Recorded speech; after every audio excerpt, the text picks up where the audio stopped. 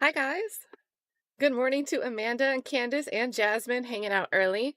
Um, Unsure what today holds. It seems like the state forgot to rest before the jury went out yesterday, so I think they'll rest right away. Doug said he doesn't plan to call any witnesses. We'll see if that's still true today, and if Nicholas Kassotis, the defendant himself, will or will not take the stand.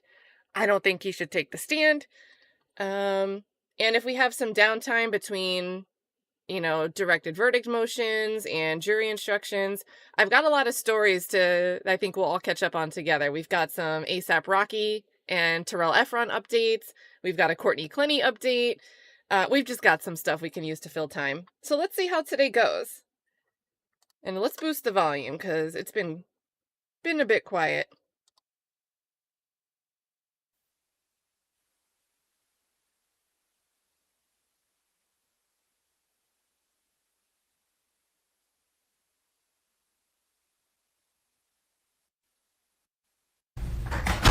There we go.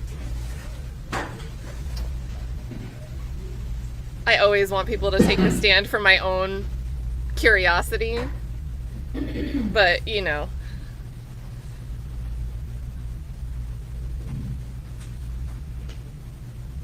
Tam Tam. And hey DM Dum. We're doing this like at username thing again. So I'm going to use partial names. I'm going to say good morning to Dunlap.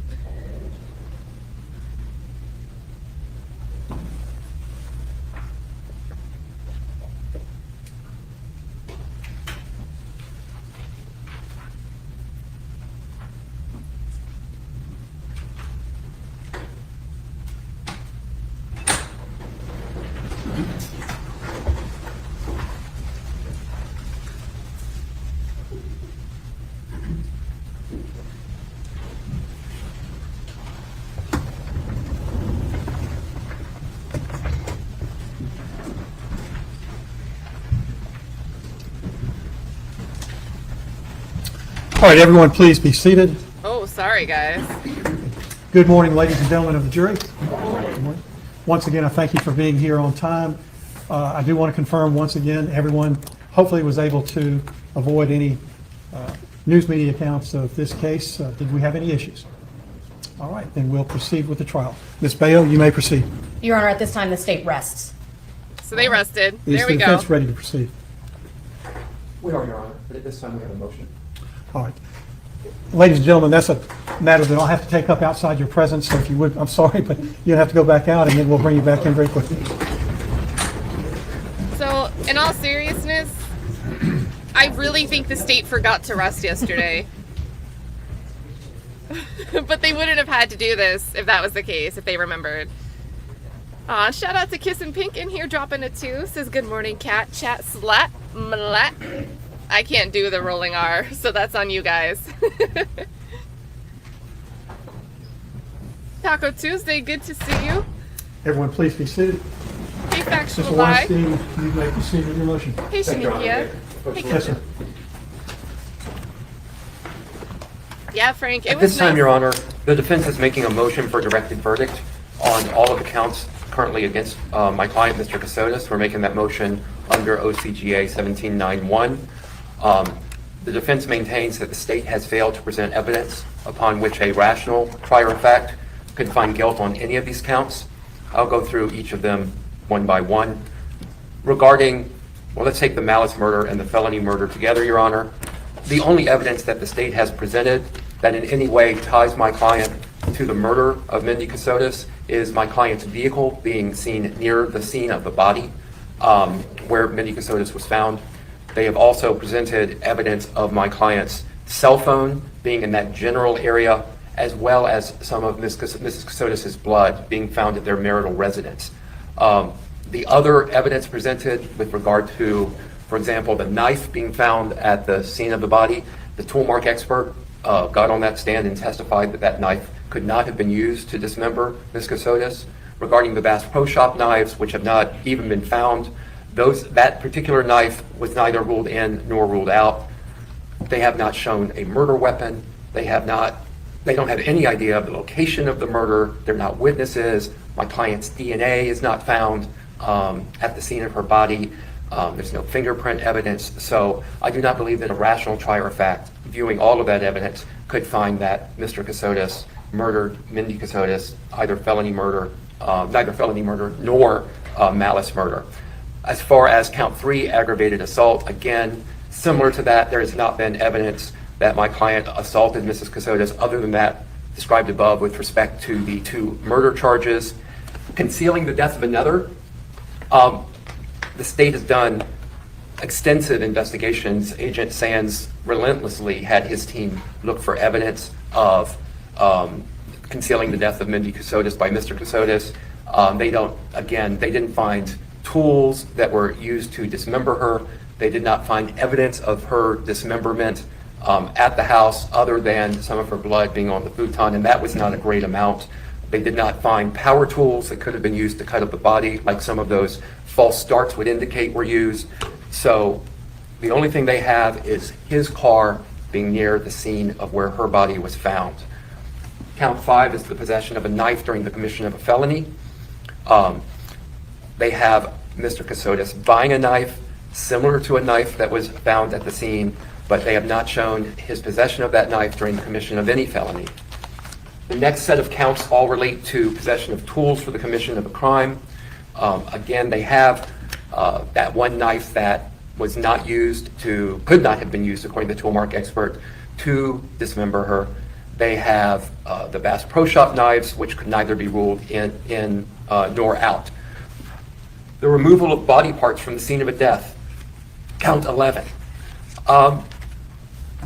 They have no idea. The state has presented no evidence of where she died. They do not know where the scene of the death is. So there's just no evidence that body parts were removed from that scene of the death, especially because they can't even place the scene of the death. And count 12, tampering with evidence. Again, there's not been evidence that my client destroyed or concealed or used tools with respect to tampering with evidence. So what we have from the state is obviously a lot of circumstantial evidence. I fully appreciate that the jury can render verdicts on circumstantial evidence, but I would maintain that that circumstantial evidence is insufficient for a rational trier of fact to find that Mr. Kassotis committed any of these counts 1 through 12. Thank you, Your Honor. Thank you. Ma'am? Yes, ma'am.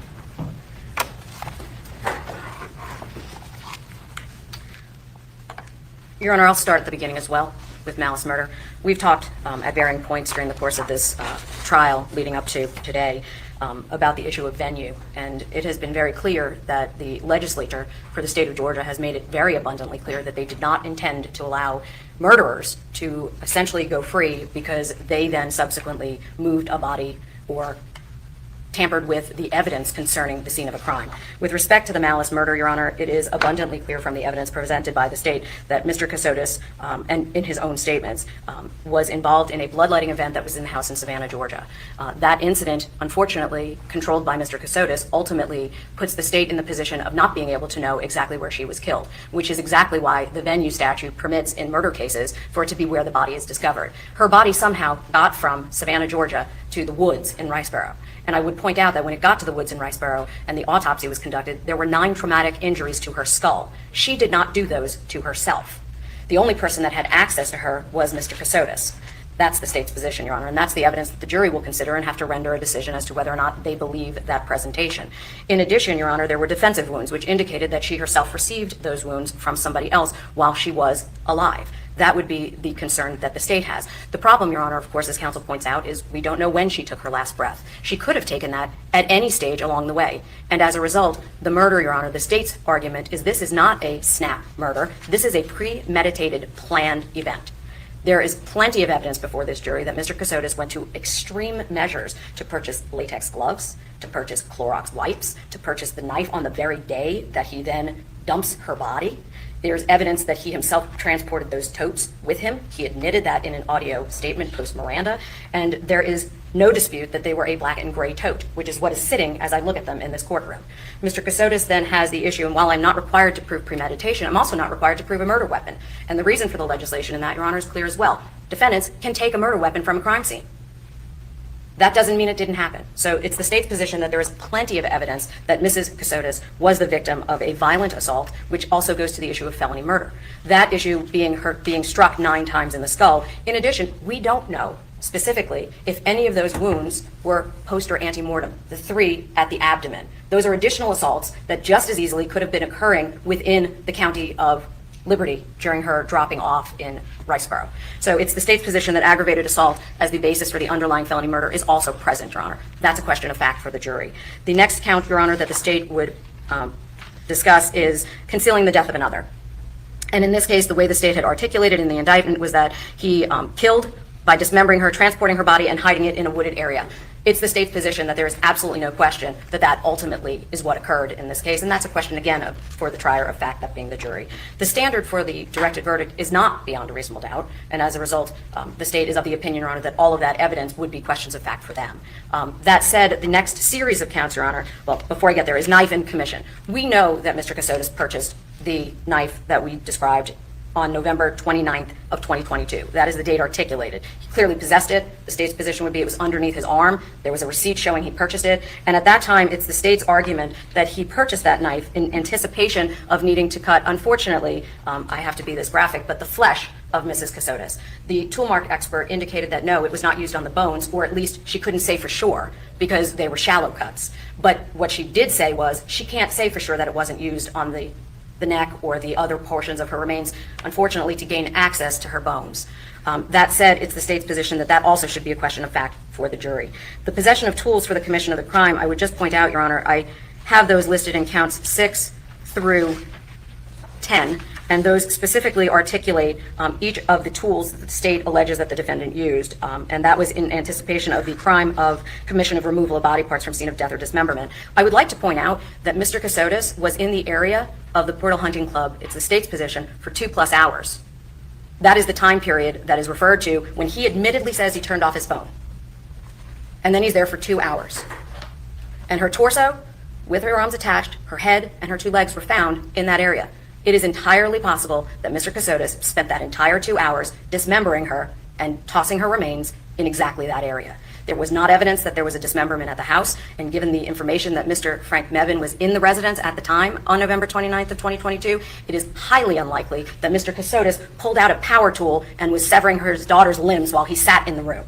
So it's the state's position he did that in our county, and that's up to the jury to decide, Your Honor. That also references the knives, the deer processing kit, the tubs in question, the Ford Explorer itself. It also references the shovel that he used to bury her head. We introduced evidence of the dig marks, and specifically on the roots. And additionally, Your Honor, that knife, although counsel indicates that his client purchased that knife and it was not used in this, that's a question for the jury to determine, Your Honor. And finally, the last 2 counts, one is removal of body parts from scene of death. Clearly, she was moved around.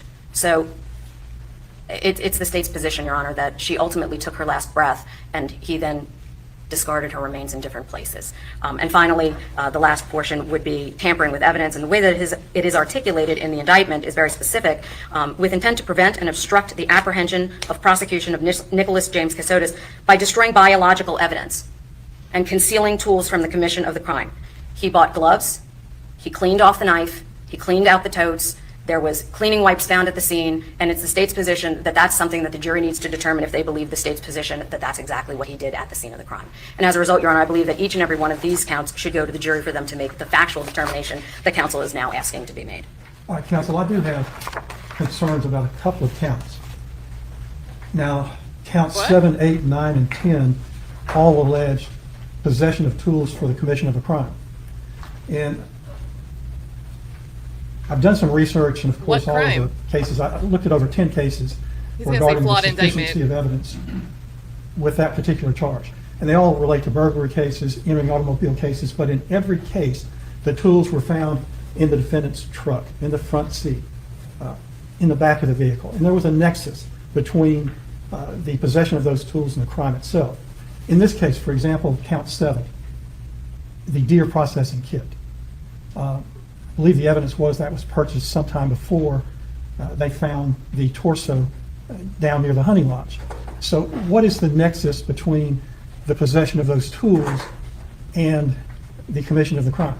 November 28th, Your Honor, was the date that the deer processing kit was purchased of 2022. November 29th of 2022 is when the defendant's vehicle is captured going specifically to Riceboro to put that body, is our position, in the woods. On November 28th of 2022, Mr. Kassotis' statement to law enforcement was he purchased the knife, meaning the Milwaukee knife. He references nothing about mosquitoes for the deer processing kit. It is the state's position, Your Honor, that that knife set was I'm purchased. talking about the knife. I'm talking about the the set, deer- okay, correct. whole set. The set was purchased in anticipation of dismembering her remains, and that he then took her remains the very next day. He was not a hunter. There was testimony of that. He was not somebody that was known to hunt or had need for a deer processing kit, other than it's the state's position that he purchased it the day before he took her dismembered remains into the woods in Liberty County, and then those were distributed down there. There is no evidence, Your Honor, that the deer processing kit was used inside of the residence, because there is not dismemberment evidence at the house, but rather in the woods. So it's the state's position, Your Honor, that the jury would then simply have to determine if they believe, based on the fact that he made the purchase close in time to her actual dismemberment and distribution, was that used? Same question with regard to count 10 and the shovel. Your Honor, so in this case specifically, the only item that was adequately buried was her head. There was testimony from Detective Frost specifically that there was a place very close to where the head was recovered, buried underneath the ground, in the middle of, or I should say the very end of November, some cut marks into roots that appeared to have been from an object striking the root. And those photographs were introduced into evidence. I submit to the court that it's the state's position that he didn't dig with his hands to get her head into the ground. He had to use a shovel, which is why I introduced evidence of the November 4th, 2022 purchase of the shovel and the hammer that were present at that purchase from Home Depot. Ultimately, he is captured on the surveillance camera with the shovel in his hand, walking out of the store with it. And that was on November 4th of 2022. Those purchases for the wipes, Your Honor, I would submit go back to August 16th of 2022. So the premeditation that the state will argue, Your Honor, includes the latex gloves, the Clorox wipes, the actual shovel itself, the deer processing kit, the Milwaukee knife. He utilized the tubs, her blood was in it. So it's the state's position, Your Honor, that all of these were the tools that allowed him to commit the crime that we have before us. Does the defense wish to weigh in? Only to rely on the court's research that there's no nexus between these tools, no physical nexus at least, between these tools, these items that he purchased, the shovel a month before, roughly a month before she's found, the deer processing kit. Yes, he purchased the deer processing kit, but there's nothing showing that he possessed that at the time of the commission, alleged commission of this crime. Yeah, I do have some concerns about counts 7 and 10, but with regard to all of the other counts, defense counsel has correctly pointed out, basically referring to OCGA section 24-14-9, that to authorize a conviction on circumstantial evidence, which is this case, the proved facts must not only be consistent with the theory of guilt, but also exclude every other reasonable theory other than the guilt of the accused. In that regard, the court believes there is an abundance of evidence that points to the guilt of the defendant, albeit circumstantial. But that creates a jury question, and the court's going to submit it to the jury, and I will deny the motion for directed verdict as to all of those counts. Again, I have concerns about counts 7 and 10, but I'll also deny your motion with regard to those counts, and we'll submit it to the jury. All right, before we bring the jury back in, Mr. Weinstein, has your client made a decision as to whether or not he will testify this morning? He has made a decision, Your Honor. My client wishes to testify. All right. What? Did Do he you mind if I make an inquiry of him? say I waive appreciate you doing that, Your or Honor. take Okay. the stand? All right. Sir, I've just been informed by your counsel that you intend to testify today. He I do said he's need to advise testifying. you that under the Fifth Amendment to the U.S. Constitution and also the Georgia What? Constitution, that you have a right against self-incrimination. That is, you have a right to remain silent. Do you understand that right? Yes, sir. All right. And are you willing to give up that right and take the stand and testify under oath? Yes, I am, Your Honor. And you understand that once you testify, you will be subject to a full, thorough, and sifting cross-examination consistent with Georgia law. Yes, Your Honor. Have you had sufficient time to discuss this with your attorney? Yes, I have, Your Honor. And is this your decision? Yes, it is, Your Honor. And it is your decision alone? Yes, it is, Your Honor. All right, thank you. May I also put on the record that I did advise my client of his constitutional rights with regard to this, so we had a thorough consultation. Is that correct, sir? That is correct, Your Honor. All right, very well. Thank you. Please be seated. Your Honor, I advised the court yesterday that I might have some motions in limine with respect to Mr. Kassotis' testimony. There have been questions, may I? Yes, ma'am. They're gonna talk There about have been Frank. some questions about whether or not he would address the issue of agreeing or asking to take a lie detector test. So I would obviously, given the court's ruling, anticipate that he's not going to try to sua sponte, bring that into evidence. Any reference to polygraph, lie detector test will be excluded. He will absolutely not speak on those subjects, Your Honor. Anything else? Yes, Your Honor. Your Honor, with respect to his competency, there have been no notices filed in any way, shape, or form concerning competency to stand trial or insanity. I have not heard counsel reference that at any point. I don't see but that as an issue in this case, but I just trying to make sure that the defendant doesn't get up and then try to put his own competency into question upon his testimony. That is not an issue in this case, Your Honor, and he will not be putting that into his testimony. all right. Thank you, counsel. And my last question, Your Honor, is there was some reference by counsel on cross-examination to Alex Murdaugh. I have absolutely no evidence submitted from them to us that there's any reference whatsoever to that, and he appeared to be making that reference in terms of Frank Mebane IV. I have absolutely no idea whether or not that would be something he is anticipating doing, but I don't see how there's any relevance, and if there is, I would like an offer of proof. I knew Counsel. Frank. May I just briefly Yes. consult with my client? Let's hear about Frank.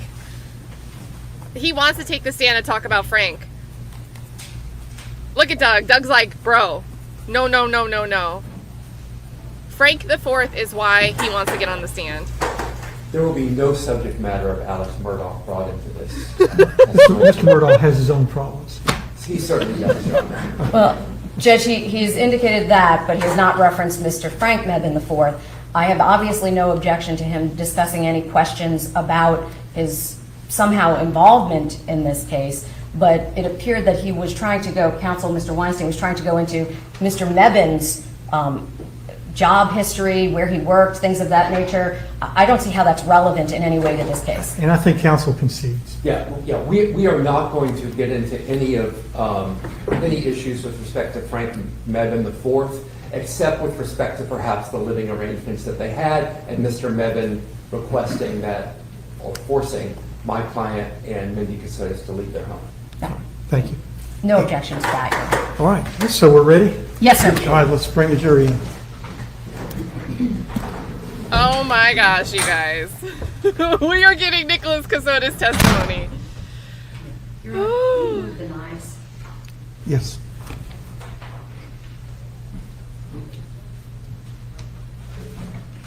Well, today's gonna be a day. There's another bag.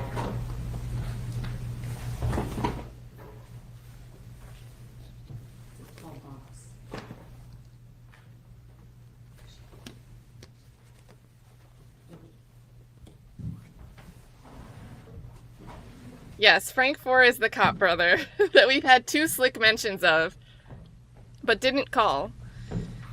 Oh, man. If I may, Your Honor, I'm just going to take all this out here. Okay. I think we got the KP, you're right. I think you're right. KP says, I told y'all he thinks he's the smartest in the room. Talking about Nicholas. All of that evidence from over there. But boxes as well. Sure. Do you mind if I go in? Yeah, that's fine. That's fine.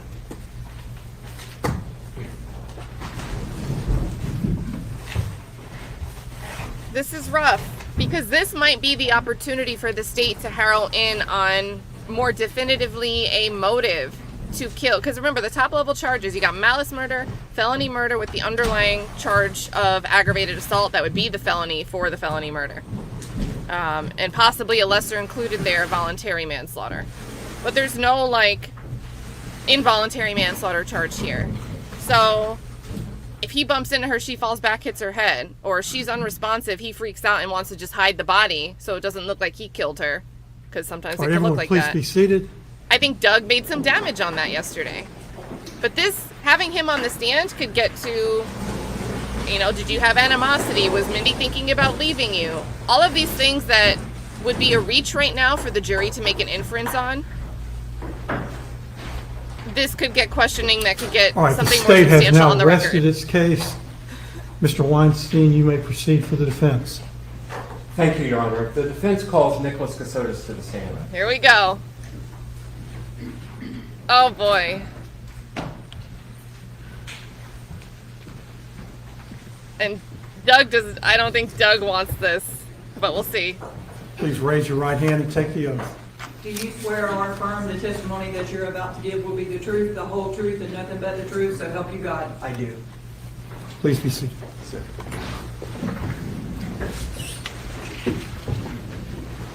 Mr. Kassotis, would you please state your name and spell it? Nicholas James Kassotis, Nicholas, and my last name is Kassotis. Though at this time that is not my legal name. Would you please tell the jury your legal name? Nicholas Killian James Stark, Stark. And would you spell that? The Killian James and Stark. Oh, Killian is Kilian, and James is James.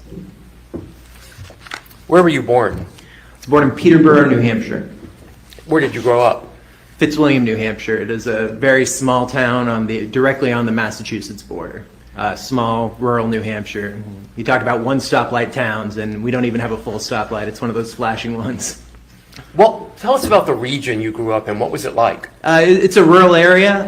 It's heavily forested. I grew up on a dirt road, kind of in the middle of the woods.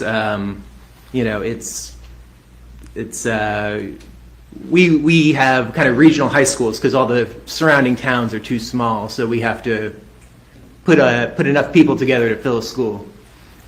What kind of recreational activities took place in that neck of the woods? A lot of hunting, normal outdoor things, hiking, swimming. We lived about a mile from a lake. What activities did you participate in? I ran, I hiked. I loved being outdoors. I still love being outdoors. So a lot of kind of exploring, as some members of my family will say, sometimes getting a little too close to wildlife for my own safety, but. Please tell the jury about your education. After high school, I went to Boston University for college. I got my bachelor's there in 2004, and then I went to the Northeastern University School of Law, also in Boston. I got my JD, which is your basic law degree. Following your JD, what career did you pursue? I passed the Massachusetts bar that year and joined the United States Navy as a judge advocate. Okay. Please tell the jury about your time in the Navy. Yeah, I went on active duty starting in early 2008 after completing some training. We have what's called Officer Development School and then Naval Justice School, and then I reported to my first duty station in Norfolk, Virginia, where I was a defense attorney and a legal assistance attorney. While I was there, I also ran a couple of our smaller offices, and I deployed twice. I deployed once on short notice on the USNS Comfort. I was we would say the staff judge advocate. It's kind of just like an in-house lawyer for the mission commander. It was a humanitarian mission to Central America, South America, and the Caribbean on the ship for 4 or 5 months. I also deployed to Iraq, where I was stationed in Baghdad at a base called Camp Cropper, and I was doing issues related to detainees. The military captures a lot of people, and they have legal cases in Iraqi courts. They have legal rights and obligations that we have to give them. They're being interviewed by various things, and there was a lot of various legal issues that we had that I worked on. What about your career following Iraq? After I finished up in Norfolk, I was there on and off for 3 years with the deployments. I transferred to Region Legal Service Office, EURAFSWA, as we call it, Europe, Africa, and Southwest Asia. I was stationed in Sigonella, Sicily, at Naval Air Station Sigonella. There I was a prosecutor, and I was a again, kind of a legal advisor to the commands on base, to the base commander, things of that nature. Tell us about your time as a prosecutor. Handled court martials in the military, also some administrative boards, folks getting kind of thrown out. A lot of sexual assaults, unfortunately. That is the most common crime I think we see at the court martial level in the military. But some drug use cases, thefts, things of that nature. You mentioned sexual assault, drug use cases. Any other types of crimes that you prosecuted that you can recall right now? Not that I can recall. Were you also a defense attorney? I was a defense attorney in Norfolk. What types of crimes were you defending against there? Also, mainly sexual assault. Sometimes I had a kind of an odd case that was somebody had refused, or hadn't refused. I would argue they hadn't refused, but had not taken a required urinalysis drug test, and that wound up at a court martial. Some hazing cases, kind of some interesting drug use, things of that nature. I think one assault. Did you eventually end up in the Pentagon? I did. After Italy, I was stationed at the Pentagon for a couple years. When I first got there, I was an administrative law attorney, so anytime the military is trying to promote somebody, not promote somebody, fire somebody, it requires legal review, and it would wind its way through our office on its way to the three-star admiral who was kind of the head of our community. And after that, I stayed. I moved to the office right next door, what was then called our International and Operational Law Division. Now it's called the National Security Law Division. I was the Chief of International Affairs, I believe was my job title, and I managed international agreements that the Navy has with navies and countries all over the world. Did you get any further education while you were with the Navy? I did. While I was at the Pentagon, I started going at night to get my LLM, which is a master's in law, and I got that at Georgetown University Law Center in national security law, focusing mostly on cybersecurity and privacy-related issues. Can you tell us more about cybersecurity that you studied? Yeah, anything from cyber investigations and prosecutions to compliance. What companies have to do when they retain your data, which, as I think we probably all know, companies know everything about us these days. So, what they have to do to protect them, under their regulatory rules, how they can use things, what they're allowed to do. At some point, did you leave the Pentagon? I did. I left in, I want to say September of 2017. I left active duty. And where did you go from there? At that point, I went to a Department of the Navy job with the Board for Correction of Naval Records. It is mostly when folks leave the military. There are other things that they do, but for the most part, when folks leave the military and don't have the discharge that they want. We talk about honorable discharges, and then there are, 4 that aren't as good. Sometimes either months or years later, they want to try to upgrade that to a better discharge, and those cases are reviewed by the Board for Correction of Naval Records. But you were no longer with the Navy at that point, is that correct? I was not a member of the Navy. I was a civilian working for the Navy. And I was a Navy reservist at that time. When did you cease being a Navy reservist? I think officially I ceased being a Navy reservist in the fall of 2019, summer, fall of 2019, but I'm not exactly sure of that date. I had stopped drilling. And by drilling, we mean when people talk about the reserves, it's that 1 weekend a month, 2 weeks a year. I had stopped doing that 1 weekend a month sometime before that in anticipation of leaving the reserves. What's the process for when you leave the active duty in the Navy? You have to write a request, and it goes through your immediate boss, and then it winds up in Millington, Tennessee, at Navy Personnel Command, where it is either you are allowed to leave or you were told no for some reason. Is there a letter of resignation? There is a letter of recommendation. I'm sorry, one second. Please let me finish the question before you respond. So, is there a letter of resignation that goes along with that? Yes, there is. What did you state in your letter of resignation, if you recall? If I recall, it was that I wanted more geographic stability and more professional stability. So the Navy JAG Corps puts a lot of emphasis on both moving constantly and also taking a lot of different jobs. They want people who are very well-rounded. They can plug into any job at a moment's notice, which is obviously useful for the military, but I wanted to be able to concentrate more professionally. When did you leave the Naval Reserve? That was, I believe, fall 2019. Did that also have a resignation process involving a letter? It did. And what did you state in that letter, if you recall? If I recall correctly, at that point it was, I talked about some health issues that my wife Mindy was going through. Let's go back a little bit. Okay. To your time in the Navy. Tell us about your personal life during that time. When I arrived in Norfolk, I was single, and several months later I met then Heather Bassett, who I later wife. married. Do you recall when you married Heather Bassett? September 26th, 2009. Tell us about that marriage. It was not great. We had a lot of issues, I think, kind of throughout, to the point where I later heard the night before our wedding, she told somebody publicly that she didn't think it was going to last. We had, I was deployed a lot.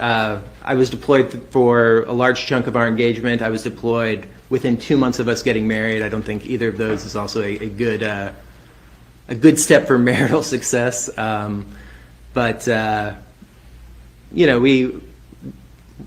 think we had a lot of disagreements kind of throughout our marriage. What kind of disagreements did you have? Things about money, about career moves, about children. What were the disagreements about children? When we had started dating, Heather had stated that she wanted children and that it would be relatively easy for her to have children. That she had a something called PCOS. I'm not really sure what you would call it. It's not a disease. It's a syndrome of some type. That there were medications she could take that would make it very easy down the line for her to have children. Did you ever have children with Why would he Ms. do Bassett? this? I did not. No. We discussed it many times. At one point, we both got tested to see if everything was in working order. But I don't mean to be a Posy McPauser, Tim, but this is going to why would he actually kill Mindy rather than she was unconscious, she was unresponsive one day, and he just had to get rid of her body? Well, yesterday I felt like the state, for the first time, was leaning more into the idea that it wasn't just over some money or financial issue, but rather this idea that he wanted kids so badly and was distressed and distraught about a possible miscarriage that happened back in June or July of 2022. And just, from July through November, maybe that was eating away at him. We almost had a child. We're almost acting like we're still about to have a child. We can't let go. We can't detach from a very tragic miscarriage. And then yesterday, the state mentioned a stabbing to the stomach, the torso, like perhaps a stabbing at the uterus in some symbolic manner. And now we're getting into issues with first wife. When first wife testified, it seemed like he was upset that, when I showed up to our divorce proceedings, our court hearings, that I showed up and I was pregnant. It seemed to bother him. Now we're giving fodder. We're lighting that there's an ember there that the state has to work with. And now this is fanning the flames. This is such a stupid move. chose not to. And I'm so sorry. This is so rude of me. Thank you so much to Amy E. I'm just so in shock by all of this. But huge shout out to Amy E. coming in here on this crazy morning, dropping very generously these gifted subs. Love and appreciate you so much, Amy E. Big thank you. And I know everyone loves to see ya. Guys, drop some blue hearts in the chat for Amy E. One of the best people out here on YouTube, not just with her own channel, but also holding it down over at Classy Club Classy, finding some undercover artists, really incredibly talented people, and giving them a platform. It's amazing. So look for her link here in the description. Well, let's get back into this hot mess. Take the Hey, she why are chose we not here? to take the medication that and therefore we never had children. I don't put, there was never a pregnancy or the attempt of a pregnancy. When did you, tell me about the end of your marriage to Heather. In sometime in 2015, we had been having, I wouldn't even say issues because we weren't arguing, but she was gone a lot. She was spending nights at friend's house, which was unusual. She was not around much. And at one point when she was around, she asked me to help her print a document from her computer. And while I was doing that, a Facebook message popped up on it that was obviously romantic in nature. She kind of snatched it away and said, "Oh, I just remembered how to print on here." And I started, I guess, looking into what was going on, and about a week later, I confronted her. At the time, I took a recording of the conversation, but you know, I said I knew that she was seeing somebody. She told me that she'd been seeing a coworker of hers for some time, a man named Anthony Thomas. And she left that day and moved to his house, and then kind of moved back, I believe, the next day, and we talked about things for a little while. She continued to see him, and then she moved out again back into his house. Did you eventually get divorced? We did. I filed for divorce on September 1st of 2015, and it was granted about a month and a half later, if memory serves, sometime in October. Were you represented by counsel during that divorce? I was not. Was Heather? She was not. And you said the divorce was finalized about a month later? Roughly, yes. It was October of 2015. Where Anthony Thomas Do you know is if the new Heather husband. ever remarried following your divorce? She did. The following day, she married Tony, as he goes by, the man that she was seeing, that she told me she was seeing during our marriage.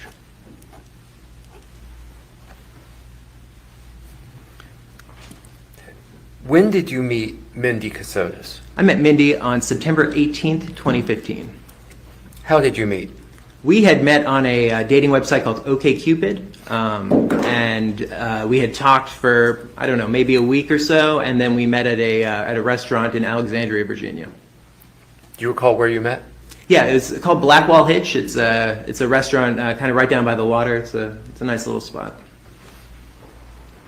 And you eventually married Mindy Kassotis, Mindy Kassotis, correct? Fairly Or Mebane, quickly, I'm yeah. sorry. I mean, it was, you know, I mean, I would say within a month we were talking about marriage. You know, starting to look at wedding venues. It happened very quickly, and we married just over a year later on October 9th, 2016.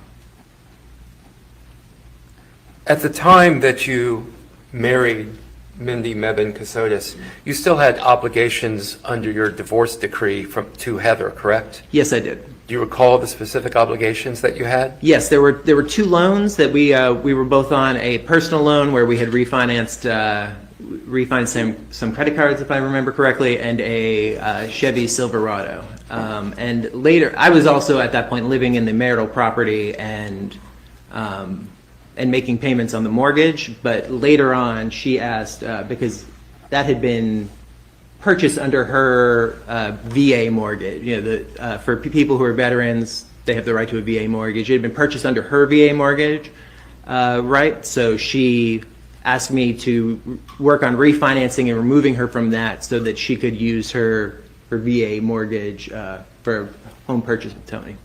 Were you able to do that refinancing? I was not, no. I had started the process. I paid for an attorney because there was deed work required. It was kind of a lengthy process, and by the time it was reaching fruition, a lot of other things were going wrong.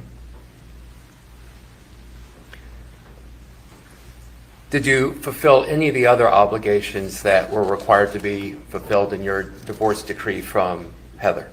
Some of them. There was a lump sum payment, I believe, of $3,000 to pay off a bill that I paid off, and you know, I was working on other things, but they did not come to pass. Did Heather eventually pursue you for your failure to fulfill your obligations? She did. What did she do? She filed a some sort of a complaint in court saying that I was not fulfilling my obligations under a divorce decree. How did that resolve itself? I believed that it resolved itself in an agreement and then a payment to her.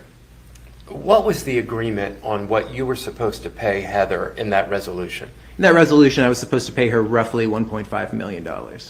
Did you make that payment? I believed the payment was made on my behalf. I did not actually make the payment, but I saw documentation and I believed at the time that it was made. I had no reason not to. I believe you told the court you had $32 million.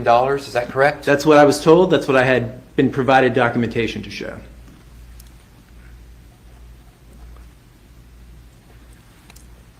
Let's go ahead and get into that. Yes, sir.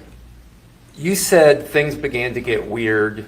Can you explain that to the Began to jury get and weird. also explain about the timeframes for that? Yes. In 2017, we were discussing my upcoming departure from active duty. We were discussing, starting a family, several things, and Mindy was very actively watching all of our spending because she wanted to make sure that we were in the best position financially, and she started noticing odd deductions from our accounts that that weren't tied to anything that we were doing. Sometimes they seemed to be, the ones she showed me were, they didn't even have transaction numbers. It would just say something like payment, and hundreds of dollars would go missing. At the time, we thought it was an error with our bank. We were banking with USAA at the time and thought that this was some sort of a bank error that would be easily resolved.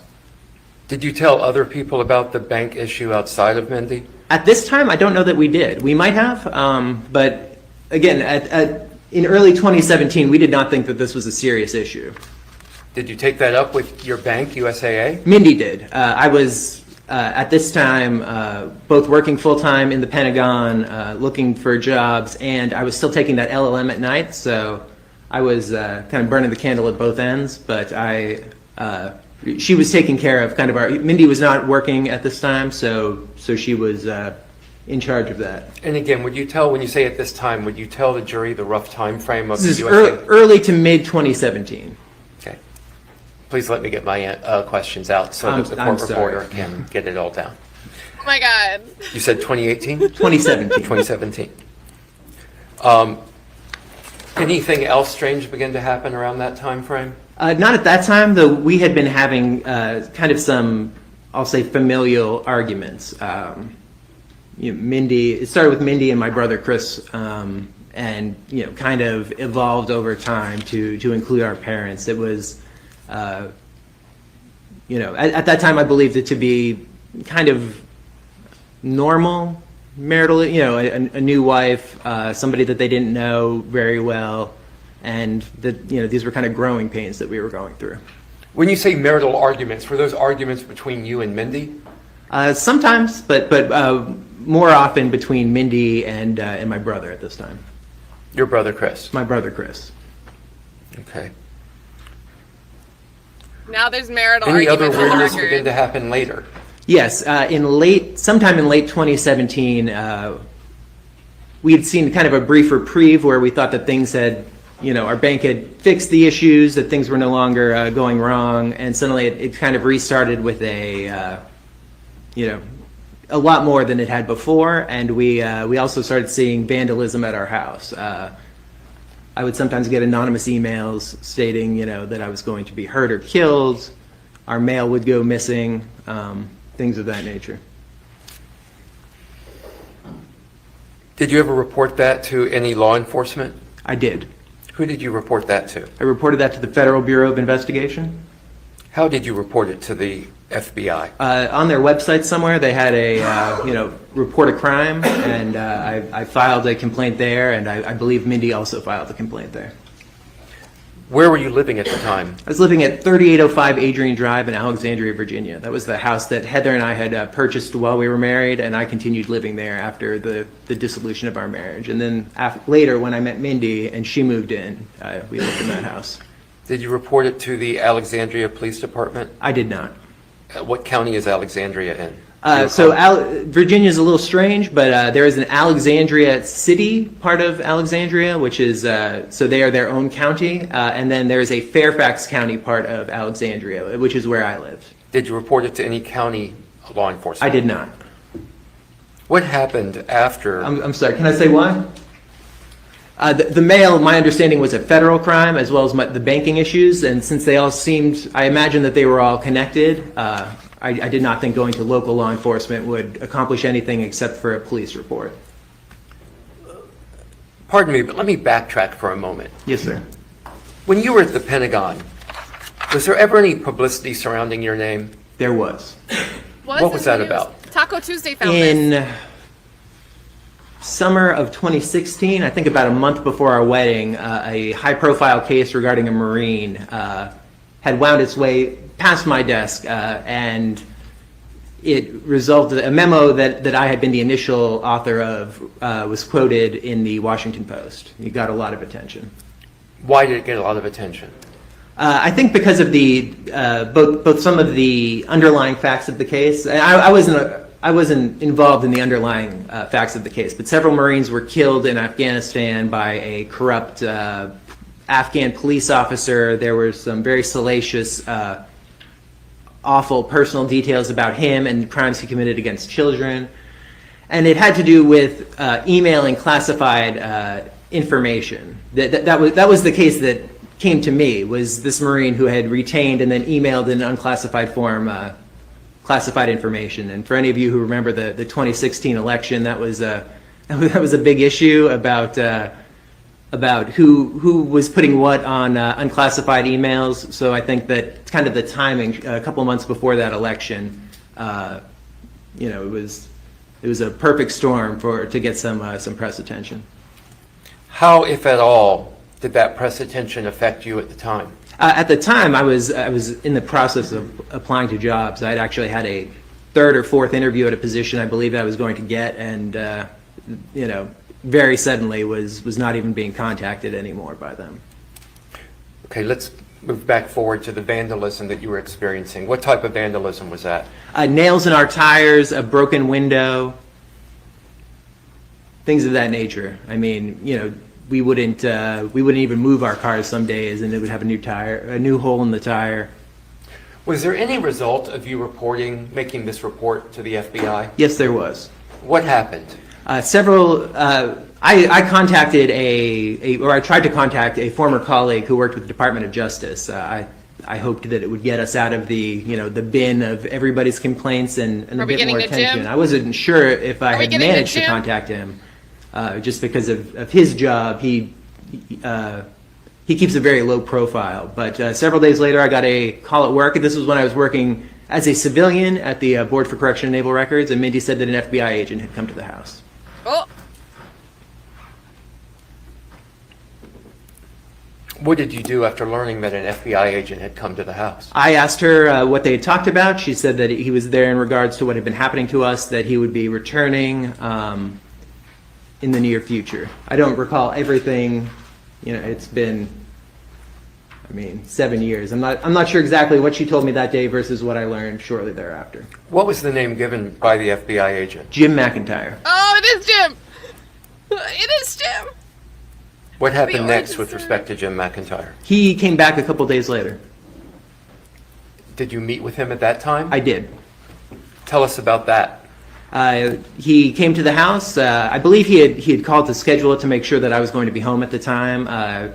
He seemed very thorough, very professional. He wanted to know everything that had happened. He wanted copies of the emails that we had received. He wanted specific issues with the banks. I believe we printed out screenshots of the charges that showed what had been going on, and we provided all that to him. And he said that it was something he took seriously, and that he would be investigating it.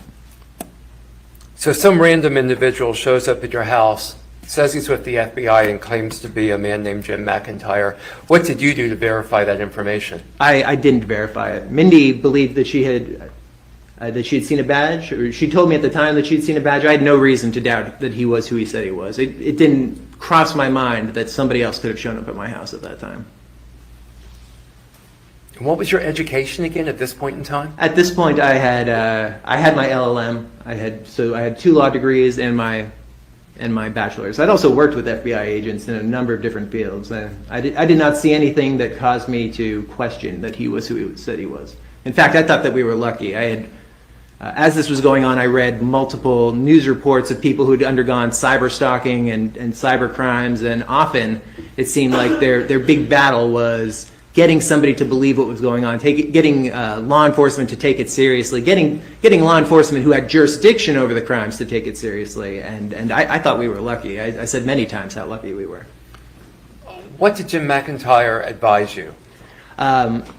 Over the coming weeks or months, he advised us that he believed that this Washington Post article had gotten me some attention that I was from a overseas hacking group of some sort that was targeting members of the military. He said that we should relax somewhat because he believed that the local vandalism and things of that nature were likely something they were paying kids to do or something of that nature. We were not in real danger. It was meant to be harassing us, and that he was continuing to investigate it. Do you recall the approximate time or date that Jim McIntyre initially showed up and you had this conversation? This was sometime in late 2017.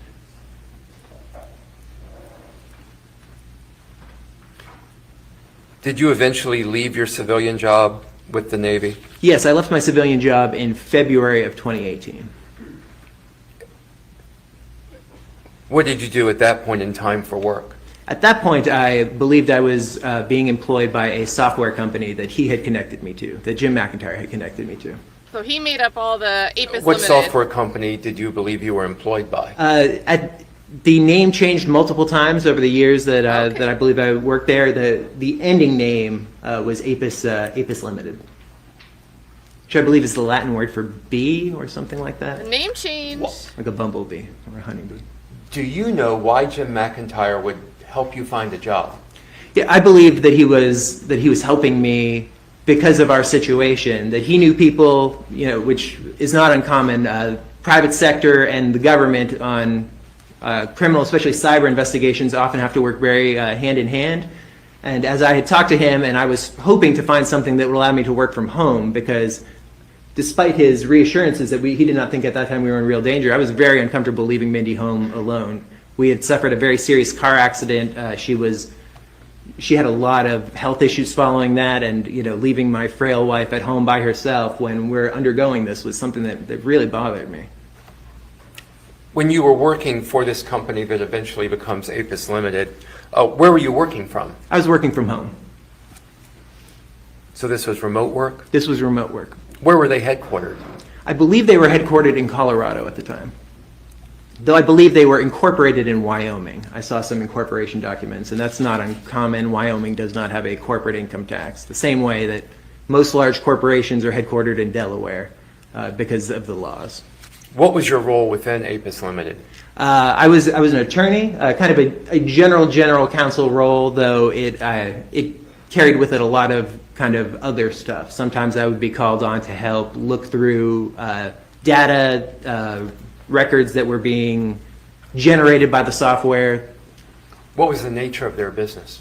The nature of their business was AI software development, basically using artificial intelligence software to analyze data and find connections between it. Were you doing any coding for them at this time? Very little. Sometimes I would be asked to look at something. I do have somewhat of a coding background, but it was not something that I was called on regularly to do because, frankly, there were other people who were much better at it than me. I think, sometimes there are situations where everybody else knows too much about a problem, and somebody who's looking at it with fresh eyes can help, but very rarely was I asked to look at any coding. Were you still with this company in 2019? Yes, I was. Sorry. And that's about the same time that Heather is coming, finally bringing it to a head to collect this divorce obligations that you've failed to perform? Yes. So when you agreed to pay her $1.5 million, what made you think that you had $1.5 million? Mr. Jim McIntyre told me I did. If I could back up just a little. Please. Because that year, the year 2018 into early 2019, a lot had happened. In May, we were told to leave our house. He said that there were arrests being made and that there was nobody. It was a holiday weekend, I believe it was Memorial Day weekend, and that he was worried we would not be safe if we stayed there, that somebody might do something rash, and we were terrified. We kind of grabbed our dog and we went down to Williamsburg, Virginia. There's a naval base right outside Williamsburg, Naval Weapons Station Yorktown, that has little vacation cabins on, and we kind of huddled down there for the weekend and came back thinking that everything was over. It was not over, obviously. Things continued. If anything, it picked up pace. The money disappearing, the issues with our bank accounts, the issues, with emails, mail, vandalism of our house. So we were in contact with Mr. McIntyre, or man we knew as Mr. McIntyre again, and he started looking for other suspects. He said at that time it was clear that somebody else was doing this, and he was casting a wider net. Why would Jim McIntyre know how much money you had? Because there was a large sale or licensing agreement that was completed at some point. I wasn't getting paid by this company. I was paid only in stock options, and I was told that this large sum of money was being given to me. I believe this was late 2018. Honestly, it felt kind of like a lottery ticket. It was something that I had never expected, but we had real issues with getting a large chunk of money because we couldn't put a couple $100s into our account without it going missing within a matter of minutes, if not hours. So during that time, he said he set up a trust. He showed us extensive documentation where it would be invested and care would be taken of it, and it wouldn't be anything that we could touch or until it was safe to do so, and also it would be, thankfully, something that nobody else could touch because of that same reason. So eventually you go into court in Virginia because Heather's attempting to get this $1.5 million from you, correct? Yes, and we were dealing with two loans that were both under $20,000 and a mortgage that was about $550,000, maybe $600,000. So this $1.5 million was something that Jim had suggested to me to make an offer to her, both because in the lead up we were unsure if Heather might be involved in what was going on against us. She was one of many suspects that he discussed with us. He went into really great depth in everybody in our life, and he said this was one of those situations where if she wasn't involved, I would never have to pay her anything. It would all be forfeited when she was arrested. If she was not involved, she had suffered along with us through this. There was an effect on her life. Things that she had to deal with in terms of her employment. So, why would you tell the judge that Mindy was the impediment to you paying the $1.5 million? At the time, that's what I was told. And you heard the judge warn you that you better come up with that money in the next week, correct? Absolutely. And what did the judge tell you would happen if you didn't come up with that money in the next week? That I'd be held in contempt and arrested. Did you come up with that money in the next week? I believed I did. Why did you believe you did? Because when I returned home, both Mindy and Jim McIntyre were there. I thought I was going to have to go to Atlanta to meet with Mindy. She had been gone for several days, but Jim said that this was, kind of his last investigative step into Heather, into Mrs. Thomas, and he said that she was not involved in what was going on, that he had wired the money. I had a wire confirmation, and I had bank documents later showing that money coming out of the trust, and I assumed that everything was settled. Do you have any of that documentation right now? I do not anymore. Why not? Because we left that house later that year, and I don't know if we left it there or if it has something that we lost over time, but we moved a lot. So you say when you say you left that house, you're referring to the house in Alexandria? Yes, yeah, the Adrian Drive house in Alexandria, the one that Heather and I had purchased together.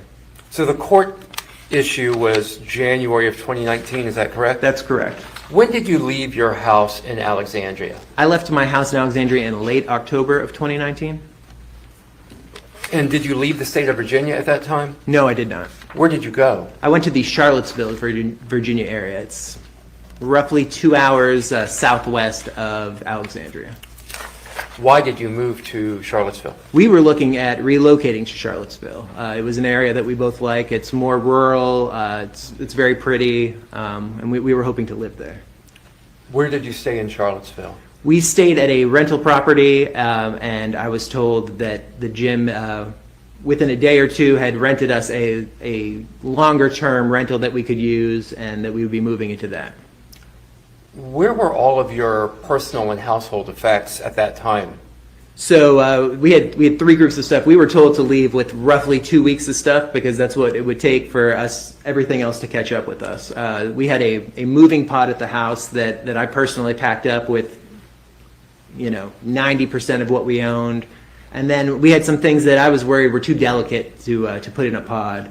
I called Mr. McIntyre and said, if I put this in here, it's going to be destroyed. Things like photographs, framed pictures, china.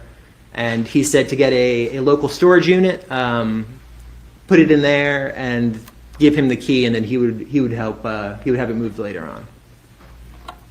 And was it moved later on? I have absolutely no idea.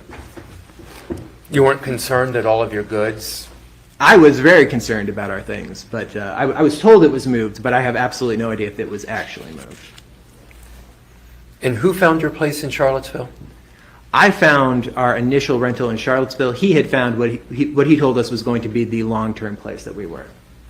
And where was that long-term place? I believe it was Nelson County, or it's a little west of Charlottesville, and I haven't been there in a couple of years, so I forget the exact name of the county. Now, you're still working for APIS Limited at this time? I am, 12, 15 hours a day at times. 12, 15 hours a day? Yes. What were you doing for 12 to 15 hours a day? Reviewing data, reviewing memos, typing memos. Anything other than that riveting work? No. A lot of time staring at a computer screen. Did you eventually leave Charlottesville? We did. The night that we arrived there, or possibly the next day, I was assaulted at the house that he had set up as a long-term rental. At that time, he had told me that I was being targeted by members of my family, most specifically my father, Wayne Kassotis. Did you believe that? I did believe that. Why would you believe that your own father would travel to Charlottesville and assault you? At that time, we had been looking at literally everyone in our lives. My ex-wife, Mindy's ex-boyfriend, a former boss of Mindy's best friend who had tried to assault her at one point. Anyone who might have ill will held against us. And he, at some point he had come back to us in mid to late 2019 and said, I have information, that this is being perpetrated by your family for reasons unknown. At the time, he said he assumed it was financial because of this large amount of money that we had received. And things were very bad with my family at this point. We were, we've always been very close, but things were.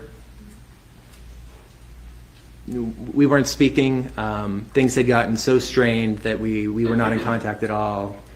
He and somebody that he had put me on the phone with, to talk about kind of. I'm going to interrupt you for a moment to ask you to try to not use pronouns where it's unclear who you're referring to. I'm sorry. So when you say he, can you continue and use actual names? Yeah.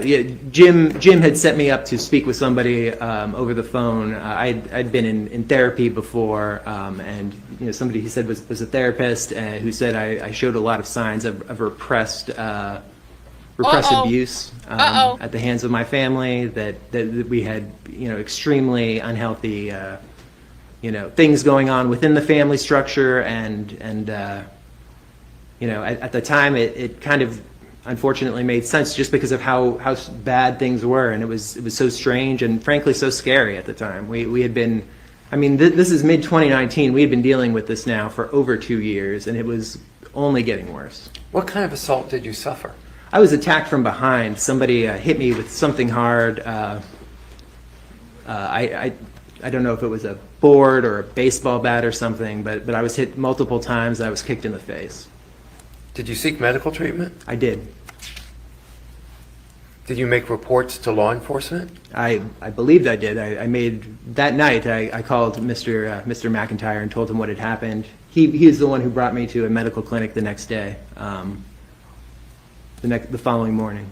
Did you eventually leave Charlottesville? We did. We were very concerned. He told us at that time that he was taking over, making all of our rental arrangements, and we started doing what we would unfortunately do for some time to come, which was moving fairly regularly. Packing everything up, sometimes on only an hour notice and going to another house. So we did that for, I guess we got there the beginning of November or the very end of October, and we were there until right before Christmas. There being Charlottesville? I'm sorry, we were in Charlottesville or the surrounding areas. I don't know that we were ever in Charlottesville proper, but we were in the surrounding areas for 2 months. And why did you leave Charlottesville? He said that he felt like it would be better for us to get out of Virginia for a while. After the assault, Mindy also wanted to spend Christmas with her family. Her family all lived at this point in South Carolina, the Hilton Head area. I'm not sure exactly if her parents were in that immediate area at the time, but her family would all be in Hilton Head for Christmas. Forgive me, pronouns are the bane of my existence. Yes, Could you try to use a name? He is who in this? He is Jim McIntyre. Okay. So where did you move to? At this point, we moved into a rental in Hilton Head, South Carolina. Who found that rental? He did. Who paid for that rental? I came to learn later that Cameron Nelson paid for that rental, though at the time Later? I believed he was paying for it. Why did you believe If you missed yesterday, Cameron Nelson was on the stand. She was the lady that I think Law and Crime used a picture of her saying as if she was the first wife, but she was actually a family friend, knew Kassotis first from the Navy. She got a cancer diagnosis back in like 2009, and he opted to go on her tour for her so she could do some treatment. She knew first wife, Heather Bassett, Heather Kassotis, Heather Thomas, and then knew Mindy, and they would have dinners together, and they ultimately Mindy and Nicholas end up borrowing $198,000 as a loan from Cameron Nelson and her husband, and to date they haven't paid a cent of it back. So now we're hearing from Nicholas Kassotis' words, well, I found out that Cameron was paying for this rental. Cameron Nelson was paying for that rental? Yeah, at the time, I believed Jim McIntyre was paying for the rental. At the time you believed... Yes. Why would you believe Jim McIntyre, this FBI agent, is paying for the rental of your homes? I assumed that he was paying for it out of our own money, but because he had access to this trust, I didn't think this was coming out of FBI funds or anything. Why did he have access to your money? Because he was keeping it safe for us, was our understanding.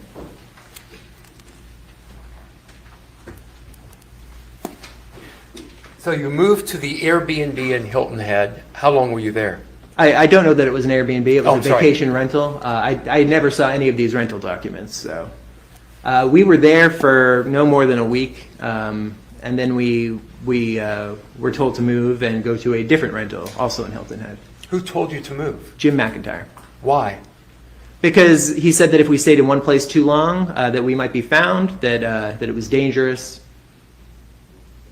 How were you feeling at this time? I was frankly terrified. I mean, even we had our dog Rusty. Bringing Rusty out to the bathroom was kind of a fraught exercise. I was always worried that somebody was going to be driving by and see us. I was still physically suffering the aftermath and mentally suffering the aftermath of the assault. I was absolutely terrified all of the time. So approximately, when did you move to Hilton Head?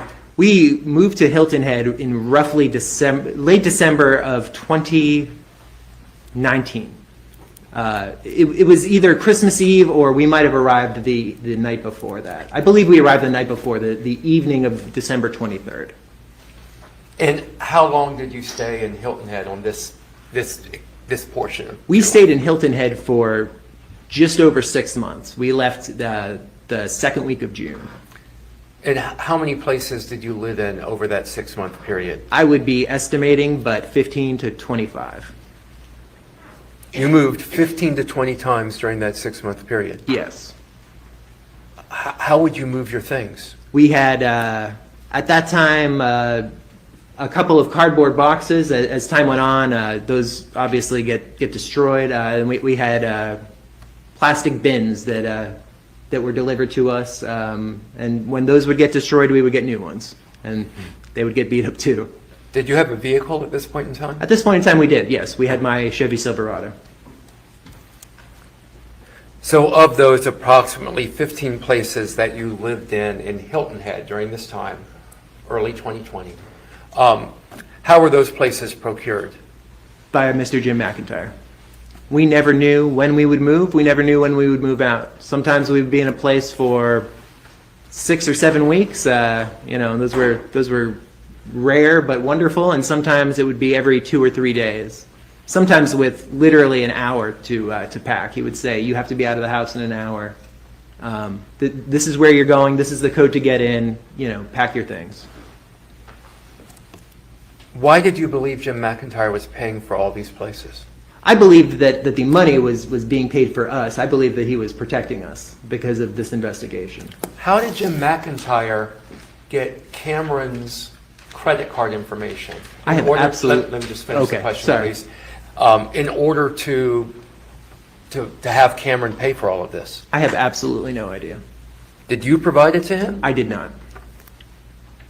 But Cameron provided you with her credit card information, correct? Yes, Cameron provided me with a physical credit card as well as the billing address that I believed we were using for food from time to time, and 2 initial rentals when we had first left our home. One in Alexandria where we stayed while I was packing up the home, and then the first one in Charlottesville where I thought we would be. And I specifically reached out to her about those 2 rentals, and then I did not think that we were putting anything else large on that card, so we did not talk about it for some time. You gave Jim McIntyre access to your financials? I gave Jim McIntyre access to literally everything. I believed because of the investigation and that it was necessary. Financial, you know, my bank accounts, my email accounts, my social media accounts, absolutely everything. And so did Mindy. I'm sorry, tell me the full list, if you will, of everything that you gave Jim McIntyre access to. He had access to our home. He had a spare key to our home as well as the alarm code while we lived there. This is important. He had all of our bank accounts. If you believe it. You know, USAA and a couple others that we had tried to pick up to do that. He had, at this point, our mail. We had initially moved our mail to a post office because of the constant issues we had getting our mail. You know, it would just, sometimes for days we would not get any mail, and then we would get things that slipped through that said, well, you haven't paid this bill that we hadn't received.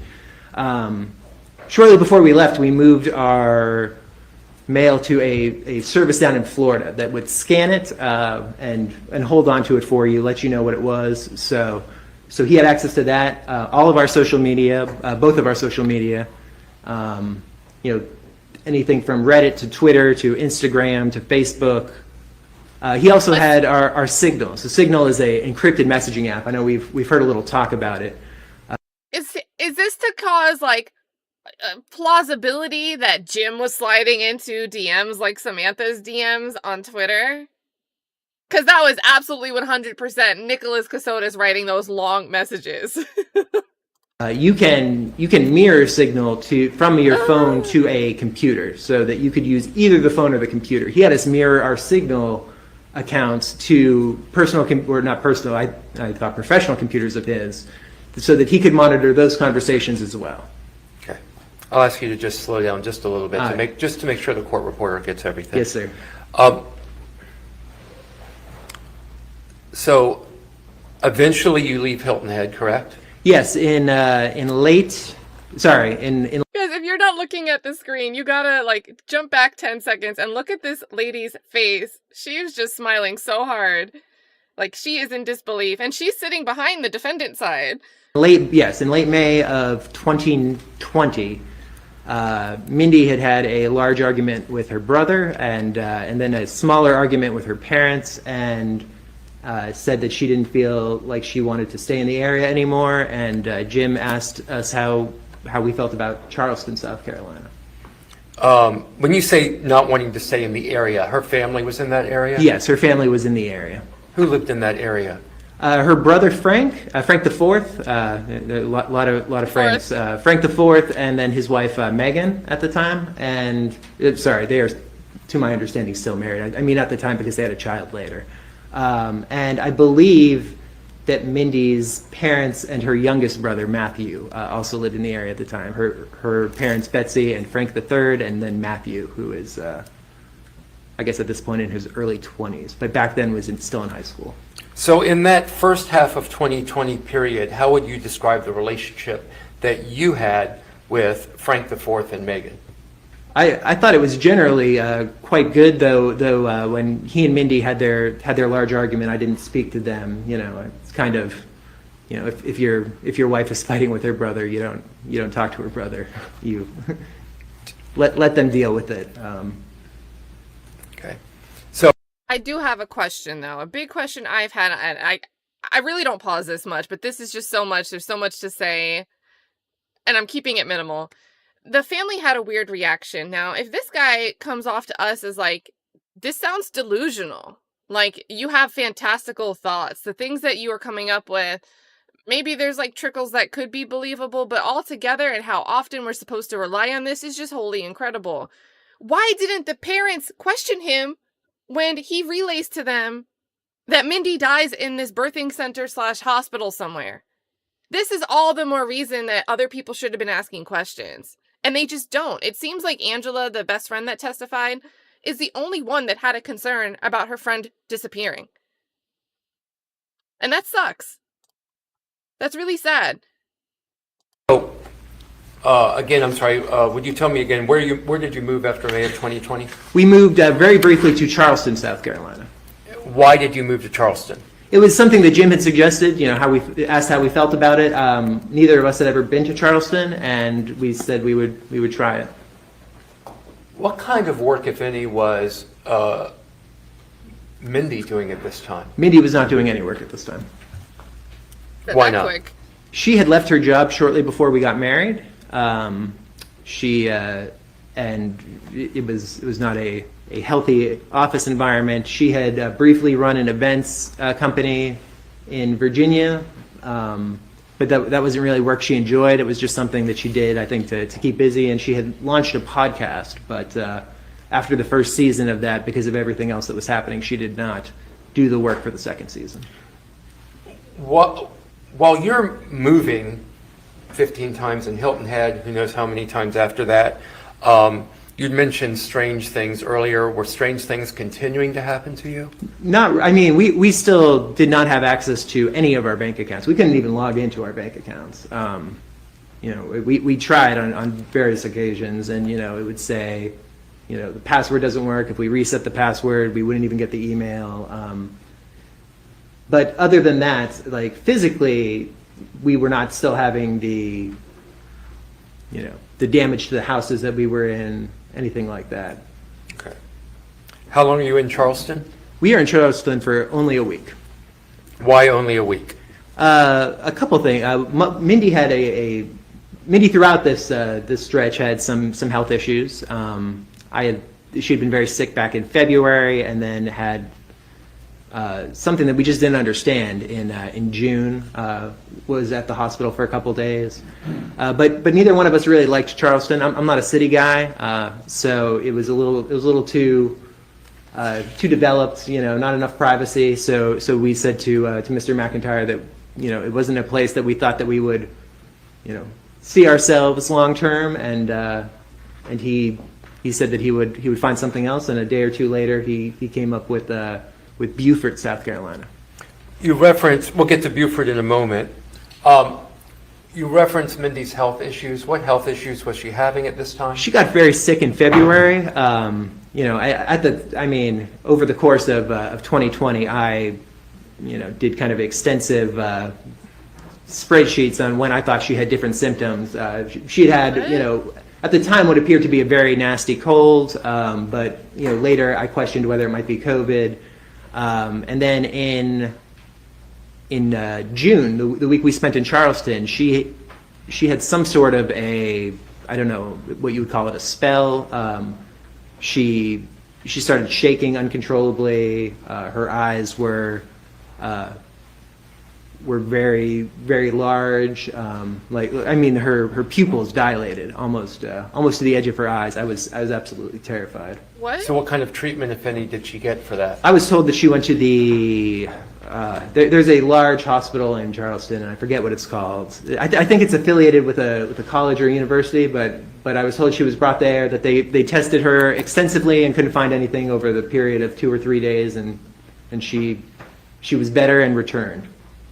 This is all very passive voice. You didn't take her to the hospital? I did not. Mr. McIntyre took her to the hospital. This was Call a it out. concern of ours throughout, that when she was seeking medical treatment, because of our insurance, because of our last names, that this was going to pop up somewhere that could potentially be used to identify us. You say because of your insurance. What insurance did you have in 2020? At this point, I believe we had Medicaid or Medicare. I had not procured it, so I'm not 100% sure. Mr. McIntyre had signed us up, and So he didn't know the difference Do either? you recall what state that? it was in Virginia. We still had Virginia driver's license. We were still registered to vote in Virginia.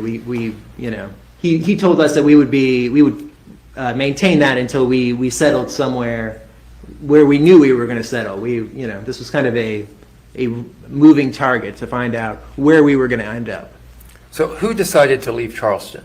We told Mr. McIntyre that was not a place we wanted to stay long term, and therefore, if we could, a city, especially if you're very concerned about your safety, there's a lot more people moving around, there's a lot more traffic, it did not do anything to calm us. So where'd you go next? We went to Beaufort, South Carolina. It's a little town, I guess probably 45 minutes to an hour northeast of Savannah. And how long were you at Beaufort? We were in Beaufort for 8 months until mid to late February of 2021. Where did you stay in Beaufort? Again, we moved regularly, probably another 15 to 20 places there. And how did you procure those places to reside? Mr. McIntyre procured those places. Okay. Now at this time we had learned that Miss Nelson was paying for those places.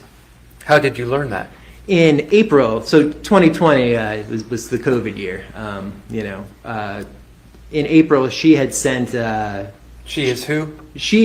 Cameron Nelson had sent Mindy and I a message saying that because her husband runs restaurants, and at the time it looked like all restaurants might be shutting down for the foreseeable future, that she would not be able to keep paying for our rentals if things did not change quickly. Did you learn at that time exactly how much money she had lent you up to this point? I had not, no. I was livid. It was at this time that we learned that Mr. McIntyre was not a federal agent. How did you learn that? I had a conversation with him as to why this was, why he was charging a friend of mine's card. Why wasn't there, either coming from our own money or some sort of official fund. Why this was happening. And I made some reference to wanting to speak to his superior, and he said, Nick, I'm not an FBI agent. Why would you think that?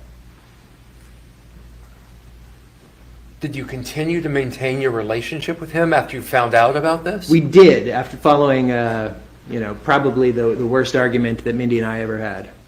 What was that argument about? He moved us in the days after that to a rental that we were not happy with. At this point, we were living with Mindy's father and mother, Betsy and Frank III, as well as Matthew, the youngest brother. He had moved us to a rental that we were not happy with,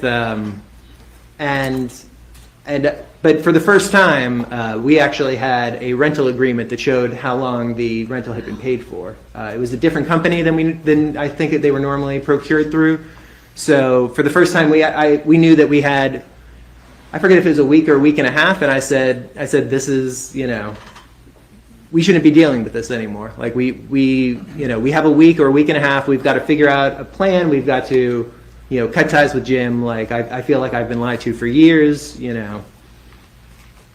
But you didn't cut ties with Jim, correct? We did not. No, Mindy felt that Jim was our, our angel. She said, he had made mistakes, but we would be in the position to fix all those mistakes. And if we stopped working together, then who knows, if his resolve to see this end in our favor was going to go away. What would we be doing in the meantime? When I said, I think we can figure this out, but she got out of our truck and walked all the way to her brother's house. It was 5 or 6 miles.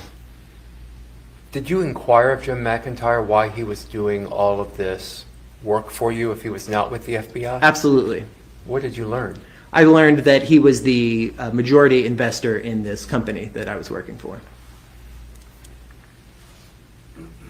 He also said that he had worked extensively with the FBI, and I had many phone calls with people I believed to be, even following that FBI agents. You mentioned living with Betsy and Frank III, correct? Yes. When did you first live with them? This would have been April, right around the time of the COVID shutdowns, the first COVID shutdown. So late March, early April of 2020, Frank III had a knee surgery, and he was living with Frank IV at the time, but given that entire... Pat, help me out.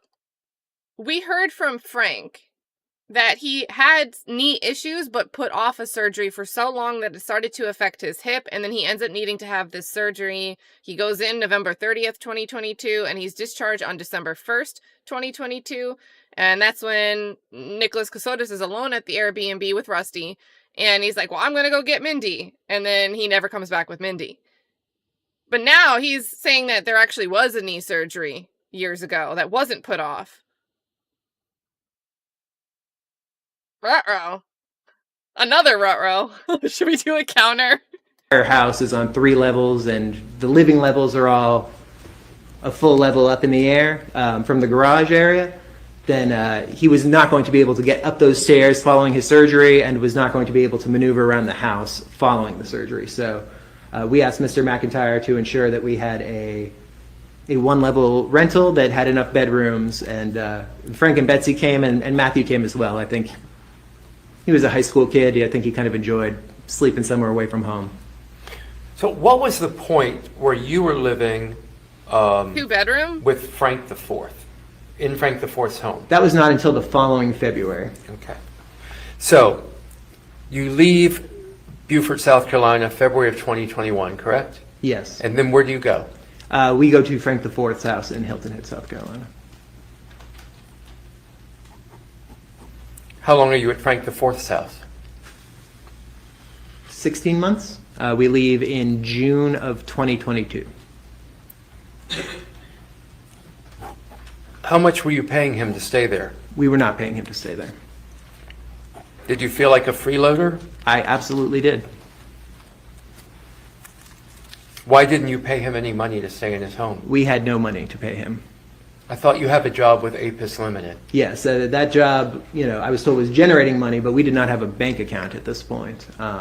We did not have access to any of these funds. We asked multiple times for Jim to send money to Frank to offset the cost. We understood that there was food, there was dog food, involved in this, but he always said he would look into it, and then he would always say, if I do this, it's potential that somebody's going to learn where you are.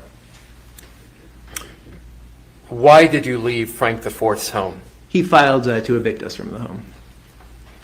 Why did he have to take that step? I didn't think he had to take the step, but there had been a lot of discussions about when we were leaving. We would be given a date, then the date would pass, and I think he got tired. He got tired of waiting. When did you eventually leave Frank IV's home? I believe it was June of 2022. And where did you go after you left Frank the? Oh, let me go back to Frank the Fourth's home. Who all was living in Frank the Fourth's home at the time you were living there? Yeah, it was myself and Mindy. Betsy, Mindy's mom, was living there the entire time we were there, as well as Frank the Fourth and his wife Megan and their daughter Harper, who had been born in late 2020.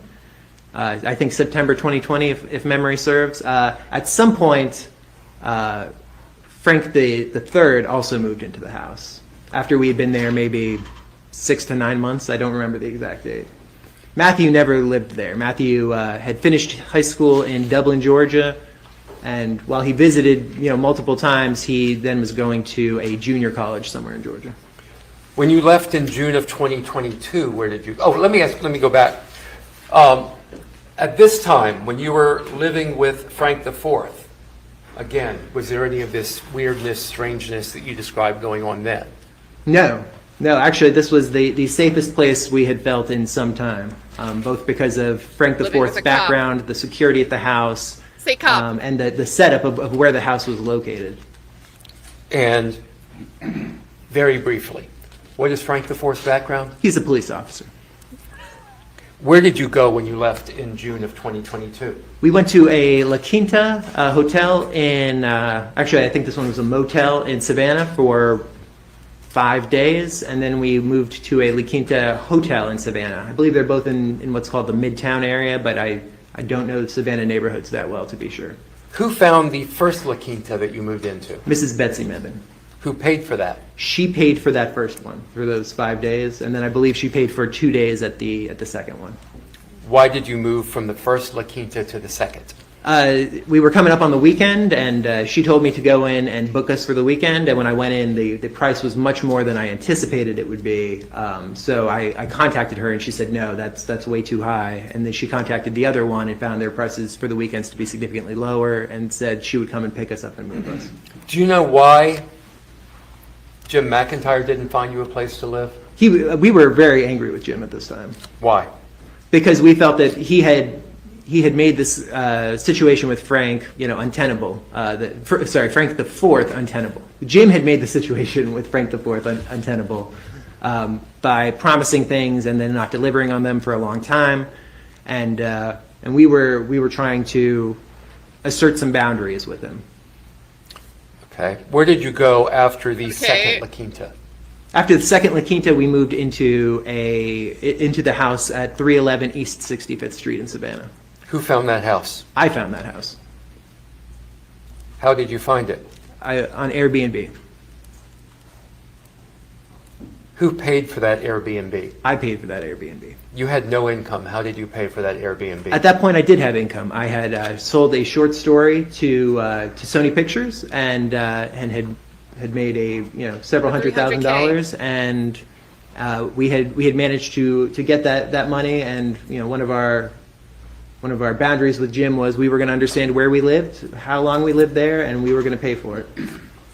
Was that short story fact or fiction? That was fiction. What type of fiction was it? Horror fiction, dark fiction, Would you describe... scary stories. I'm sorry. I said scary stories. Yeah, would you describe what dark fiction is? Yeah, it's horror, thrillers, things of that nature. Stories that are meant to be scary and exciting. How did you get involved in that? I had read it for, pretty much my entire life, and then I started writing it as a hobby. I'm not exactly sure. 2016, 2017. Nothing at that point that I anticipated being anything more than a hobby that was shared, anonymously on Reddit. Yeah. How did you publish those short stories? Later, I published several, but at the time, I would just post them on Reddit, and people would comment on them, and it was just kind of fun and kind of an escape. Would you describe what Reddit is? Reddit is a largely text-based website that has little sub-communities on basically everything. There was a well-known sub-community on there called No Sleep that is people sharing a specific type of scary stories. One's written basically from the viewpoint of the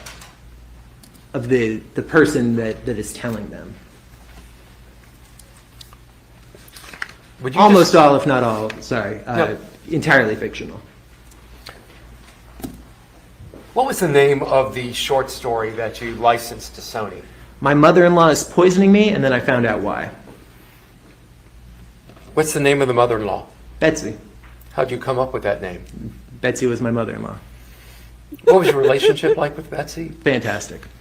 Can you describe the plot of that short story? Yeah, a young woman is married to somebody, and she feels like she's being poisoned by his mother-in-law every time she visits his in-laws' house, and nobody believes her, and over time it all comes to a head. It turns out that the mother-in-law is giving her something to make her sick because the mother-in-law is concerned that the husband is going to kill her for insurance money. The mother-in-law is the hero of the story. She is keeping her safe and sick and in the house so that the evil husband, who winds up dying at the end of the story, does not bring her out and kill her for money. Is the evil husband modeled after you? No. How much did you sell that to? How much money did you get selling that short story to Sony? $300,000. Was that the complete amount that was paid by Sony? No. The complete amount was $400,000. What happened to the other $100,000? Lawyers, managers, agents. When did you receive the $300,000 from Sony? Late June of 2022. June 22nd. And how did you receive that money? In what form? It was sent to a bank account that Mr. McIntyre had said he was comfortable with their security, that he was going to help keep safe. Renaissance Bank. I believe there's one right across the street from here. I thought you told law enforcement that Jim McIntyre facilitated giving you that money. He facilitated in that, he made sure that I could get it safely. He also said that he was involved. The original story got picked up by Sony because it went kind of viral. It was featured on a TikTok channel. I don't use TikTok, but it got attention there, and then from there it spread to Twitter. He said that he was working with some I don't know what you would call it, web-based companies that are designed to get attention on certain things. Now, you said that you had learned prior to this that actually Cameron's credit card had been used to pay for a lot of your rentals and expenses, correct? Yes, that's true. So when you received that $300,000, how much of that did you give to Cameron? I did not give any of that to Cameron. And why not? Because I believed that there was more money coming shortly thereafter, and that this was the money that we were going to both get ourselves settled with and get Mindy's parents settled with. When did you move in, approximately, when did you move into the Airbnb on East 65th Street? Late June of 2022. I believe it was the 26th or 27th. Can you describe that Airbnb? Yeah, it's a small house, one level. You walk up 2 or 3 steps to get in, and then it enters into a small living space. There's a sofa along that front wall. Sorry, I'll stop gesturing. I know that the record can't pick it up. Directly across from there is a small hallway. In the center of the hallway, there's a bathroom with a shower, and on either ends of that hallway, there are the two bedrooms of the house. To your right, there's what appears to be a small extension with another bathroom that contains a bathtub and the washer and dryer. If you continue to your left, it kind of makes an L shape, though if you look at the house from above, it is a rectangle because of those bedrooms. You have your kitchen, a small eating area, and then around that corner, you have another living area with the TV and access to the backyard. Can you describe the backyard? Backyard, it was nice. It was fairly large. It had a chain link fence all the way around. There was a large tree. There were neighbors fairly close on either side that we could see, but it was a family on one side and a kind of a construction area on the other side, and then it backed to a lane where they would collect the trash from, and people would sometimes drive down it.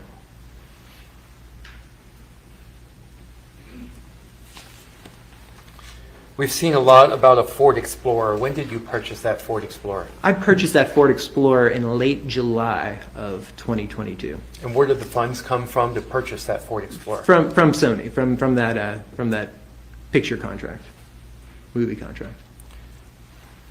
Who lived in that house, the Airbnb on 65th Street? Myself and Mindy, and Frank III and Betsy. We all moved in on the same day. And do you know why Frank III and Betsy were living with you then? Because they had also been told that they had to leave Frank IV and Megan's house, and they did not have a place to go. So there's 4 of you living in this house plus Rusty, correct? Yes. Yes, I'm sorry. I don't mean to leave off Rusty. How was your relationship? With Rusty? Between the 4 of you. Oh, between the 4 of us? Among the For the 4. most part, it was very good. Mindy sometimes had a difficult relationship with her father. They would have arguments, and these were kind of long-standing things that went back to her youth, her college days, things of that nature. But we all got along very well, and Mindy was exceptionally close with her mother. What were you doing for work at this time? I was continuing to work for APIS at this time. At this point, the name had changed to APIS. And what was Mindy doing at this time? Mindy was not working at this time. She would make phone calls or things that Jim told her to do, and that was kind of regular throughout. But I believe those to be about our situation, not about any sort of work she was doing. Can you describe the average day for you and Mindy while y'all were living there? Yeah, absolutely. I would wake up generally around 8:30, 8:45. That was generally the time that Frank and Betsy would leave, so that Betsy could go to work. They only had one car, so Frank would bring her to work and then come home, so he would have a car during the day. So I think I would normally hear them leaving and get up. I would bring Rusty outside to the bathroom. I would make coffee, and I would start working. I would take a break to take a shower midday, have a bite to eat, and I would continue working until generally 1 or 2 in the morning. And did you leave the house during that time? Not on an average day, would you? On an average day, I would say no, but as time went on, I did leave the house more. But sometimes I would go out to pick up something that we needed for the house or pick up food. But on an average day, especially when we first got there, we had everything delivered, and I would go out very little. And what about Mindy? What did you observe about her average day? On her average day, she would not leave the house at all. Why not? She was terrified that she would be killed if she did. Why was she terrified she would be killed? Do you know why she was terrified she would be killed? Jim told her that while he felt that at this point my family was going to wanted to get me back in the fold, so to speak. He said that's why I hadn't been killed in Charlottesville when I was assaulted. But he said that they viewed Mindy as an impediment, and that they would have killed her had they had the chance. But you left the house. I left the house. Weren't you terrified to leave the house? I was always terrified to leave the house.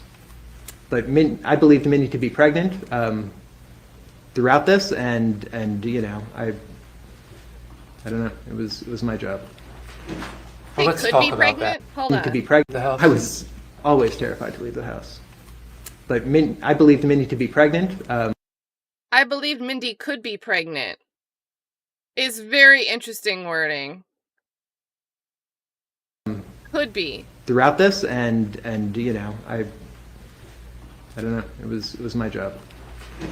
Well, let's talk about that. Why did you believe Mindy to be pregnant? Mindy told me that she was pregnant. When did she tell you she was pregnant? We cleaned that up, okay. We were still at Frank and Megan's when she said she had taken a pregnancy test and that it was positive. Did you see the test? I don't know if I saw that test. I'd seen a test before, but I may have, I may not have. I just don't remember. Had she ever previously been pregnant? She had. This is the guy who's keeping a spreadsheet of somebody's symptoms, and now he doesn't remember if he saw a pregnancy test or not? Roughly a year before, July of 2021, we had lost a baby.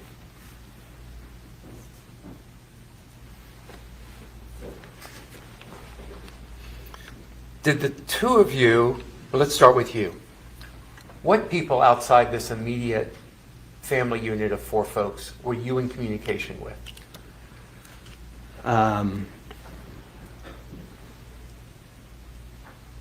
At this point, Cameron Nelson,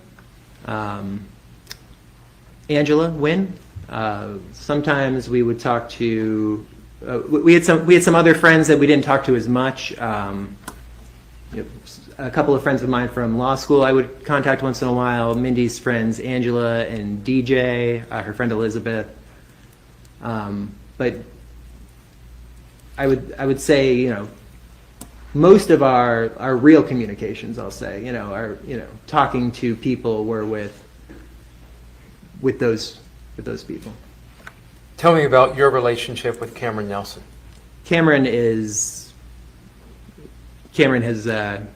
always been both a friend and a mentor.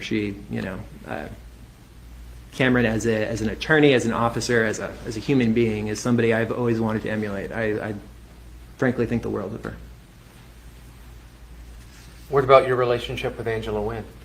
Angela and I were always friendly. I liked Angela a lot. We didn't know each other as well. By the time I met Mindy, Angela had moved to Tennessee, so I saw her on various visits, our wedding, and then I would talk to her sometimes online. But so we didn't get a chance to know each other quite as well. But I've always thought very highly of Angela. How did you communicate with Cameron? Through Signal. Why Signal? Because we were told that our communications, especially our communications with friends and family, should be through Signal. Hey, everybody. Are you coming aware over of any Broken Baker. communication that Mindy had with people outside the home? No, that's not something we would talk about generally. I knew that Mindy talked to people. I could hear her on the phone. Sometimes she would mention talking to somebody by name, but the scope of these conversations was not something that we ever discussed. Did the two of you ever socialize with people from outside the home while you were living at 65th Street? Never. Why not? Because we were scared to.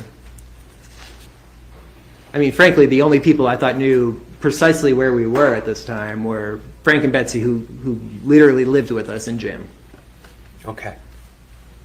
Let's begin to approach the time of Mindy's murder. Yes, sir. You purchased a shovel at Home Depot at the beginning of November, I believe November 4th. Why? I was trying to do some work in the crawl space of the house just to prevent future issues with the mosquitoes that we had been plagued with when we moved in, and Plagued. I was trying to find a permanent solution to before we left. Please tell the jury about the mosquito issue. Yeah, when we moved in, there were mosquitoes in the house. At the time, we didn't think anything of it. It's Georgia in the summer. You're going to have mosquitoes. In August, Frank and Betsy had gone away for 2 or 3 weeks. They went up to Illinois or Wisconsin to see Matthew play baseball in a summer league he was in. And things got exponentially worse with the mosquitoes while they were gone. I had bought one of those little lamps that attract them and put it in the bathroom where we seemed to be having more. And I opened the bathroom one night and there were thousands of mosquitoes in the bathroom. It really does attract them, but they were coming up. At that time, we realized that the vanity in the bathroom had, when it was installed, they had cut a large hole in the wall that was open to the crawl space under the house and had not patched it up. So they were coming up literally under the vanity.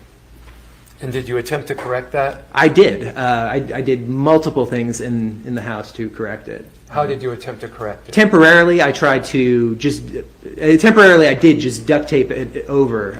Then we went about trying to seal it in different ways with foam, with spackle, at one point with wood, but that didn't work out at all. We were also concerned at various points that the mosquitoes were getting into the HVAC system, because we would sometimes see them popping out of the little vents up in the ceiling. So I went, one morning I bought a step ladder, and I went around the entire house and I fit window screens with tape over the interior, all of those, so that if they were getting in somewhere, they would not be able to get out into any of the rooms in the house. Tell me about the time around Thanksgiving. What was going on in your house then? Mindy was not doing well. Her pregnancy was, what I believe to be her pregnancy was very difficult. She had a lot of health issues. I was helping her take her blood pressure every night. I was helping her get in and out of bed. I thought that she was really physically struggling, and I was trying to help her and trying to ensure that she was okay, that she and the baby were okay. Okay. Did you travel out of town over Thanksgiving? No. Did anyone in the house travel out of town over Thanksgiving? Betsy and Frank traveled out of town. Do you know where they went? I believe they went to Hilton Head, South Carolina. Do you recall when they left? They left the Wednesday before Thanksgiving. The Okay. day before Thanksgiving, that would be. And when did they return? They returned the Sunday after Thanksgiving. So 3 days after Thanksgiving. Do you recall the date? I do, I could figure it out. We'll come back to it. Okay. What were you doing and Mindy doing while your in-laws were in Hilton Head? Really nothing. I mean, I made some food for Thanksgiving. Mindy, had a very hard time standing upright for any length of time. So we might have watched some TV. Sometimes we would do that if we had the house to ourselves, because the TV was out in the room. Y'all have seen some pictures of it. It's got 2 chairs and the futon. That was generally the room that Frank the third and Betsy sat in and watched TV. I worked in the other living room that didn't have a TV. It had the couch. So, but if they weren't home, then we would sometimes sit in there and watch something if she was feeling up to it. And during that Thanksgiving weekend, were you ever away from your home? I was. Where did you go? I went to look at some apartments. We were trying to leave the area, and we were trying to find a place for Frank and Betsy to live when we left the area, because we wanted to make sure that they were taken care of. We didn't want to leave them in the lurch as we thought that they had been left in the lurch before. Where did you go to look for homes? I believe I looked at a home in Savannah, and I believe I looked at a home in Hilton Head. But during this time frame, I looked at multiple homes for them, both online and in person. So I'm not exactly sure if that's where I went. Okay. Did you ever hear from Mindy while you were away from home Thanksgiving weekend? Yes, I did. What did you hear? I got a message from her that she was leaving the home, that she was concerned, and she was going to get medical attention. Did you rush home to assist her in getting medical attention? I did not. I asked her if she thought I should come back, and she said that she didn't need, that she was going to be picked up and that she was all right. Did she tell you where she was going to get medical attention? We had discussed it in prior days that she was going to be taken to a birthing center, that a doctor or the man I believed to be a doctor who had been seeing her in the home worked at or was affiliated with in some way. Mr. McIntyre was comfortable with that, because we were very scared again about the medical issues, with insurance, with payments, with our location being found. So you're still in communication with the person you call Jim McIntyre? Oh, absolutely. I mean, and not just about this. I mean, other than Mindy, he was the person I spoke to more than anyone else for years. He knew,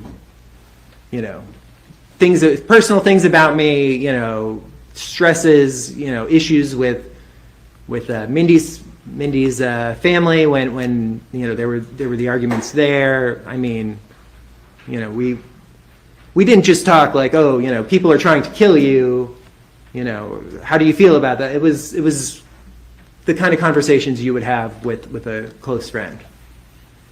Who found Mindy's doctors? Mindy did, I believe. Do you know the names of her doctors? I do not. Who found the birthing center? I believe that came from Mindy's doctor. Okay. What did you find when you returned home during Thanksgiving weekend? Mindy was gone. When was the next time you heard from Mindy? I continued to receive signal messages from Mindy over the next several days. What were the contents? What was the contents of those messages? I was told on I believe Sunday that I should be preparing to leave again. This was something that had come up multiple times where we were told to pack, and then a few days later we would unpack. It was a constant hassle and stress. But I was told to pack just the things that we would need just for a couple of days, and that we might be leaving very quickly in the future. And who had told you to prepare to leave? I believe that came from Mindy, or I believed at the time that came from Mindy. Why would Mindy direct you to leave the home, if you know? Because I thought we were leaving the home. Our plan had never been to stay in Savannah. That was a temporary spot, and I believed that we were going to be leaving in the near future, and I believed that, based on what she was being told, that was happening. Where were you planning on moving to? At the time, we were planning on moving to Missouri. What did you plan on doing once you got to Missouri? Have the baby and settle there and try to put our lives back together to an extent. We'd get to see family and friends that we hadn't seen, or we had we hadn't seen some of our friends in years. When did, well, you already said that. When did you next see Mindy? I never saw Mindy again. Why not? I got messages Monday, Tuesday, and Wednesday that I thought were from her. Everything seemed positive. And Thursday said I received a phone call and was told she'll be ready to pick up this afternoon. I'd sent her a few messages that hadn't heard back. I assumed she was either napping or undergoing some sort of test, that she didn't have her phone with her. But that evening, Thursday, December 1st, I was told that she had died. Who told you that she had died? A man at a medical clinic of some sort that I went to. So yeah, he did go. Where was the medical clinic you went He's to? saying he went. Somewhere in Savannah or the greater Savannah area. I don't know Savannah very well, so What was the name of the man that told you that? I do not recall. Tell me about what happened when you got to the birthing center and spoke to this man. I was brought back. He was kind of waiting for me. I was brought to an office, and I assumed I was getting, like I had gotten before, with various medications or various tools of like the blood pressure cuff that I tested her with, that I was going to get some sort of instruction on aftercare. And he sat me down and said, I'm very sorry to tell you that Mindy passed away very suddenly today. Did you ask to see her? I did. What was the result of that? He said I could not at that time. My understanding leaving, I don't recall his exact words. I was an absolute wreck. But my understanding was that there was going to be an autopsy, so I assumed that she was being prepped for that, or she had already been transported somewhere for that. How did you feel when you were told you couldn't see your wife? I was distraught, but I believed that I was going to see her I believed that I would get a chance to see her. What did you do next? He had me sign some forms that I believed were for the autopsy, some sort of a release, and then I drove home. How were you told she died? At that time, I was not. He said that she had died very suddenly, that she had been brought back from some testing and had gone to the bathroom, and that the nurse was called away before she was done in the bathroom, and that by the time they came back to rehook her up to her machines, she had passed away, and that was why no alarms had been raised at the time, I guess. Okay, so you said you drove home from there. Yes. What happened when you got home? I spoke to Frank and Betsy immediately. I mean, Betsy, I walked in and Betsy said, "Oh my God, is it the baby?" Like she could just see from my face that something was horribly wrong, and I started sobbing. And you eventually told them? Yes, I did.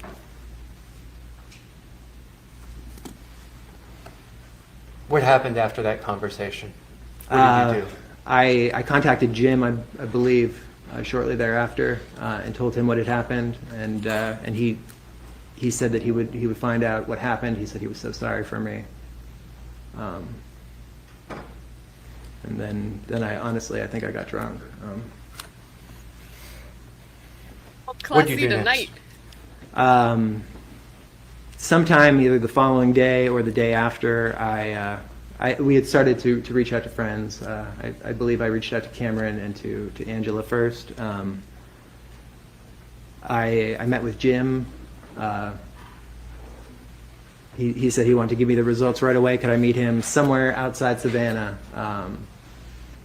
And I assumed it was the closest point, and that I would get the news quicker on what had happened. I remember talking to Betsy on my way out because she said, you know, do you think we should be, she worked at Hunter McLean at this time in downtown Savannah. She said, do you think we should be looking for a lawyer? And I said, absolutely. Like, I am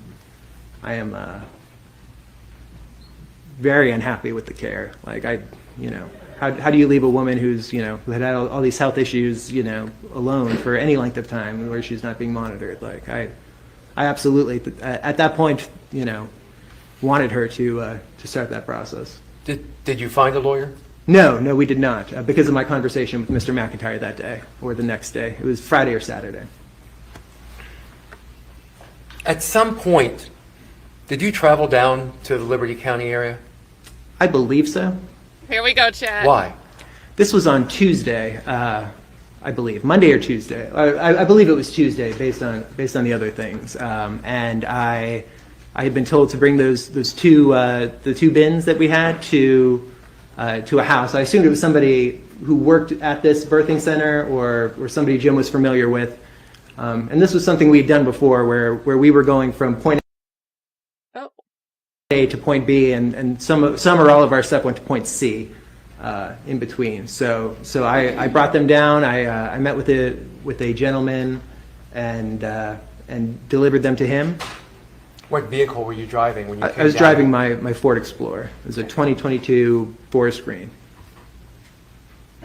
Please endeavor to let me get the question out first. I'm sorry. You were driving your Ford Explorer and you met with a man. Yes. What man did you meet with? I don't know his name. I was just directed to go to him to deliver this.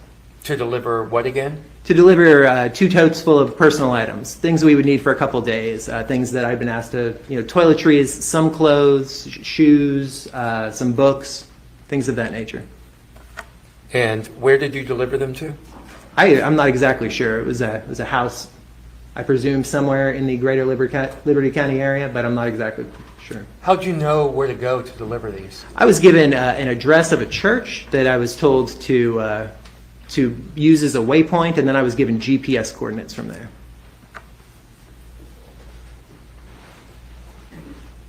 We've heard testimony that at some point your phone was turned off. Why was that? I was told to turn off my phone because of concerns that it could be tracked. So how did you get to the location without use of your phone? Mindy and I had a GPS, an older Garmin GPS that, you know, had always been kind of our backup if you know, if you lose cell coverage or something like that, if you're somewhere, then we kept that with us actually for a long time. Where's that GPS now? That GPS, I believe, burned up in my car. Where's the shovel you purchased on November the 4th at Home Depot? I believe that was either given, well, I know it was either given to Frank III or it was left at the house on East 65th Street. We've seen receipts and photos of you buying a Milwaukee knife at Home Depot. Do you recall that? I do. Why were you buying that knife? One of the screens that I had put in place, the one in the living room with the TV where Frank and Betsy spent most of their time, there was something weird about that. It looked like it had been damaged when it was initially installed, but it would hang out quite often, and I was having a very hard time keeping the netting on it and keeping it secured up there. So I was looking for something that kind of long and thin. I thought I could trim back the netting without causing further damage to this, and hopefully get it to sit up there. This was one of Mindy's big things. Was always like every place we live, you know, even though these are vacation rentals, we should leave it in a better condition than we found it. Are you a hunter? I am not. Why would you buy a deer processing kit at Bass Pro Shops? I received a message from who I believed was Mindy on Monday, the 28th of November, and said that she'd been thinking about Christmas gifts for her brother Matthew, who is a hunter at this point. He, you know, that seemed to be everything he did on weekends, and directed me to go to Bass Pro Shops and to buy it. So I did. Where's that set of knives? I believe I left that at the property when I departed. I left some things there that were kind of upsetting to see, and you know, some of Mindy's goods, some things that she had picked out, and I believe that Mr. McIntyre was coming to pick them up and store them with the rest of our belongings. Where's the Milwaukee knife that you purchased? The Milwaukee knife was either left in my car when it burned, or it was left in my storage unit in Lancaster, Pennsylvania. You have a storage unit in Lancaster, Pennsylvania? I do. What's in that unit? Personal belongings, some excess clothing, some furniture. Do you eventually leave Savannah? I do, shortly thereafter. I mean, our plan had been to leave Savannah in the vicinity of this time regardless. It had been for some time. But I left, I believe, the following Tuesday. What happened to Betsy and Frank III? They were living with you. Where were they supposed to live? I continued to work on finding them a place to live, and that following Tuesday, I moved them into a condo in Hilton Head, South Carolina. How did you pay for that condo? I paid for that condo with my debit card. Weren't you afraid that that would give away your location? We had not had issues with the banking information. We believed that we had had a leak of some sort with an online company that we were having something delivered to the house with, but Jim pointed out that we had had no issues with the billing addresses of my banking information, which was either in Atlanta or Florida with that mail service that we were using again.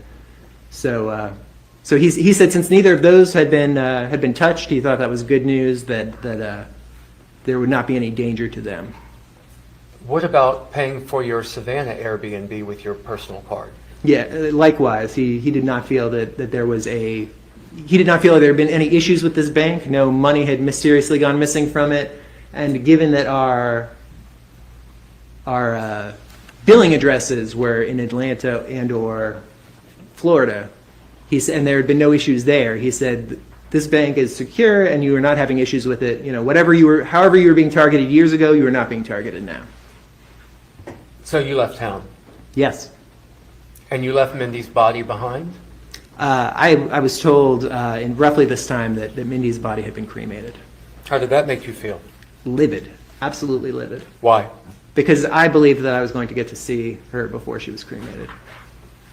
You know, we saw some banking financial records of yours that make it look like you're ping-ponging back and forth around. Can you describe to the jury where your travels took you next? Absolutely, yeah. And some of that I think is just that hotels will sometimes bill you a couple days after you check out. But I left Savannah and I drove down to Jacksonville, Florida. We had a mail processing center right outside Jacksonville in a little town called Green Cove Springs. So I spent the night in Jacksonville and then went to pick up some property there in the morning, some mail. What did you pick up in Florida? I mean, there were multiple things that we hadn't had shipped, but the thing that we couldn't have shipped was some beer that had been sent there. Who sent you the beer? I believe it was a friend. I was part of a beer, kind of a rare beer group on Facebook, and sometimes guys would send each other beer. Where did you go after Jacksonville, Green Cove Springs, Orange Park? I started heading towards St. Louis, Missouri, where we had planned to go at that point. And I spent a night in Alabama. That kind of seemed like a halfway point.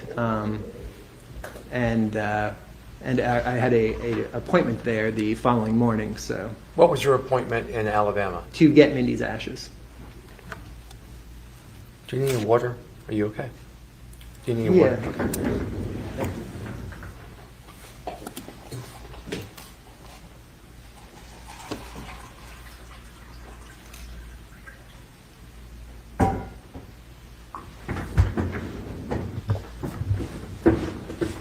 Why, if you know, are Mindy's ashes in Alabama? I had no idea where Mindy had been cremated. This was information I had gotten third hand from Mr. McIntyre.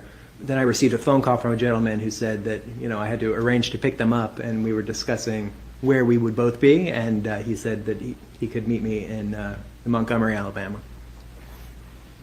And what did he give you there? He gave me a bag that he said contained Mindy's ashes. It also contained her engagement ring and her wedding ring. What, if anything, did you give him? I gave him $5,000 in cash that I withdrew that morning from the Renaissance Bank in Montgomery, Alabama. Did he give you any additional paperwork? He did not. Did he give you a death certificate? He did not. Did you ask for a death certificate? I asked, at one point, I asked Mr. McIntyre if I could get one, but Given that we had no life insurance, it wasn't something that I needed for anything. It was just something that I wanted to have, and I failed to follow up on it. You say you had no life insurance. You both had no life We insurance? both had no life insurance, yes. Where'd you go after Alabama? St. Louis, Missouri. I arrived there the next night. What, if anything, did you do in St. Louis? I did work for APIS, and I also filed to change my name. Why did you file to change your name?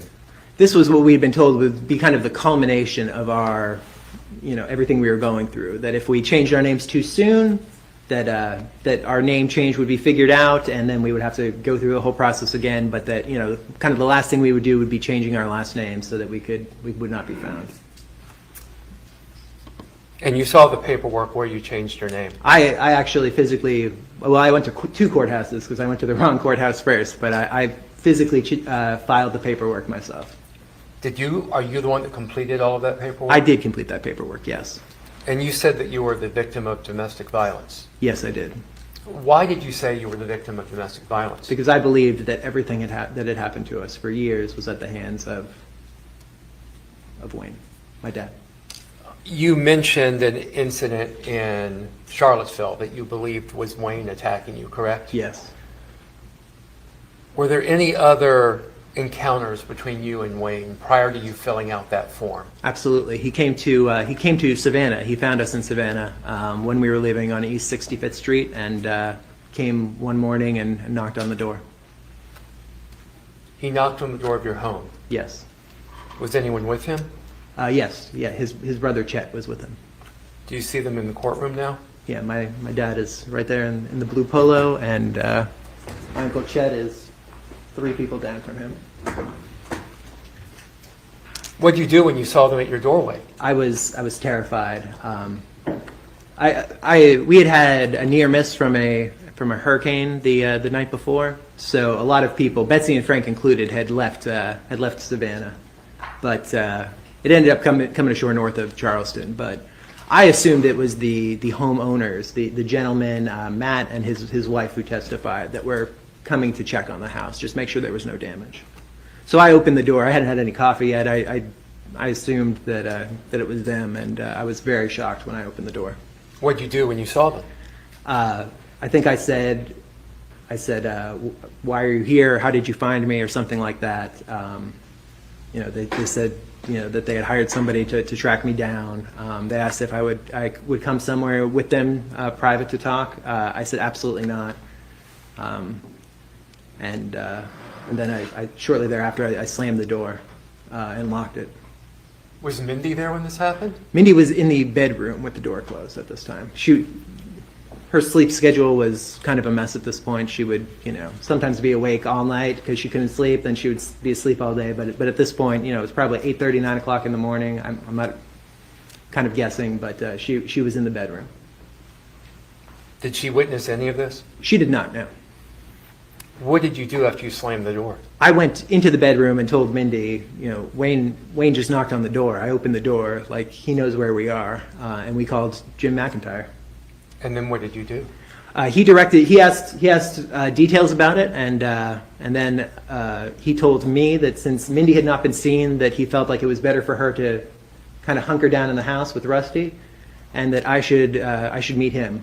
He directed me to a hospital that we'd previously identified as a safe place to meet. We had told Betsy and Frank that if they ever felt that they were being followed on the way home from work, that they should go to this hospital. I believe it's the Chandler, or I don't know. It was about 2 blocks away. There was always a security vehicle sitting in the lot. He said that there were cameras there, and so he told me to meet him there. Let me go back to something real quick that we heard when Frank III testified. He was required to be out of the house from before lunch to 3 or 4 in the afternoon. Is that correct? Yeah, that was following this incident. So when we first got there, we did not have any rules on what we could do when. But following this, we had a number of changes and basically how we lived that were implemented. Who implemented those new rules? Mr. McIntyre. I believe he emailed them about them personally.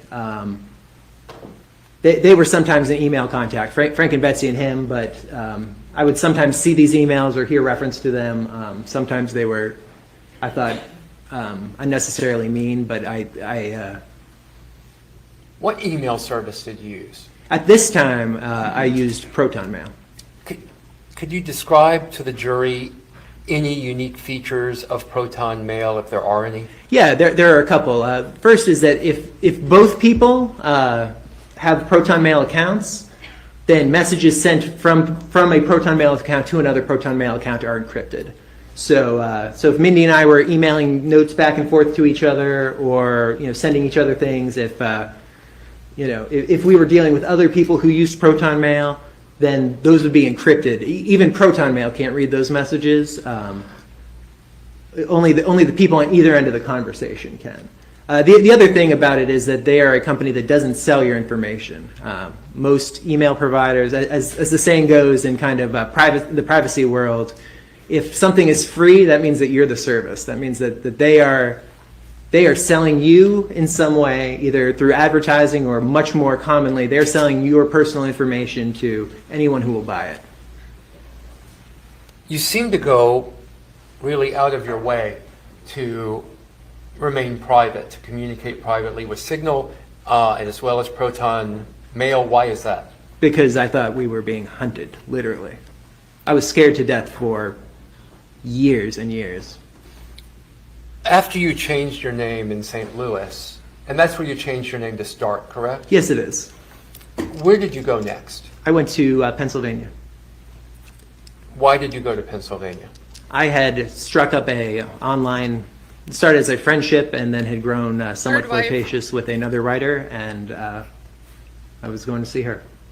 You were having an internet affair with a woman that was not your wife, correct? I wouldn't call it an internet affair. I mean, it was mildly flirtatious, but When did that begin? we started. She had thought that we had talked on and off years before, and we may have. I had a lot of social media accounts deleted and restarted over the years, but we started talking in earnest in either September or October of 2022. Can you please tell the court her name? Samantha Kolyesnik. Trying to pronounce that correctly. God. And you we were married saw- to her. Text messages between you and Samantha, direct messages in Twitter. Yes, Between you and Samantha Kolyesnik, correct? absolutely. Do you recall telling Samantha Kolyesnik that your wife had died some years prior to her actual death? I did. Why did you tell her that? This goes back to the fall of 2020. We were in Beaufort and Mindy got sick. And within a day or two, took a COVID test and it was positive. This was pre-vaccine, and we called Mr. McIntyre. He had somebody come and pick her up and take her to the hospital, and I was told within a matter of days that she was not expected to live. It was Rusty and I in Beaufort, and I was told that I was not allowed to talk to any of our close friends or our family about what was going on, because nobody was allowed to see her. She was in a COVID ward. At that point, since none of us had vaccines, nobody was going to be allowed in, and that the chances of where I was being identified were extremely high. And I was, using social media to talk to people. I was a wreck. I was not doing well. And I started communicating with an old friend of Mindy's, or maybe an old acquaintance would be the better term, by the name of Joy, and A joy. it came to it became much more romantic in nature, to the extent that she came and visited me twice in Beaufort, and that we had talked that after Mindy passed away, we were going to move to be near her family in Minnesota. But when you told Samantha Kolyesnik that Mindy had died. That was in October of 22, I believe? Yes, following this, Mindy recovered in late December 2020.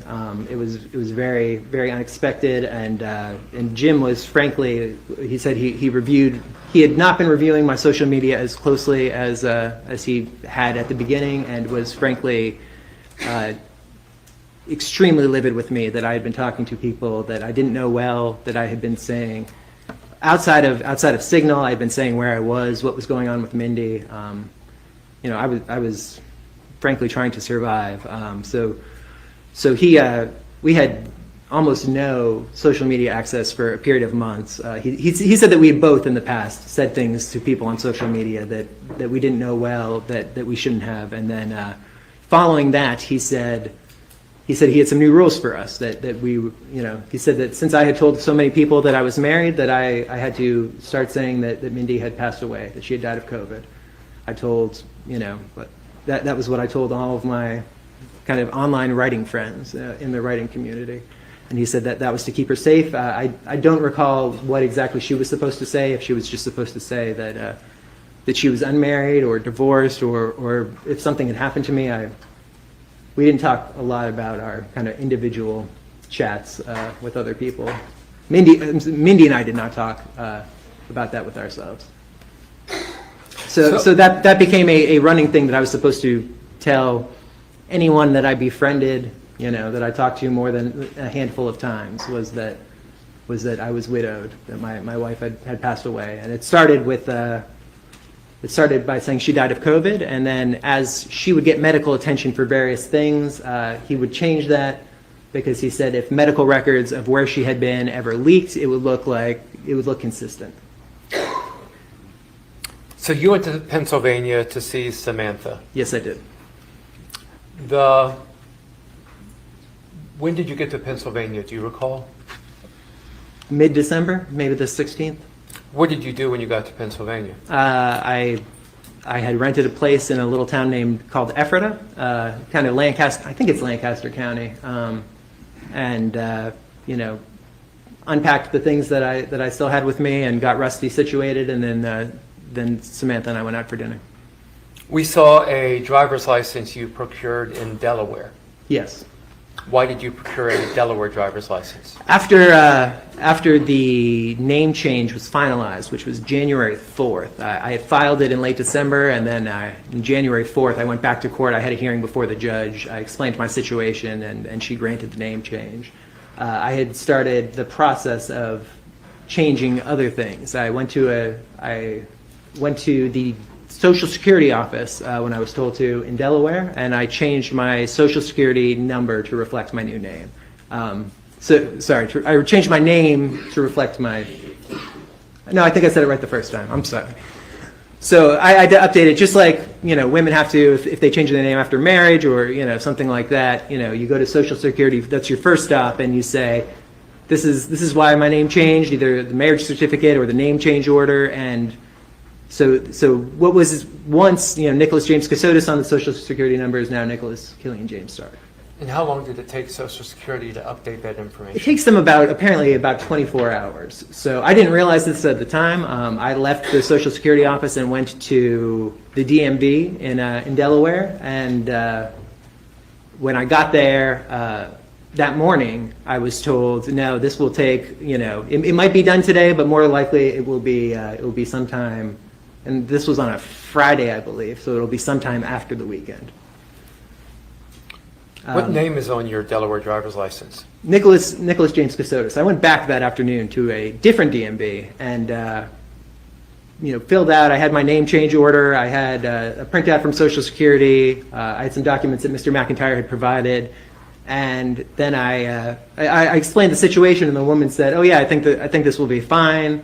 At this point, we went through the entire process. She had me pay. She gave me the card. It came off the printer, and I said, "This is the wrong name."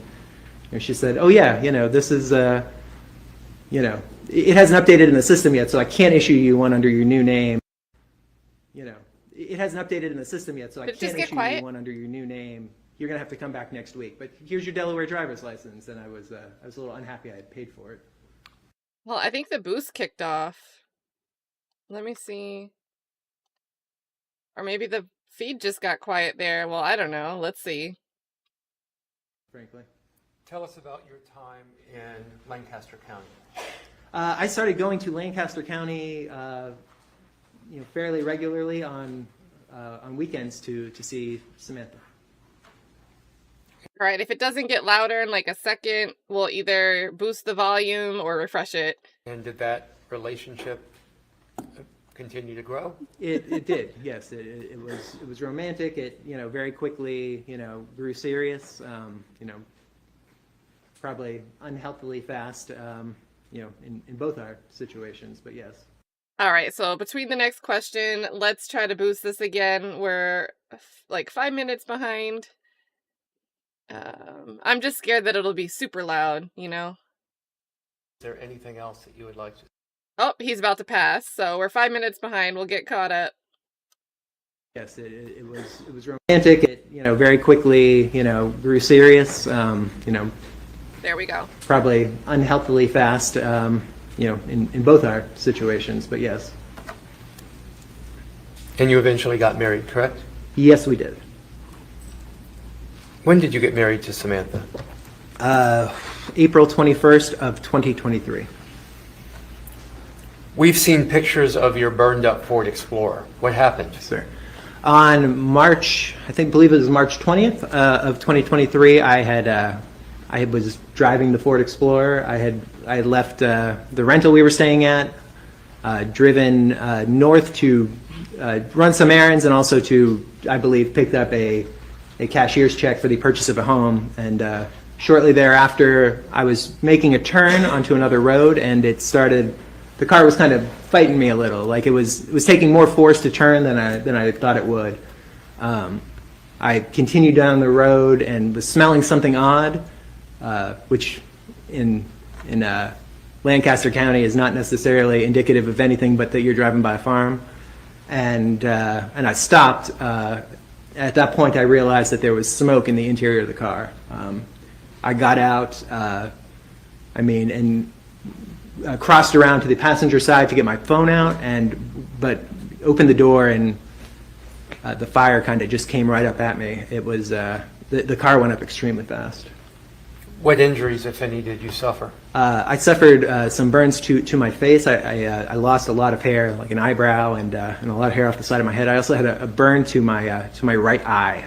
It didn't occur to me before this that your eyes could actually get burned, but they can. What happened to the goods that were in your vehicle? Everything was destroyed. You mentioned picking up a cashier's check to purchase a home. Yes. Tell me about your home purchase. Sam and I had been looking for places to live, and we had settled on a house in Lancaster, Pennsylvania. When was the closing date? Closing date was March 20th. Did you put any deposit on the house? I put a $50,000 EMD on the house. Did you ever, where was the cashier's check from? I believe it was from Citizens Bank, but I did not physically draw the cashier's check. I looked at it to verify that the name of the closing company was right, that the amount was right, and I believe it was a Citizens Bank cashier's check. Actually, I know it was a Citizens Bank because I called Citizens Bank thereafter to discuss with them. You say you didn't draw the cashier's check. Who Yes. drew the cashier's check? Somebody that Jim McIntyre worked with, who he had me meet and pick up that morning. And what happened to the check? The check burned along with my car, bits of me, and everything I had in the car at the time. What did you do about the destroyed check? I talked to Mr. McIntyre. Within, I don't know the exact time. It was pretty shocking. But I was driven back to the rental by a police officer, and I called him while I was still in the police officer's car to say I need a new cashier's check, and he said, "I think that might take a while. I think that's a problem." So. Very convenient. You called him right in the presence of the police officer and are telling us you made this call and said these things in the presence of a police officer. I need a new cashier's check, and he said, "I think that might take a while. I think that's a problem." So while he was calling about the actual account, I was calling the general Citizens Bank customer service, and they confirmed to me that it was a long process to get a cashier's check reissued, because their concern is they have to honor a cashier's check, so they have to wait a certain amount of time after they have issued the kind of stop payment on it to make sure it has not been presented at some other bank. Was the cashier's check the only way to make the final payment on that home? Later on, we learned that it was not, that we could wire, and I received wire instructions later. So you eventually wired and closed on the home? No, we did not. By that point, we had gone back and forth with the owners of the house via our realtors. We had, it had been a very stressful couple of weeks. I mean, we had utilities on in the home. We had furniture being delivered that was sitting in the driveway that I was having to pick up and move into storage. It was a very stressful time, and I was dealing with physical injuries and didn't have a car at this point, so it was an absolute nightmare. And Samantha said to me that she felt like the entire process had been so poisoned that she no longer wanted to go through with the purchase of that home. So we informed the buyers that we were not going to close. I forfeited that $50,000 EMD, and we started our home search anew.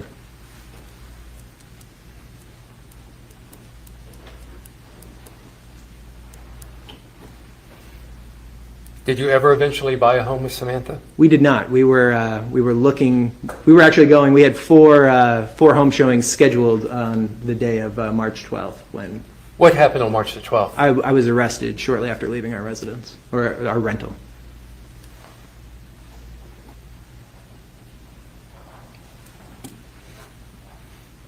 Did you kill your wife, Mindy Kassotis? I absolutely did not. I've never put my hands on a woman. I've never hurt a woman. I would never have hurt Mindy. Did you strike her on the head up to 9 times? Never. Never, not once. Did you dispose of her body? No, never. Did you dismember her body? No, absolutely not. Frankly, I'm not great with blood, so as anyone who's ever given me a doctor's exam can tell you, that is not something that is even remotely possible for me. My last question is just, is there anything else that you would like to say that I haven't asked you about? Objection, Your Honor. That calls for a narrative. It's been narrative, lady. Want to respond? His life is at stake. I don't want to make a mistake and not give him the opportunity to say something. Your Honor, I'm not trying to prevent him from saying anything, but counsel has to actually ask him a question and not allow a witness to simply just... He's testified for a couple of hours. It does call for a narrative. It's an improper question. Okay, I'll withdraw that question. I have no further questions for Mr. Kassotis. Thank you. Yes, Your Honor. All right, ladies and gentlemen of the jury, we've They gone need for a a break. couple hours, more than a couple hours, so we'll go ahead and take a break. So if you would, please step out with the bailiff, and we'll call you back in about 10 minutes. All right, they're going to be on break. He's looking at the jury get out. All right, he's kind of looking away now. Do we need to do a rating scale 1 of 10? We've got to do 2 questions. Let's do a creativity rating on a scale of 1 to 10 so far. What are we giving Nicholas Kassotis? On a scale of 1 to 10, 10 being super duper creative, 1 like, no, this is reality.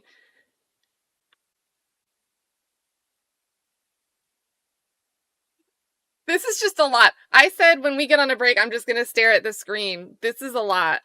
This is a lot.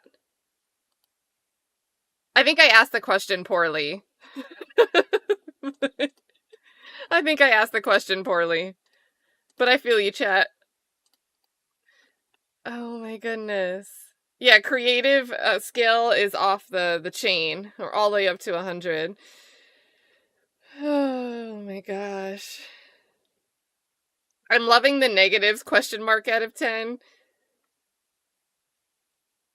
Oh my gosh. Guys, what's crazy is I think there could have been questions. I think the jury, and if we were done with evidence, if defense didn't put on a case, state rested, we didn't have anything else after the state rested this morning, I think the jury may have had questions about, was it malice murder or was it aggravated assault with it wasn't really an intent to kill, but he struck her and then she ended up dying from it. So felony murder, maybe voluntary manslaughter.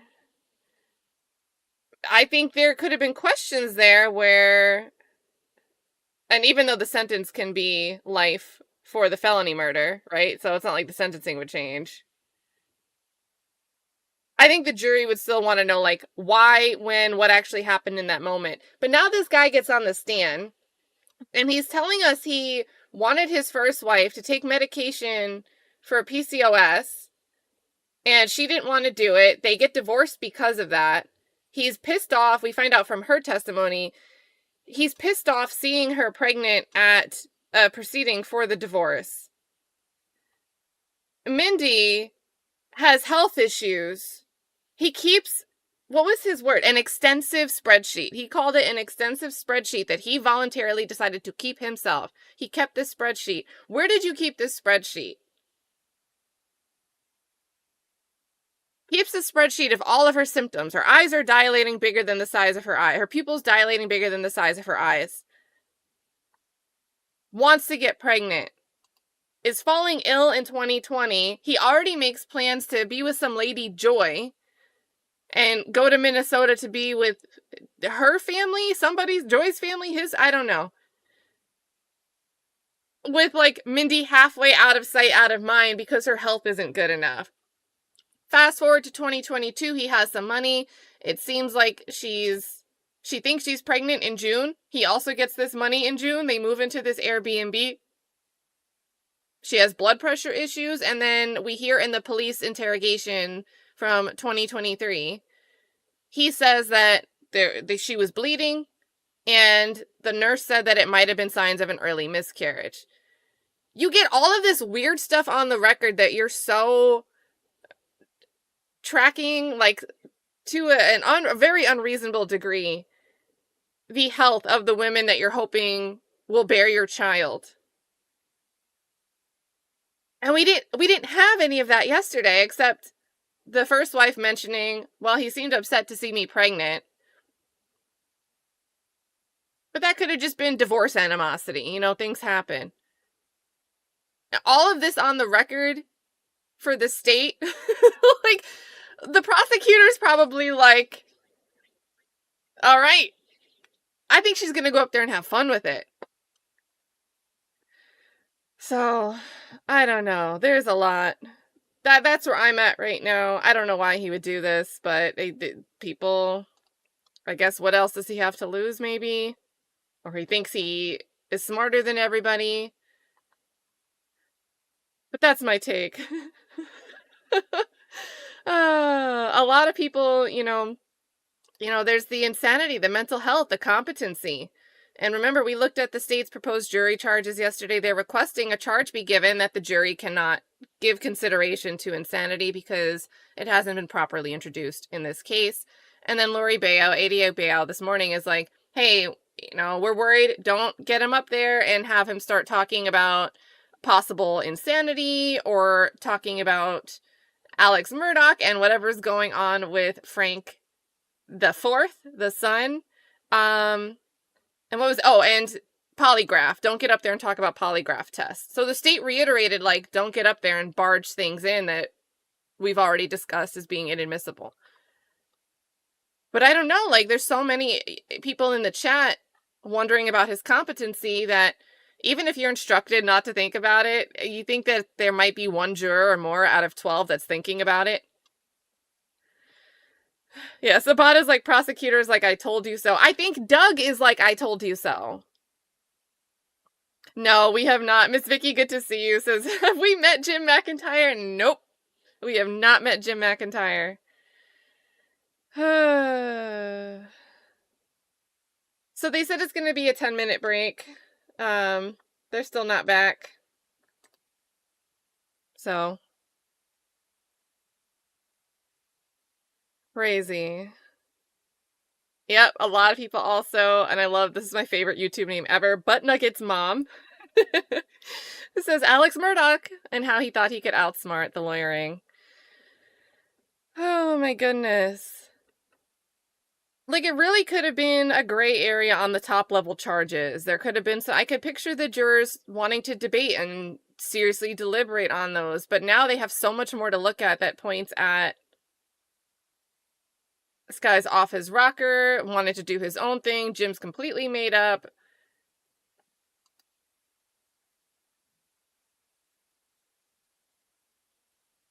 Oh, man. Yeah, Skillet Pan, I think the problem with this, you know, he said he was getting money from Jim. He said it wasn't cash, so how is he getting the money? I don't really think this matters because for what it's worth, even though there's plenty of stuff I wish the state had done, my mind is blown that they didn't even get under fingernail scrapings. It's not just that they didn't test it. The way the testimony sounded was they didn't even collect underneath the fingernails. Yet they're charging someone with, it seems like there was a fight, violence before, you know, scrapings could have pointed to someone trying to defend themselves. Whether what was underneath the fingernail matches one person or another person. But we didn't even look for evidence of, you know, defensive movements. So there's things I can criticize the state for, but now when it comes to these records, we keep hearing all of this fantastical, oh no, everything else is managed somewhere. You have one party bringing in documentations, the bank statements, you have the other just talking about a bunch of stuff. Spreadsheets, different accounts, different insurance companies, different visits to facilities you would imagine would have records of things, and no corroborating evidence to back it up.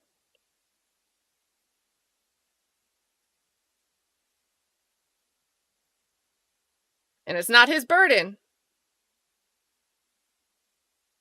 But you're creating knowledge gaps where the jurors are human and they're probably expecting, well, can you at least show it? How come you can't show anything? Burden or not. Oh my goodness. Also, huge shout out. Classy had done this survey earlier on. You guys were great with the answers. And so much love to Classy Beats for showing so much love over here. We're going to go hang out over there tonight with Club Classy, but he is streaming right now. I'm joking that he's streaming Jim's testimony. We're streaming Nicholas's over here. So make sure if you want to be in different chats or hop back and forth, totally endorse Classy Beats. He says, chat, is this testimony making things A, worse, B, better, or C, the same? I think it makes it better in terms of what are we watching? C, kind of the same if you felt like he was completely toast anyway. I would say worse if you think there could have been some, maybe they didn't really understand how to get to him committing malice murder. I think this made that worse. I think straight down. So, also thank you for the reminder, not just for being a member for 12 months, but the reminder to hit the like button. You know, get your DNA on the like button, you guys. I've also loved Heart of Inspiration. Gets in here, you know, trying to give it a chance and says, this sounds like he was taken advantage of by conspiracy type people who prey on others. I don't know that he's crazy, but all of this makes him appear so for sure. And then, shortly after, she says, okay, he's officially lost me now. I tried, Doug. And I think this is a great, I think a lot of people felt this way. Like, we're trying to see it, but no. And huge thank you. Let me drop Heart of Inspiration's link again. Now, Heart of Inspiration does a ton of cool stuff over on her channel. She covers cases as well, but she does business coaching, which, you know, helping you get productive and giving you an action plan to get things done.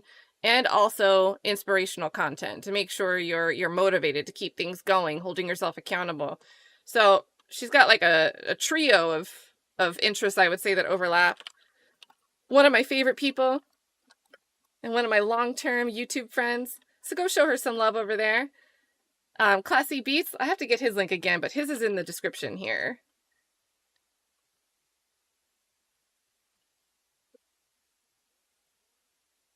But yeah, I love this. We go from this to this. Everyone, Just please be amazing. seated. It is 11:45. Hold on, let's wait till the client I didn't gets see here. that he wasn't there. I apologize. What? And I was going to invite you to have that discussion at the Yeah. bench. She's hungry.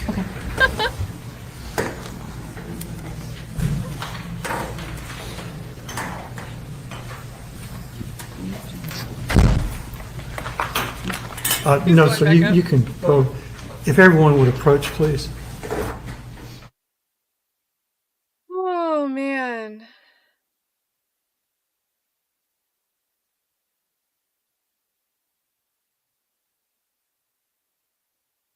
Yeah, I think she's, I think, she might want some time. She could use the lunch break to decide on strategy for what she wants to do on cross-examination. Yeah. Because if you haven't been watching this trial, in my opinion, I think they take late lunches. They go at like 12:30, 12:45, and then come back at 1:30, 1:45. So 11:45 is quite early.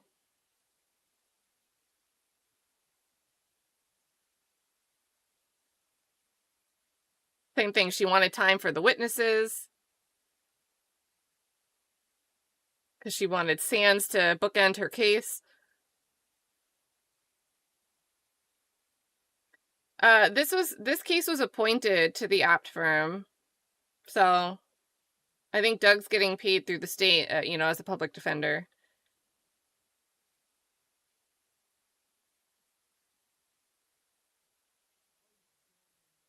Going to take a lunch recess at this point, and court will reconvene at 1 o'clock.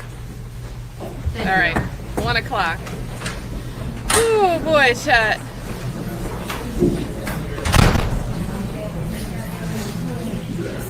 Talking to family. And then they're probably going to cut us off. We'll keep it up in case they pan to anything real quick. Guys, we've got a lot to talk about on lunch break. We're going to talk about ASAP Relly's new legal move. We're going to talk about a Courtney Clenny case update. I saw that Doug did file his requested jury charges, so we'll take a glance at that and see, if he's pushing for things in opposition to what the state wants or is asking anything in addition to the standard instructions. And then there's one other thing I know I want to talk. I have a list. I prepared a list before the stream. But before we get there, huge thank you so much, you guys. You guys are blowing up the chats. The chat is so much fun all the time, but when chats are moving so fast that I can't click on the correct one to put up on the screen, something crazy is happening in court, and day 7 of this trial has definitely been that kind of day. So thank you everybody for hanging out. Christine Covey popped in here and said, it's been a while. Nice to see y'all. Yes, it has been a while. So I hope you're doing well. Interesting circumstances to have you back. Hope you are enjoying the craziness and hope you've been well. King Brad Army says, this dude has stayed in every vacant house on the East Coast for free. Yeah, I thought Jim was paying for it, but then I came to find out. And I loved when Doug called him out. You're using the passive voice a lot. And I think Doug wanted for that particular question to get the name out. But I also feel like Doug was getting annoyed that his own client is speaking so passively. Because when you do everything and you're being self-serving and you're saying you did all these great things and you did them, you know who you did them for, you were sitting in the car with a cop when you said this thing to that person that really looks good for you. But every other thing that happens and you don't ask any questions about, you're suddenly just like, as it came to be, or I found out later, or somehow she got to the hospital. You don't know where? No. You don't know who took her there? No. You don't know who you spoke to when you got there? No. You don't know what happened or what they did? You didn't ask any questions? Very weird. Very weird.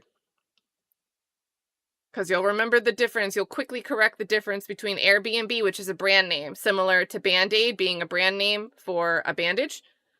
Airbnb is a brand name for a vacation rental service. He just voluntarily got super granular and corrected that for everybody. But everything that looks bad for him, it's so vague or Jim did it. It's either we don't know or Jim did it. Just a mess. So yeah, how is he staying in all of these houses? just for free. He doesn't know who's paying for them. And if you asked me yesterday, okay, well, scam artist could mean maybe someone else was out to get him for some money. The idea of a third-party culprit, like similar to the Alex Murdaugh case, where the theory could have been Murdaugh scammed people out of huge sums of money and they wanted their retribution, their get back. The possibility of that happening here is so far removed from my thought process today because of Nicholas's storytelling on the stand. It just doesn't add up. We're just on the Nick and Jim tour. Thank you for the 5. And also, King Brad Army says, I might have missed it, but where is Jim? Old boy putting in a lot of credit on him. He the ultimate plug. So he finds out that Jim's not an FBI agent and gets livid. He uses the word livid for 2 different scenarios in this testimony. And one of them is when he finds out that Jim isn't really an FBI agent, and he says it was probably the worst marital fight he had with Mindy. They will be back at 1 p.m., so just over an hour. It was the break. But yeah, so he says that he's livid about finding out that Jim's not an FBI agent, but then months later, Jim is still the one issuing cashier's checks to buy a house.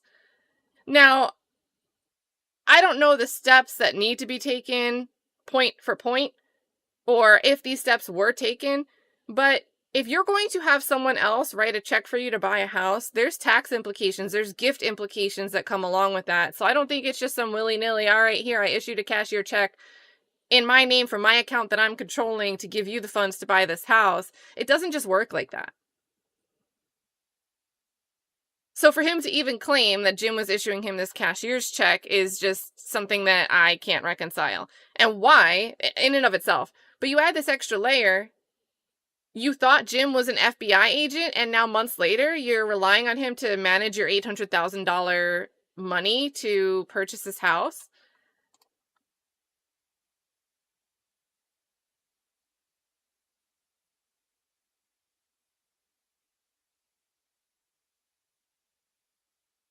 And again, all of these things, all of this stuff is more inflammatory, right? Because even before today, I think there's a way that the jury could say, look, this guy is so sketchy and other things, and even though this other behavior isn't violent or isn't something that we would find to be consistent with what it would take to commit a murder, we think he's such a bad person that it's easier for us to say, yeah, he probably murdered somebody.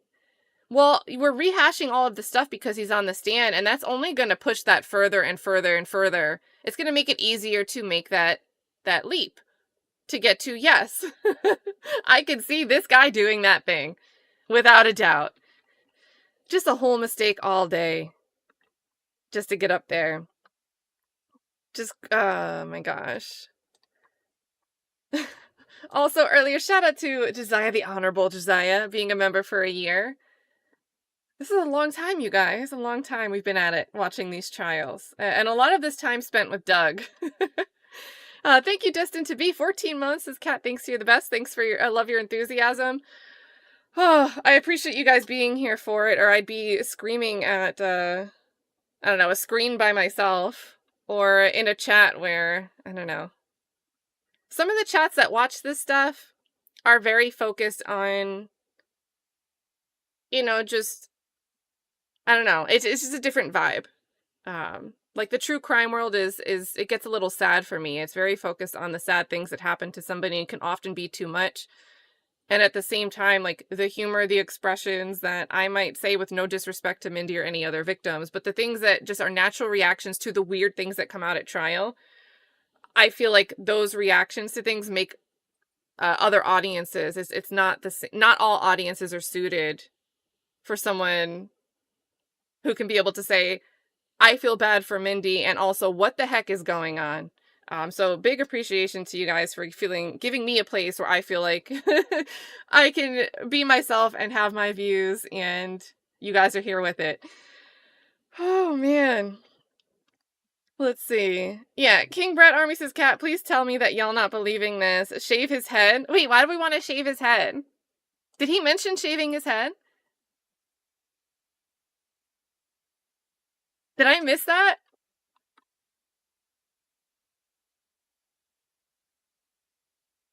Oh, man.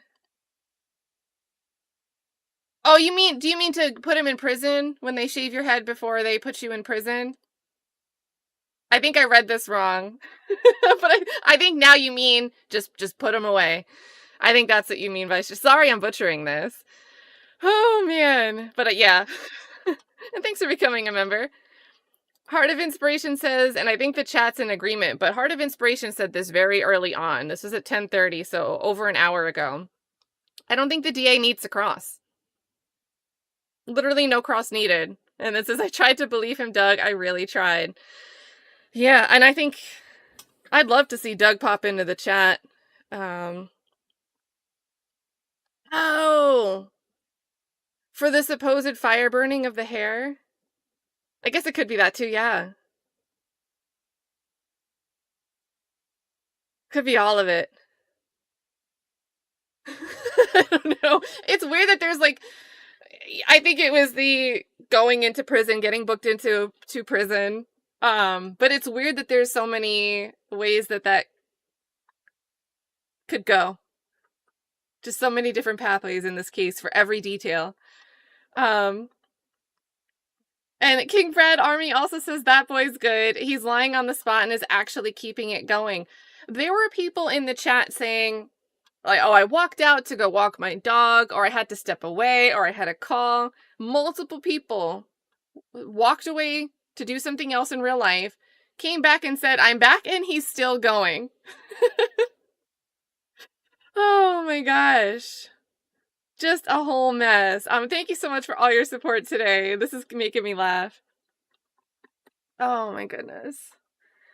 Non-honeypot just got here and says, aloha cat in chat. I gotta start from the beginning. Good luck. Good luck. See you in the future when you catch up with us. Oh my goodness. Mel, thank you again for the sticker. I think, Mel, when you got in here, you were also like, oh boy, what's going on today?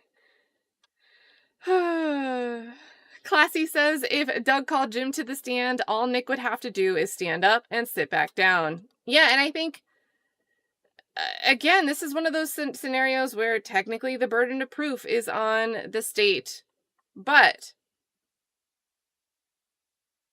I'm going to wonder, why isn't Nicholas Kassotis, who kept spreadsheets of their partner's symptoms, extensive spreadsheets by his own characterization, why doesn't he have any records of this person that he should have had suspicions about? If you really thought he was FBI and thought you couldn't track anything on him and that it was also for your own safety, cool. But once you found out and were livid that he wasn't an FBI agent, now what's the excuse? And it's Nick himself telling us he realized months ago and was livid. And yet still didn't think to start questioning this guy, Jim.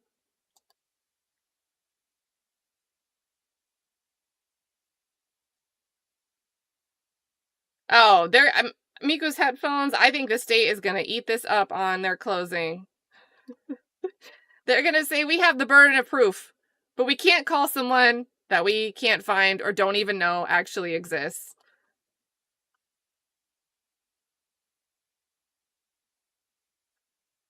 Whew.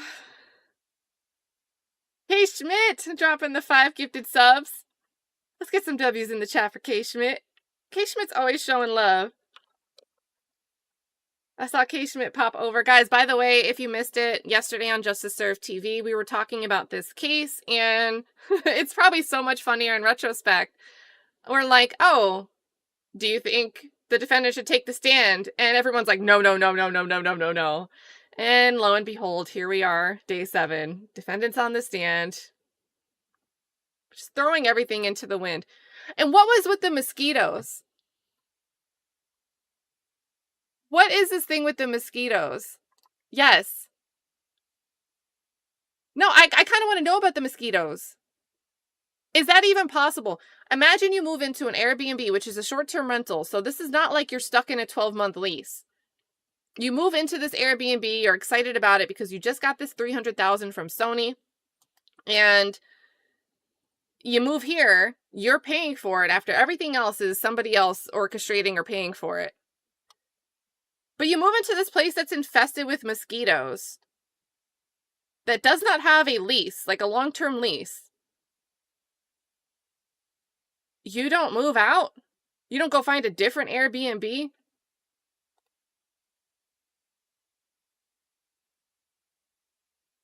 Like, I mean, there's two possibilities. He's lying about how bad it was, right? Which is probably, like, he made it seem like it was like some sci-fi movie where mosquitoes take over an entire city, and this is happening at this one property.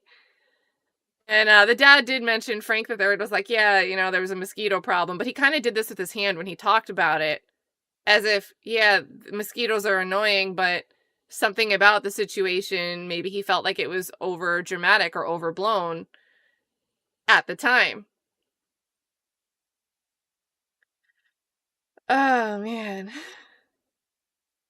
And did he call the Airbnb owner? No. And 3-4 days ago, I thought this was actually helpful for him. It could explain why he was getting some tools. He had these family members staying in this rental when the landlord thought it was only Nick and Mindy that had access to the home, although she kind of mentioned she saw 3 other adults, but didn't know who they were.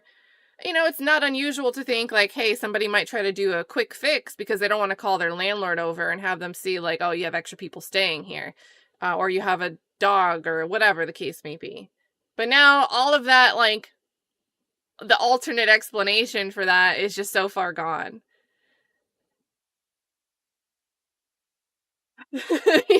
Chat.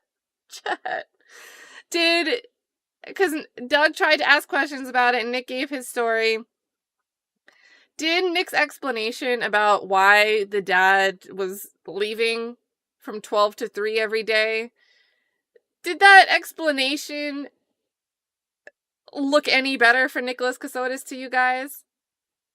He knew about all of these emails that he didn't send because he overheard people talking about the emails or accidentally saw the emails.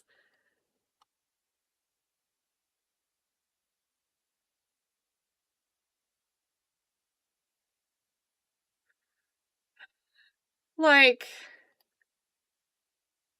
the emails, the mosquitoes, it's just a lot. Tay Biz says, I'm telling you, shout out to Tay Biz. Tay Biz, it's in the description. More Mickey Stein stuff. To be honest, Tay Biz, I don't know the specific deep dive part of the Mickey Stein's case that you're going into tonight, so I'm going to be going in as a blank slate. But you guys have heard me talk about how Tay Biz, and there's a couple other channels, but really I think this Mickey Stein story is not getting enough attention. Mickey Steins is the Kentucky sheriff who walks into judge's chambers, shoots Judge Mullins. Judge Mullins dies. Mickey Steins in custody. Seems like he went under psych eval, and now the defense is motioning to unseal that psych evaluation. And there's been like a whole whirlwind of attention, light, complaints coming out in response to this sheriff shooting this judge, that there's a widespread corruption going on with the carceral system and the individuals that go in and out of the carceral system having to exchange sexual favors, or their plea deal is going to be worse, or they're going to be thrown in, a holding facility that's disgusting, unhygienic. Oh, man. There's a lot going on there. So if you guys have heard about that crazy story, it's way crazier than the surface level story. And Tay Biz is going to be going live today at 6:45.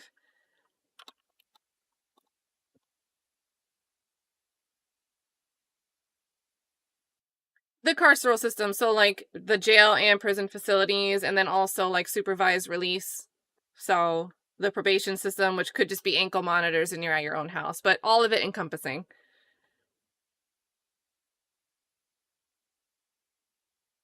Then let's see. Yeah, Mary Lou says they got a real nasty problem there in Kentucky. There's a lot. There is a lot. Oh, man. But yeah, Tay Biz says, I'm telling you, this Alan Wake 2.0. Nick is Jim, Einhorn is Finkel, and Finkel is Einhorn. If you know, you know. I saw lots of Fight Club references today, too. I think we had A Beautiful Mind mentioned. We had Blank Check was mentioned. You know, a lot of references to fictional stories, which is interesting here, I think. Big thanks here for the 10 here, Taviz. Thank you so much for all the love this week and getting us through this trial. Kissin' Pink, no. New theory unlocked. Doug was hired by Jim McIntyre. No.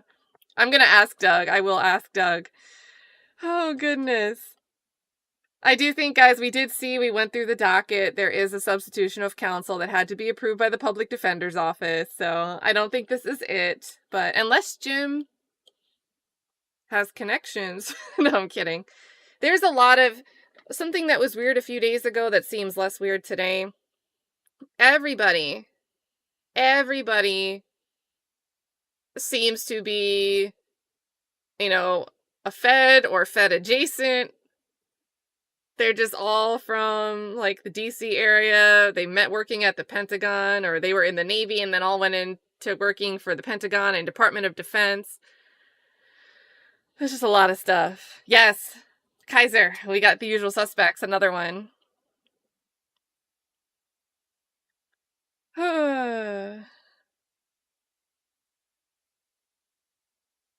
And also, yeah, King Brad Army says Doug's going for it. He's all in. He will be a legend if he pulls this off. I think Doug will remain legendary for, you know, the YSL trial. Like, he's dealing with the most unwinnable case right here. Oh, gosh. So, and I see Pryor in the street asking how did he afford his attorney. It appears to be that it's appointed, so public defender. So... and Panic at the Discourse, was he actually there? Is there some stolen valor there? By multiple accounts, he served in the Navy. He was in Italy. He did his tours. You know, and he was a prosecutor. He was part of JAG. So that's all there. And I guess the flip side question is, if he did these tours or if something could have been building up, we heard him mention himself that he had repressed childhood trauma while he was on the stand today. You know, maybe this military stuff surfaced it up. Maybe the divorces brought that to another level. Maybe all these things just started adding up that one day he just cracked.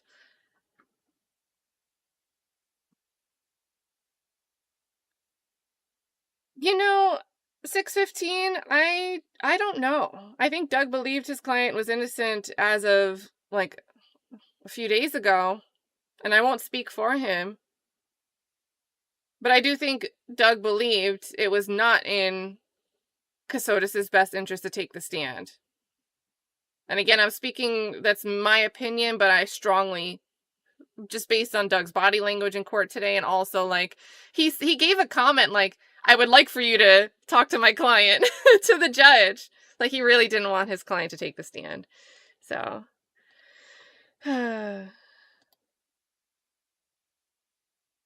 Did we get testimony that he wasn't in combat? I mean, I didn't hear testimony that he was in combat, but I also don't remember testimony that he wasn't in combat, although I would imagine that the state might ask something about that. Yeah, and that's the other thing. One thing I liked Doug right at the end of the questioning there was like, I'm just trying to make sure, you know, I ask everything I need to of my client.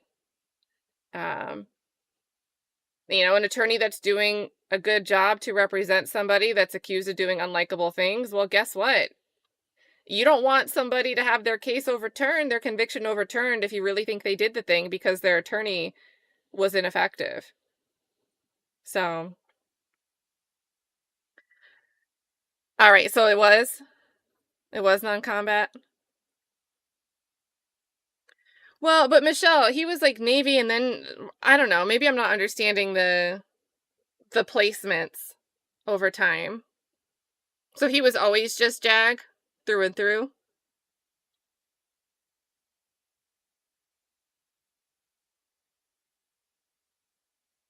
Yeah, so I don't really know. And again, in any case, he mentioned repressed childhood issues, and then we have a story of Wayne trying to break into the house. I mean, what if the Wayne break-in? What if Wayne truly tried to break into house for whatever reason? We take that at face value. And that triggered fear. And then everything else was just...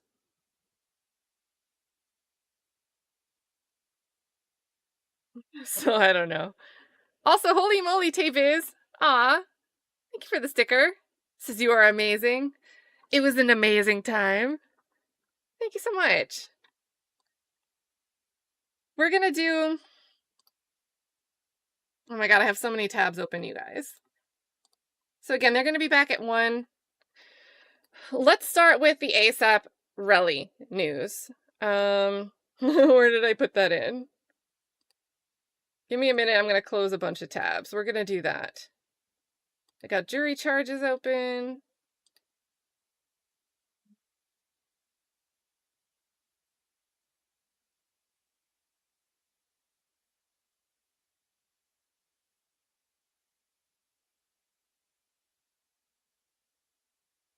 Got a million YouTubes open. All right.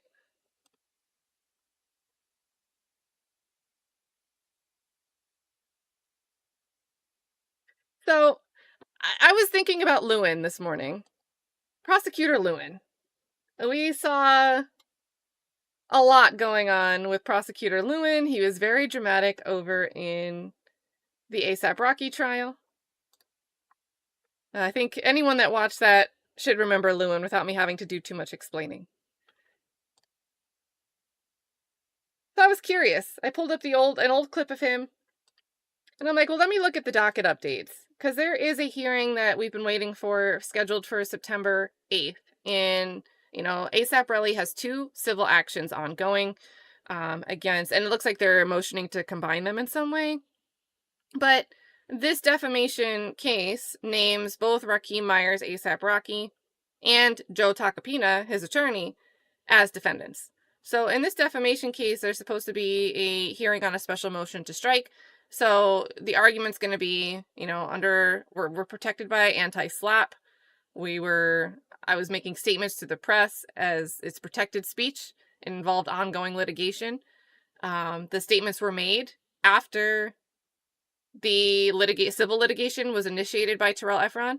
So there's arguments that it should be protected speech for multiple reasons, let alone probably not even defamatory or false if we base it on what evidence came out at trial and what the jury ultimately decided. So I went and looked at the docket. And I hate the way this pulls up. Google Drive does not like to have me pull things up. Let's open this in a different way. And you guys might already know. You might be saying it in the chat.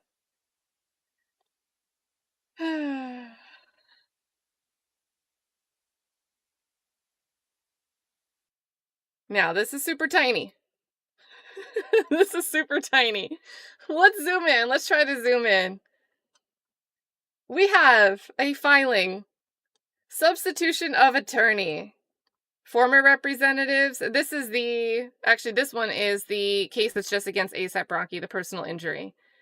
We have new legal representative. Party is representing self. Name Terrell Efron. Then we have, in the defamation case, we have no more Camille, no more Odenka, no more Mikhail, no more Benjamin Chu. We have new legal representative. Party is representing self. So Terrell Efron is now representing himself in these matters.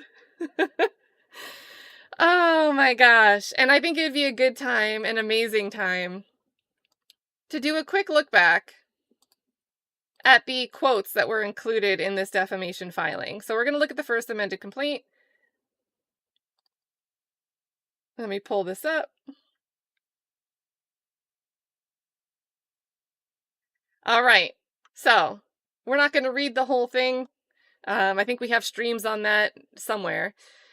But these are the quotes that are at the heart of this defamation case that were said by Joe Tacopina. And the argument is Joe Tacopina made these statements while acting on behalf of Rocky as his agent. And both Rocky and Tacopina knew they were false. And they made these statements anyway to hurt Relly's reputation. So we have Rocky didn't commit a crime. These are the quotes that he's saying are defamatory. So this is Tacopina. Rocky didn't commit a crime.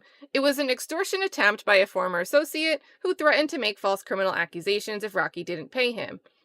Then we have Mr. Tacopina has 2 eyewitnesses who back Rocky's story. He probably said, I have 2. Not only that Relly wasn't hit by bullet fragments, but that no shot was even fired. Relly has made up the story in a get-rich-quick scheme. ASAP Rocky is the victim of a failed shakedown and fabricated shooting accusation orchestrated by his jealous former friend ASAP Relly. Mr. Myers didn't shoot plaintiff by any stretch. The incident is a false scenario at the heart of a plain and blatant classic attempt at extortion. Plaintiff had been badgering Myers for money before he allegedly initiated a physical altercation at a face-to-face meeting and then tried to spin the confrontation into a shooting claim. Plaintiff is a, quote, failed associate, ex-associate of Rocky's, and he's jealous. Plaintiff was trying to get money from Rocky. He wanted Rocky to support him. He made it clear. There were repeated attempts where he tried to ask for money in lieu of not causing problems for Rocky. That's what he said. We have all this memorialized in text messages and otherwise, so it's an extortion.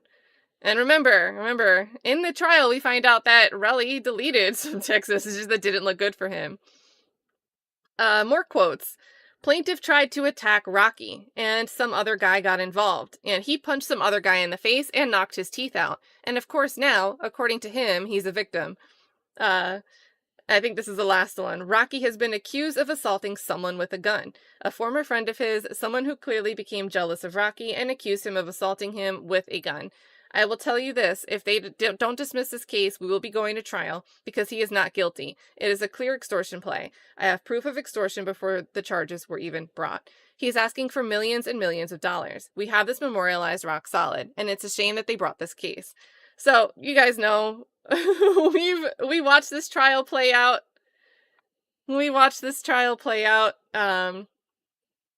These statements were made after litigation was initiated by Relly, for what it's worth.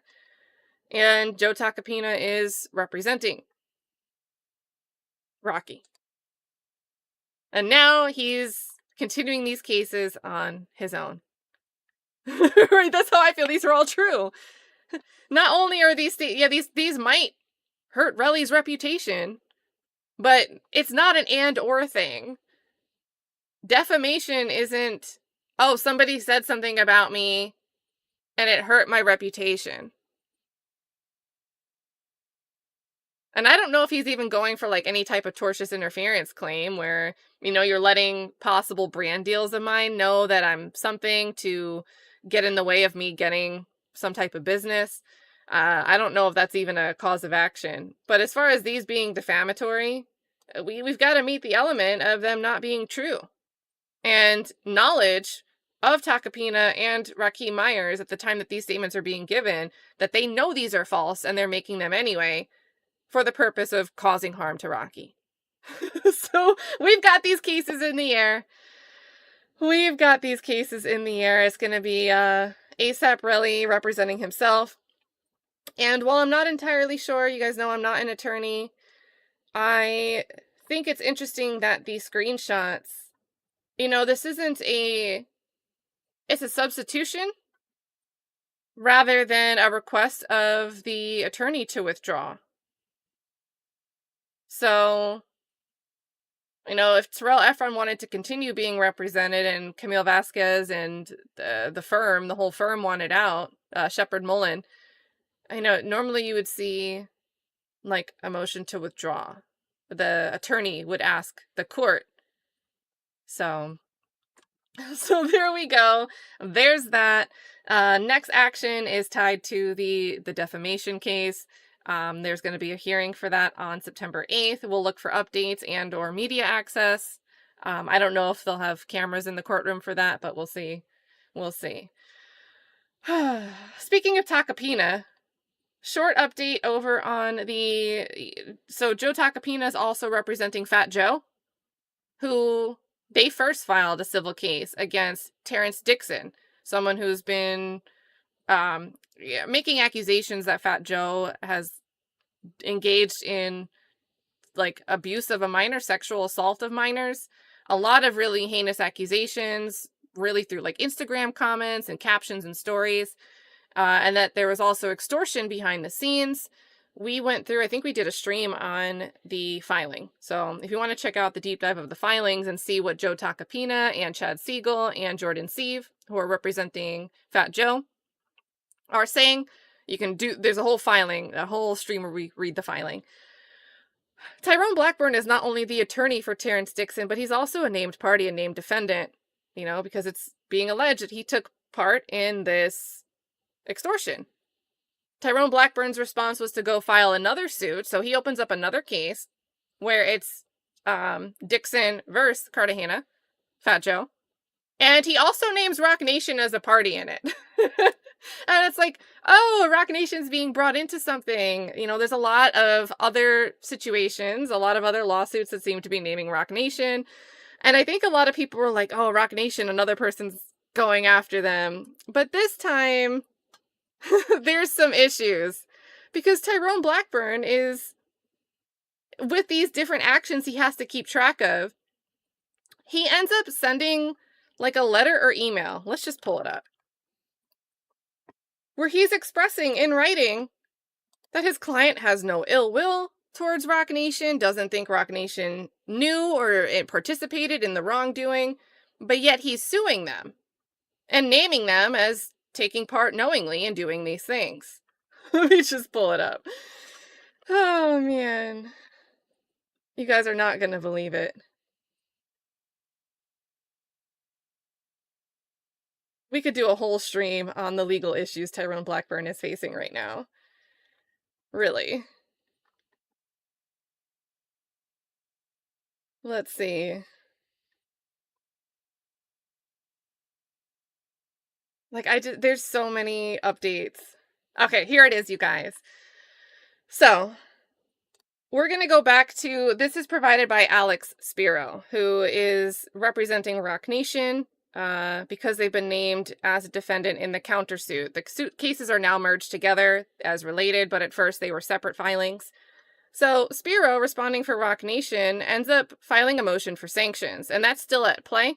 Blackburn just filed his response.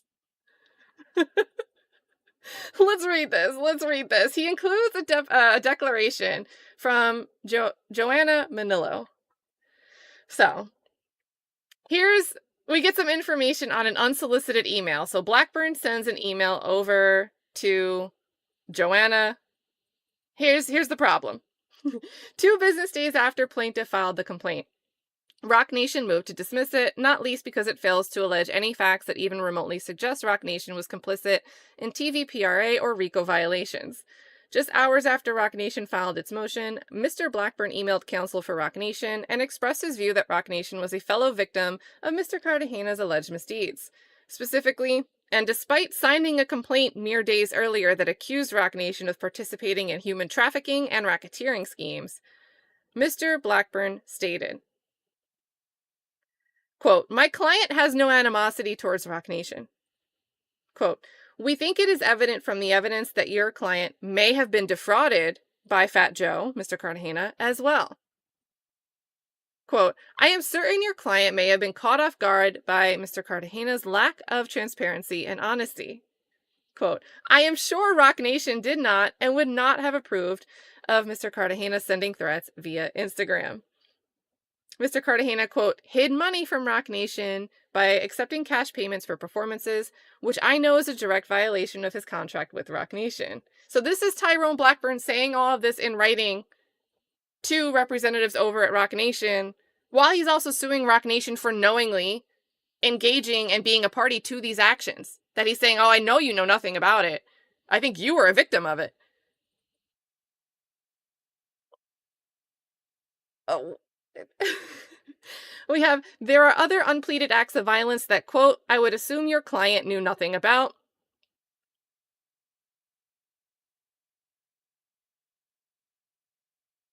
And, quote, I am happy to see that your client was smart enough to distance themselves from the remaining defendants. So, and now we're back to the filing. So this is the arguments from Rock Nation's team in the motion. We're done with the quotes. They argue that Mr. Blackburn reiterated similar sentiments in the press, telling Billboard that he was pleased to see Rock Nation distancing itself from Mr. Cartagena's enterprise. In light of Mr. Blackburn's statements that contradicted his client's allegations in the complaint on June 30th, 2025, Rock Nation served a notice of motion for sanctions on Mr. Blackburn, requesting withdrawal of the complaint's baseless claims by July 21st, 2025, withdrawing his claims against Rock Nation. He ends up filing this opposition to their motion, insisting it was properly named as a defendant, and simultaneously moved to strike portions of Rock Nation's motion. So he gets called out for all of this and then still decides, no, I'm going to keep pursuing my complaint and my accusations against Rock Nation. So if we go over to the docket on August 5th, we have an order here. It's a nice little minute order, nice, short and sweet. The deadline for defendants, so this is Tyrone Blackburn and Terrence Dixon, to answer or otherwise respond to the second amended complaint was August 4th. That date has passed without defendants filing their answer or otherwise communicating with the court. So this guy is voluntarily sending these late night emails, like part of the extortion claim when Takapina, Siegel, Steve all put this filing together on behalf of Fat Joe against Terrence Dixon and Tyrone Blackburn is, look, we have this week of weird back and forths with these threats that we want this amount of money. If you don't pay up, we're going to file a suit against you. All like these emails, and they document with the timestamps. They start at like 7 p.m. at night and they go in through like 1 in the morning, these late night emails. But then Tyrone Blackburn, not only is he representing Dixon, but he's also a defendant here. So he's an attorney for himself as a party and for a client that retained him for this matter. And he's not communicating with the court and meeting deadlines. But he's busy like chatterboxing away with Rock Nation about how we don't think you did anything wrong. So there's another thing. There's a transcript somewhere that I'm waiting to grab. Let's see. Transcript. They had a hearing, but the transcript for it won't be available to the public unless it's used as an exhibit in a filing until October something. I'm going to grab that transcript and we're going to look at it because it was a transcript. I think that was actually in Youngblood, another Tyrone Blackburn case.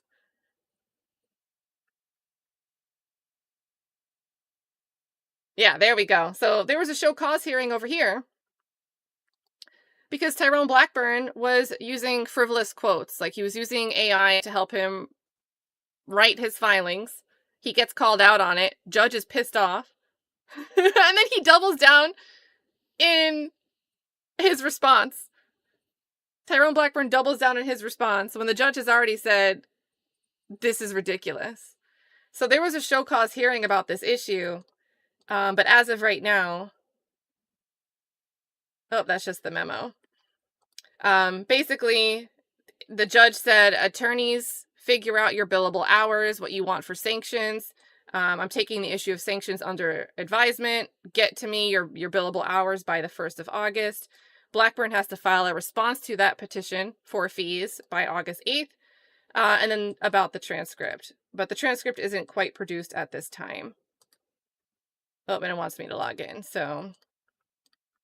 But with that being said, I'm going to try to grab this transcript and we'll read it. It won't be the same as watching it, but this will be Tyrone Blackburn oral arguments. We'll be reading the transcript of it to explain to a judge why he was using AI filings that were citing fake cases. So there's a lot. If you want more Tyrone Blackburn drama, I've got a ton over on X. Just search his name. Something else this morning. We have a new declaration filed by Terrence Dixon, the client. They'll be back at 1. Let's read this quote. It says, I got connections in the White House. Who the F are you? This is what Terrence Dixon in a declaration, and this declaration is being used by Tyrone Blackburn to make an argument in a motion. This is the quote they're taking. And in the same declaration, they provide a screenshot They're saying that Fat Joe is saying this to Terrence Dixon in a text. Well, this is the text they include. Oh, let's zoom in. The right-hand side is presumably Dixon. And the left is Fat Joe. It actually says, connections in the White House, not I got. Then a second line, who the F are you? If we go up, we've got all of this stuff. I'm going all the way, remember that. Do you know what I know? Yo, you are crazy. It's up. I got you. I own you. LOL, you think so? LOL, but I'm not. Let's see. That was all one person writing all of this. And this person responds, connections in the White House. Who the F are you? Does this sound like this person saying, I've got connections. I'm threatening you with my connections? Or does this sound like connections in the White House? Who do you think you are? You don't have connections in the White House. Yeah, you can do that. And we'll be going back over. We'll probably look at Kassotis, Doug's defense's request for jury charges. But yeah, so there is a quick little update on what's going on in the world of, I guess, Joe Tacopina is how we got here. But really that went back down to Tyrone. Oh, I wrote Tyrone Busby in the tweet. Well then, back to the case at hand. We're going to look at proposed jury charges. We looked at the states yesterday. Let's see if Doug... Oh, give me a second. Got to get back in.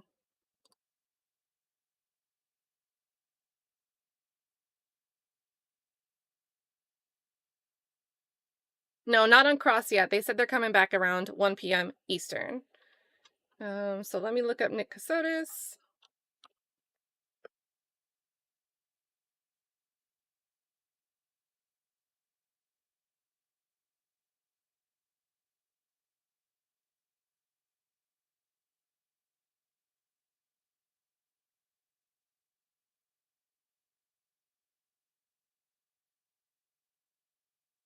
Alrighty. Let's see if it loads.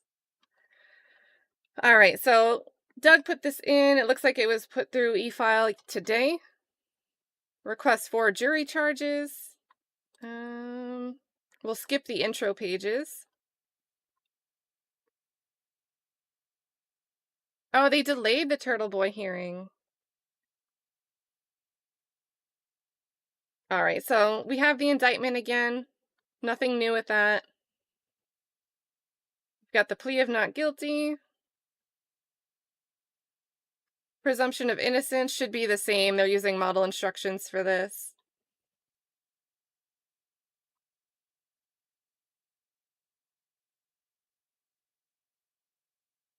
Alright, so that's all model instructions so far.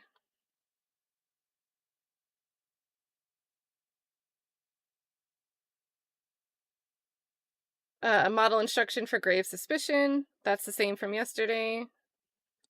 The judge is the jury, judge, and law and facts. The difference, evidence. So these are model. Let's get to some differences, some challenges.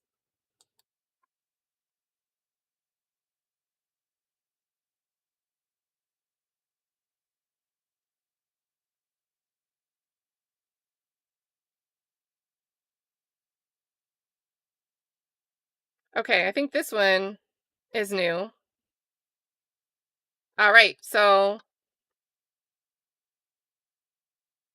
I don't think I'm missing it, but I think this is a new one. I don't remember this from yesterday. So the state didn't request this charge, but defense wants it, and it's really hard to scale on this application. We'll use the buttons. So defendant wants to charge 1.31.40, witness attacked. In determining the credibility of a witness, you may consider evidence offered to attack or challenge a witness's credibility, or where applicable, evidence offered to attack or challenge the witness's credibility. This may include evidence of character for untruthfulness, bias toward a party, felony, criminal convictions. So Doug wants this in. I don't remember it from yesterday. Witness supported. So in determining the credit, we're going to make this a little smaller. I know it's small for you guys, but sorry, this is kind of pesky. In determining the credibility of any witness whose credibility has been attacked or challenged, as I have described above, and any testimony by him or her in court, you may consider, where applicable, evidence offered to support the credibility or believability of such witness. In impeachment, the credibility of a witness may also be attacked by disproving the facts to which the witness testified. So,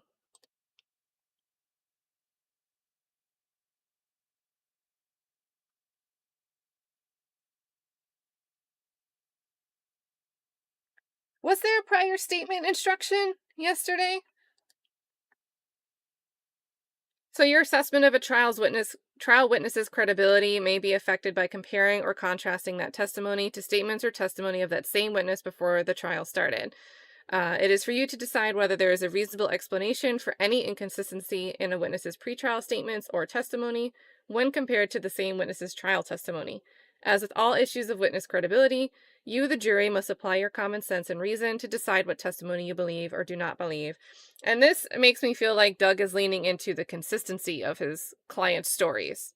Yeah, there were some changes, sure, but there was a lot of stuff that was consistent in both of those May 2023 police interviews, and what I'm assuming when Doug submitted this, may have already guessed his client was going to want to take the stand. So we'll see. We will see. Let's see. Single witness corroboration. The testimony of a single witness, if believed, is sufficient to establish a fact. Generally, there is no legal requirement of corroboration of a witness, provided you find the evidence to be sufficient. So this is where we're getting... You can decide that Jim exists. You can decide that if Jim was said to do something because Nicholas Kassotis says it, that's enough. If you believe Nicholas Kassotis saying it, you don't need to see the records. You don't need to see these other things if you just believe Nicholas. So, let's see. Oh, we have a choice not to testify. I don't know if that will be relevant, so we'll see if they end up including this ultimately.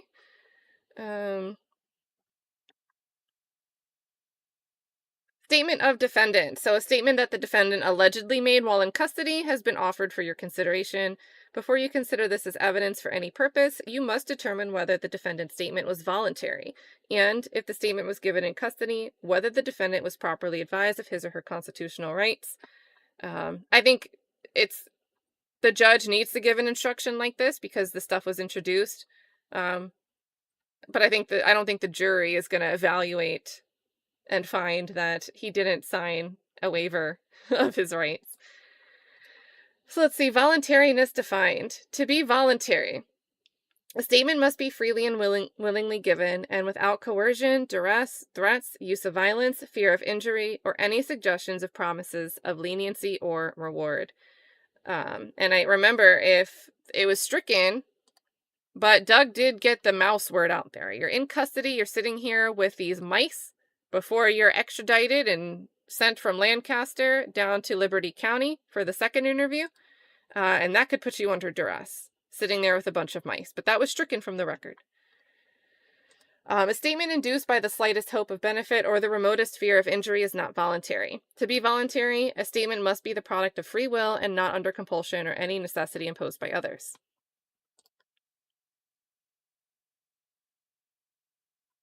All right, next 5 pages. Burden of proof is on the state. That was all included yesterday.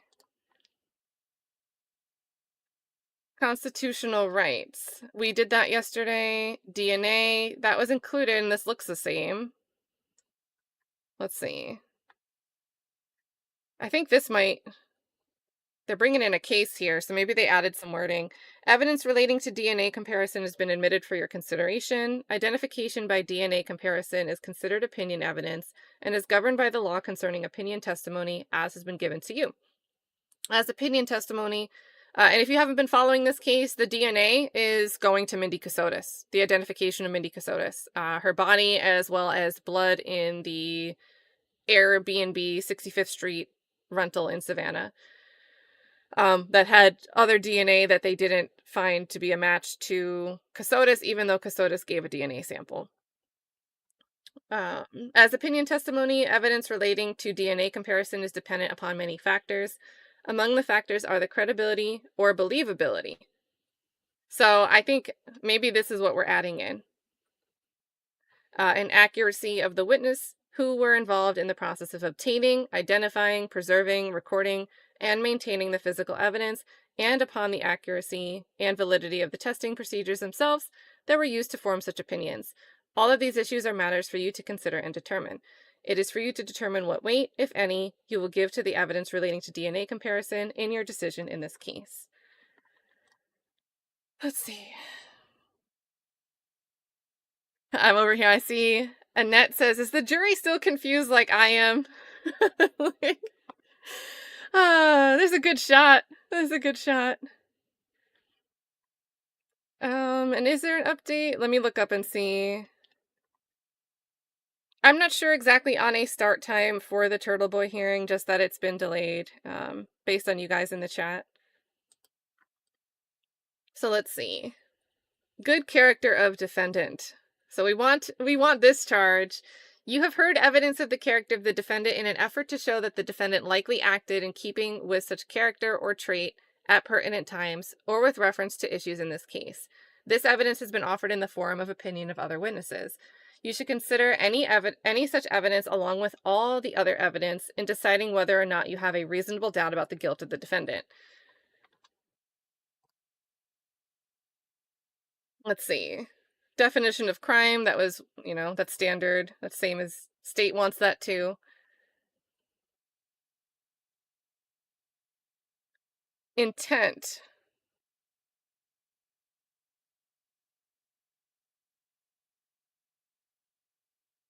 I think we had an intent charge, but not the next one. So as a whole, proposed by the state, I think maybe we're getting an extra requested charge here following this intent charge. So to get it all together, intent is an essential element of any crime and must be proved by the state beyond a reasonable doubt. Intent may be shown in many ways, provided you, the jury, believe that it existed from the proven facts before you. It may be inferred from the proven circumstances, or by acts and conduct, or it may be, in your discretion, inferred when it is the natural and necessary consequence of the act. Whether or not you draw such an inference is a matter solely within your discretion. Criminal intent does not mean an intention to violate the law or to violate a criminal statute, but means simply the intention to commit the act that is prohibited by a statute. So that we got yesterday requested by the state, but I think this one's new. So no presumption of criminal intent. They want this charge. Defense wants this charge. A defendant will not be presumed to have acted with criminal intent, but you may find such intention or the absence of it upon a consideration of words, conduct, demeanor, motive, and other circumstances connected with the act for which the accused is being prosecuted. So I don't remember the state requesting this one. Really the key line here, a defendant will not be presumed to have acted with criminal intent. Presumptions and inferences. Every person is presumed to be of sound mind and discretion, but this presumption may be rebutted. Whether or not you make any such inference or inferences is a matter solely within the discretion of the jury. This is kind of interesting, because this is different than insanity isn't at play. This is more about of sound mind and discretion. Sound discretion, sound mind. So I think this is a night. I think they'll fight over, I want to see them fight over jury charges, and I bet they'd fight over this one. Let's see, mere presence, guilt by. So this is the defense's request to give this charge to the jury.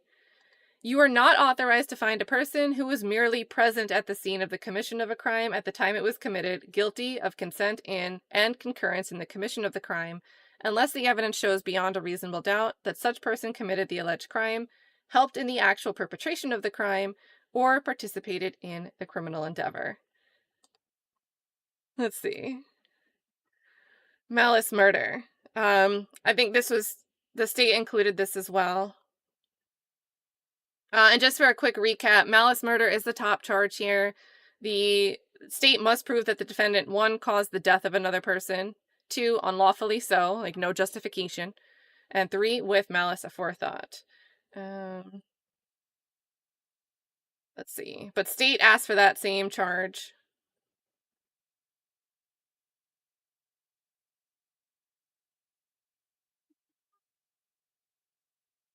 Okay. Premeditation. The state included this as well. But again, I think premeditation following on, a lot of people think premeditation necessarily has to be like months and months of strategic planning. So let's read it. Premeditation typically means a prior decision or plan to do something. Premeditation is not an element of murder and does not need to be proved by the state for you to find malice aforethought. However, in determining whether malice existed at the time of the killing, you may consider any evidence of premeditation or lack of it. So, or lack of it. Maybe this wasn't included in the state's charges. And I think Doug would be best served honing in on this. Like, we still don't, although Nick is really getting stuff on the record that doesn't help him there today. Before today, there really wasn't much evidence. It would have been a bigger leap to say, yep, in that moment in their Airbnb, that's where the killing took place, and he intended to kill her, and, we even think it was premeditated. We think the August purchases of certain things with the cinnamon broom and the Coke Zero were part of this long scheme plan. That was really the key elements to work with to get there. But now we're getting more stuff today from the defendant himself about not liking, not having children. Oh, man. Taking the stand was a choice. Motive. The state, we got this from the state. This is a helpful charge to the state. The state may, but does not have to prove motive to prove murder. Any evidence of motive has been admitted for your use in determining the defendant's state of mind at the time of killing. But now we have this of sound state of mind charge that the defense wants to enter. Felony murder. We'll read this because, again, this is the second charge. I think the more we say it, the more we'll remember what's actually being decided here. So with felony murder, the state must prove that the defendant caused the death of another person by committing a felony. So in this case, the aggravated assault charge, count 3, is the felony that the state, for this felony murder, Nick was committing aggravated assault, and that aggravated assault, that felony, resulted in this death. It caused the death of Mindy Kassotis. What was very helpful until we have this testimony is we have the ME saying that the cause of death, they ruled the manner of death as being a homicide, but they could not determine a cause of death. So there's a gap, a knowledge gap from a medical examiner that I think juries put a lot of trust in, where they say we can't determine a cause of death. So while the state might submit to us that, well, he purchased a hammer, maybe he ended up using a hammer, or maybe he used a shovel. It's not like we have the medical examiner saying a 20-ounce fiberglass hammer was used. This would be consistent with a wound caused by this specific tool that the state's also arguing about. We don't really have that, and this could have been something for Doug to do a lot of work with. Now I'm not so sure if it matters. Causation in felony murder. You may find the defendant guilty of felony murder if you believe that he caused the death of another person by committing the felony of aggravated assault, regardless of whether he intended the death to occur. There must be some causal connection between the felony and the death. Felony murder is not established simply because the death occurred at the same time as or shortly after the felony was attempted or committed. So let's say someone tries to punch somebody and then that person, whatever, they're like, wow, why did you punch me? I'm leaving. They go outside, they close the door, and they storm out into the street and they get hit by a car and now they die. Like, we're not really going to get causation here that punch moments before, door closes, person does end up dying around the same time. It's not causally connected to the assault, right? But here, if, for example, someone gets hit in the back of the head, which the state has suggested, it could have been a shovel, it could have been a hammer, and the person dies because of being concussed, you can get there. You can get there here. So felony murder is not established simply because the death occurred at the same time as or shortly after the felony was attempted or committed. The felony must have directly caused the death or played a substantial and necessary part in causing the death, regardless of when the death ultimately occurred. So again, in a way, very helpful that we don't have a cause of death determined by the medical examiner for the defense. Lesser offense of murder. Okay, so they want the lesser. Right? Chat, nobody remembers. Because I've been curious, because I've been saying, like, are they going to include a lesser of voluntary manslaughter? I don't remember the state wanting to include it. The state wants the jury thinking about felony murder, malice murder. But voluntary manslaughter is a lesser included of felony murder. And Doug is requesting, yeah, Judge, I want you to submit this lesser included. I want this to be in front of the jury.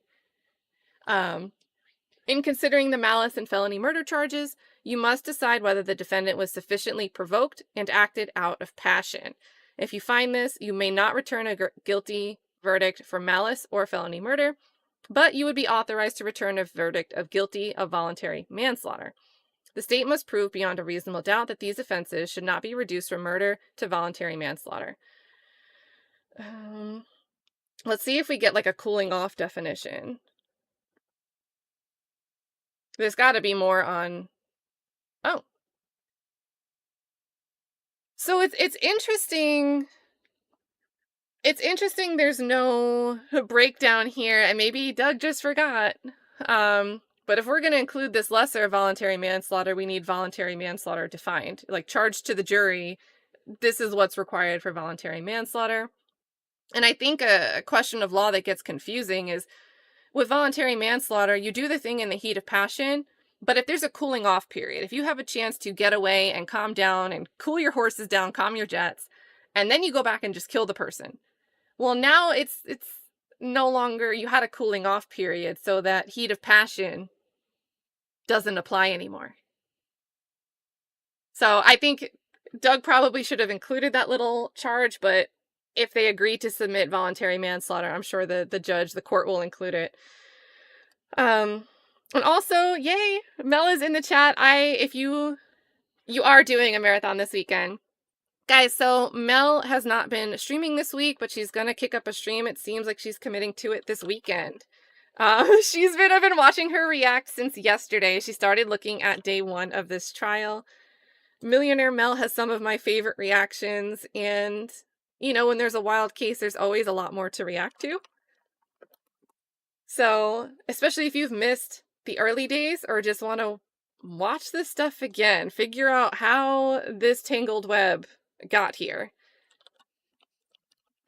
Make sure you go and check out Mel. Mel, I hope you're doing well. And you're on day 2 now? Oh my goodness.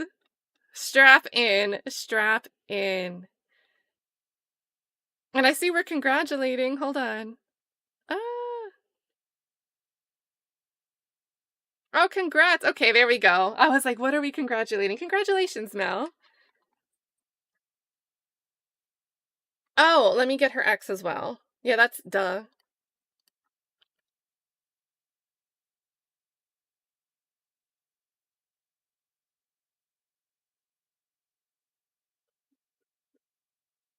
Yeah, look at all the yellow in the chat.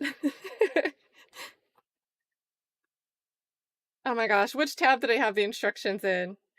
All right, so we're going to get through what we can in the next 6 minutes. We're going to be getting back to court at 1 p.m. Eastern. And again, we're really just looking for the differences that we can parse out that the defense is asking for jury instructions and versus what we saw the state request yesterday.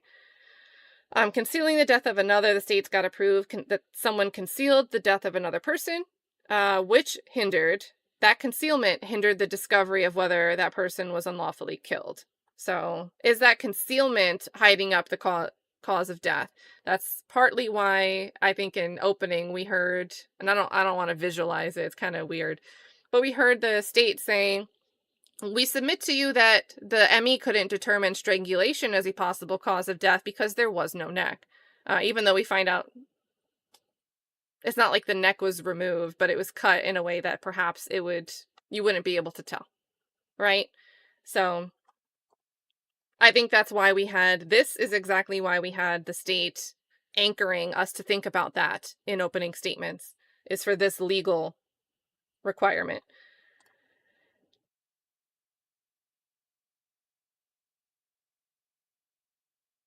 Or wait, were we on a set of 5 pages?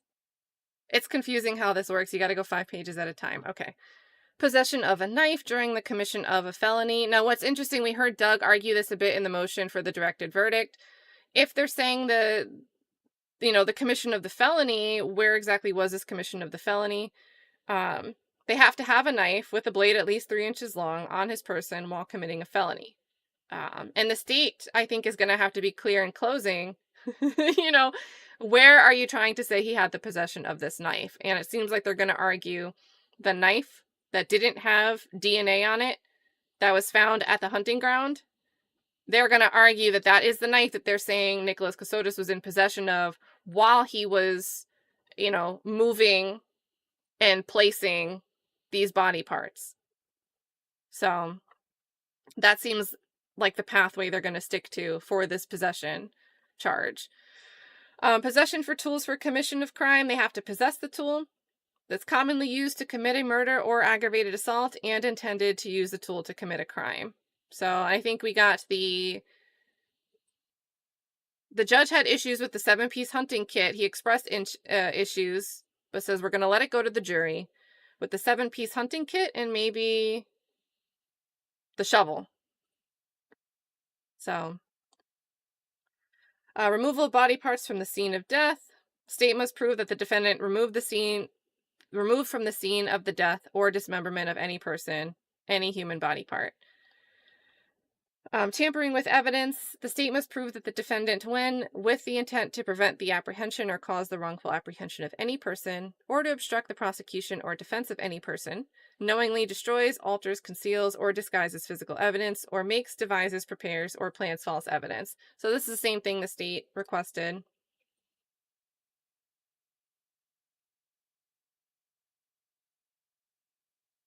Let's see. Aggravated assault. I think this is a good one to go over. This is requested by both parties, but for aggravated assault, the state must prove that the defendant, 1, assaulted another person, 2, with a deadly weapon.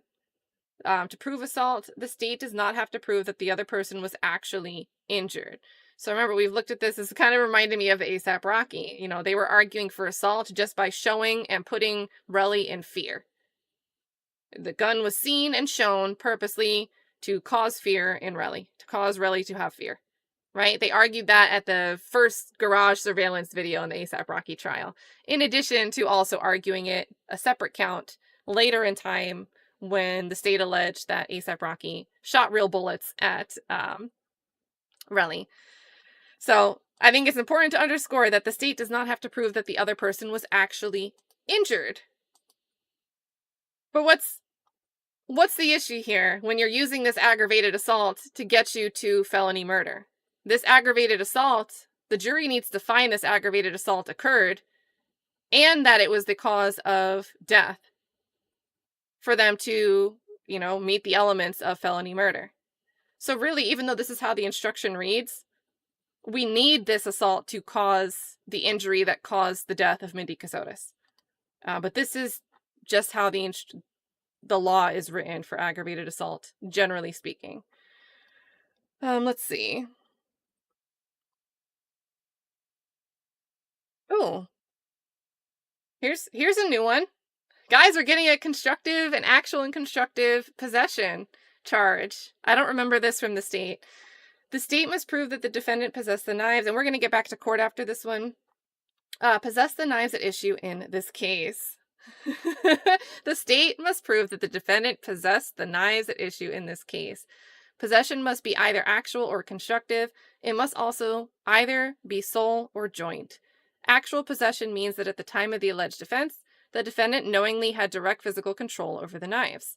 Constructive possession means that at the time of the alleged offense, the defendant did not have direct physical control over the knives, but did knowingly have both the ability and the intention to exercise control over the knives.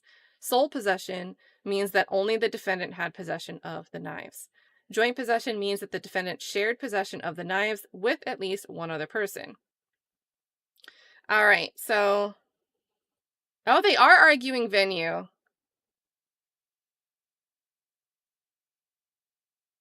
Oh, no, this is the same thing the state submitted. I think. Maybe. Well, we'll get back to court. On the next break, we can continue going through these. But that was interesting. I think it's interesting to see Doug argue the actual possession of these knives.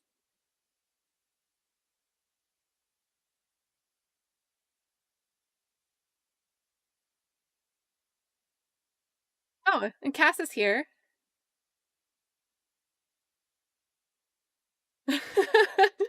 Oh, GV. GV says, to be fair, I'm also jealous of Rocky. So I think you're referencing, Relly is suing Tacopina and Rocky for defamation.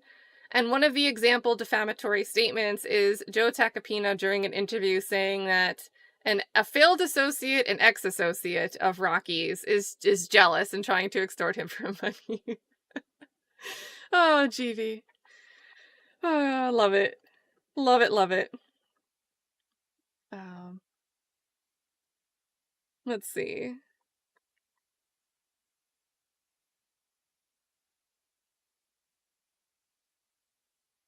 Yeah, Michelle, that's another one. There are like a million different things that I feel like could be shown to back up, to corroborate any little glimpse of a Jim existing, or these doctor visits, or a pregnancy, or maybe even a miscarriage. I don't even know what direction they want to go with that. But Michelle says, I couldn't find any sort of implication the mom ever thought Mindy left the house to go to the doctor. I want to see the telemedicine's doctor notes. So we did hear that there were some telehealth visits through Kassotis' words in the police interviews. Parents are living with them around this time frame. For the later on, if she was really pregnant, Mindy was pregnant for months following when she first found out she was pregnant. And I don't have kids, but it's like a month before you could even get a pregnancy test to accurately read, like one of the take-home tests. So it's not like she got pregnant in the day of. She took the test. Hey, it's passing. Hey, it's positive. Yeah, maybe you do telehealth visits at that point, but if the theory is supposed to be that Mindy was still pregnant months later, and we're approaching just a month or two before expected due date, because remember, the parents had this idea because of what Mindy and Nicholas told them of this January 8th due date. So if they were keeping that story going, wouldn't you expect some doctor visits? And the best we're getting from Nicholas Kassotis is somebody would just take her. Somehow she would get there. Like, you have all this meticulous record keeping, even in relation to your wife's medical symptoms, but yet you have no clue about the details about possible in-person visits, and the parents don't see her going in and out either. And I don't think we'll get an answer to that. Like, I don't think we're just going to have a magical answer where these gaps are filled for us sitting out here as like backseat jurors.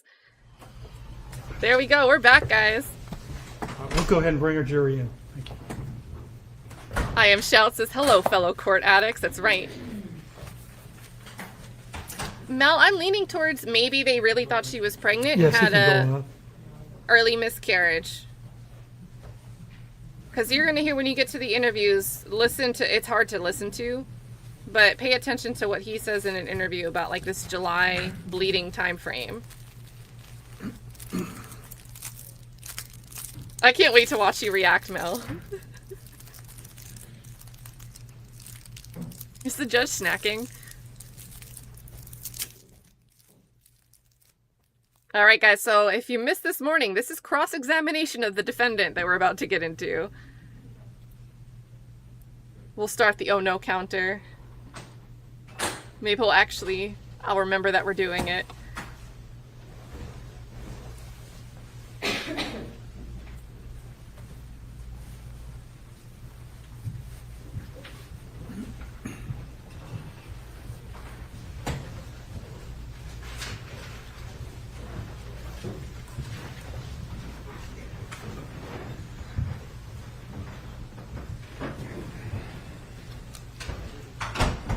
All right, everyone, please be seated. Counsel, you may cross-examine. Thank you, Your Honor.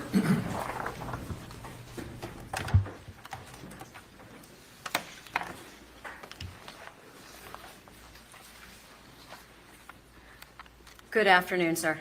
Good afternoon. Mr. Kassotis, or Mr. Stark, you indicated that you were a officer in the Judge Advocate General Corps, correct? Yes, I was. And you were in that capacity for over 10 years, right? Roughly 10 years. You went to Boston University College. Yes, I did. You went to Northeastern Law for your JD. Yes, I did. And then you got your LLM in cybersecurity from Georgetown, correct? It was in national security with a emphasis in cybersecurity. Okay. All prestigious schools, right? Yes. You did very well in school, correct? Yes, ma'am. And as a JAG officer, you indicated that you were both a defense attorney and a prosecutor during your term as an officer in the JAG. Yes, ma'am. Be fair to say that the Navy requires JAG officers to be very on top of your cases, right? Absolutely. To be careful with records, correct? Correct. To be careful with what you send to whom, correct? Absolutely. You check and double check pretty much everything, right? Sometimes many more checks than that. You never looked at Jim McIntyre's credentials, right? Correct. Now, I just want to start with some of the things that we have in evidence. I'm showing you 2.26C. This is the photograph from Home Depot. That's you, right? Yes, ma'am. And that receipt that's attached to that from November 29th of 2022, that's also you, right? Yes, ma'am. It says your name on the receipt, correct? I believe it does, yes. It also says that you bought the Milwaukee Smooth Blade insulation knife on November 29th of 2022 at 8:56 a.m., correct? Yes, ma'am. And you saw the testimony from Special Agent Bernie with the FBI, correct? Yes, ma'am, I did. And that showed that your vehicle, your phone, and your business record put you in the vicinity of that Home Depot, correct? Yes, ma'am. You don't dispute that, do you? No, ma'am. And in fact, you then watched as he showed all of the different waypoints of your vehicle traveling down towards Riceboro, correct? Yes, ma'am. You don't dispute that that was your car, right? No, ma'am. You don't dispute that that was your phone, right? No, ma'am. And you don't dispute that that was you in the vehicle at the time. That is correct, ma'am. Okay. You saw the records introduced concerning the 2022 Ford Explorer purchased from J.C. Lewis, correct? Correct. And I'm pointing to 1.19. Do you recall seeing those business records introduced here in court? Yes, ma'am. Okay. And you don't dispute that you bought that car, correct? I do not dispute that. You don't dispute you paid cash for it? It was a check, but yeah. It was the full amount. Conversationally, yeah, you paying cash rather than financing. Yes, ma'am. Okay. And you bought that car under your own name, correct? Yes. And that purchase was I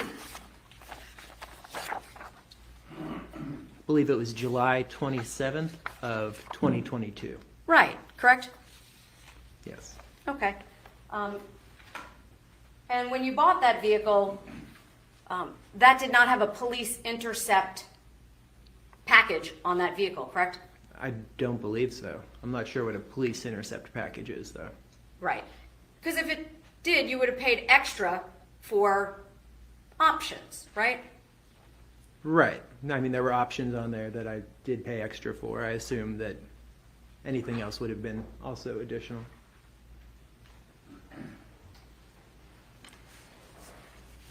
Now, you also purchased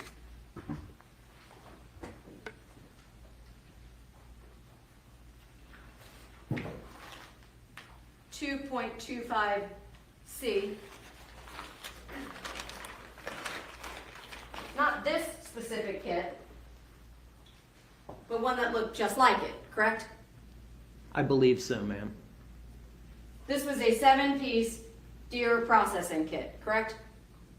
That's what it says, ma'am. Well, you saw the business records from Bass Pro, correct? Yes, ma'am. And they indicated that you purchased that item, is that right? Yes, ma'am. You don't dispute that you did, correct? No, ma'am. He And just said he it's bought your it from testimony Mindy. in court here today that you are not a hunter, correct? That is correct.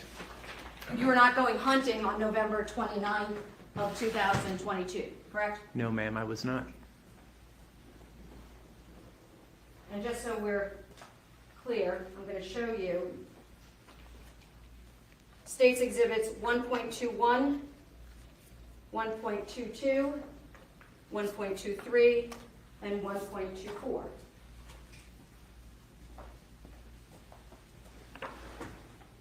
Do you recognize that car?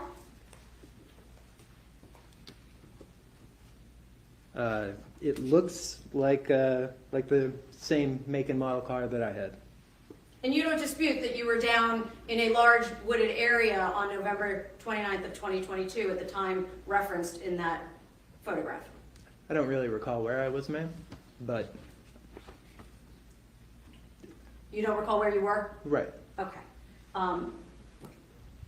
But just a moment ago, you said you didn't dispute that that was your path of travel that Agent Bernie displayed for the jury, correct? Correct, ma'am. Thank you. I'm publishing to the jury. Photograph 1.1, rather 1.21.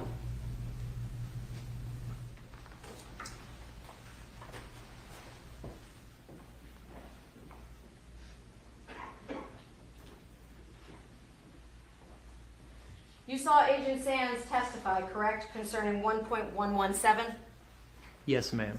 This is a Marathon gas station, correct? I can't quite see it, but I believe so. Yes, ma'am. Yes, it is. And there's also a business record attached there, correct? Yes, ma'am. That's from your Renaissance Bank records, correct? I believe so, ma'am. That was your vehicle, your card, and you that was present at the vicinity of 13689 East Oglethorpe Highway, Midway, on November 29th of 2022, correct? I believe so, ma'am. Nobody else swiped your card, right? That was you. I believe so, ma'am. Yes, I do not have any reason to believe that was not me. You didn't report your car stolen, right? No, ma'am. Didn't report your phone stolen? No, ma'am. Didn't report your wallet stolen? No, ma'am. So all along, you've always had possession of those, correct? Yes, ma'am. And it was your testimony that also you were told to turn your phone off, correct? Yes, ma'am. And in fact, you saw Agent Bernie demonstrate the time gap of approximately 2 hours when your phone was off and still in the area of the Portal Hunting Club, correct? I'm not sure where the phone was during that time, but because I believe it was turned off, but. What was with you, wasn't Right. it? Yes, ma'am. Okay. It was off, but on your person. Or in my car. Okay. And it's your testimony that you brought a black and a gray tote to that area, correct? Yes, ma'am. And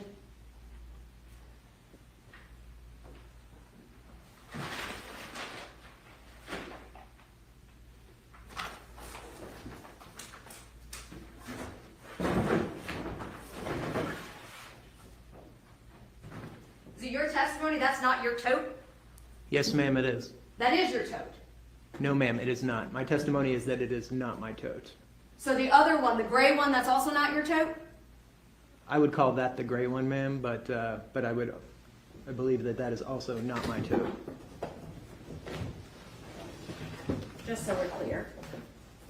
My apologies.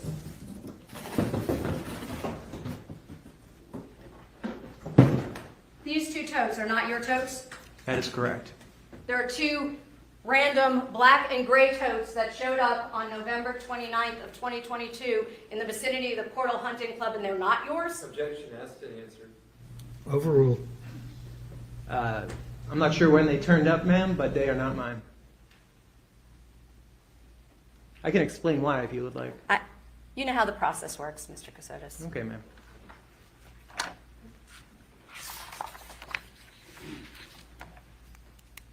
You heard the testimony that Mindy's blood was inside of those totes, correct? Yes, ma'am. And you heard the testimony that there were cleansing wipes recovered in the vicinity, right? Yes, yes, ma'am. And also,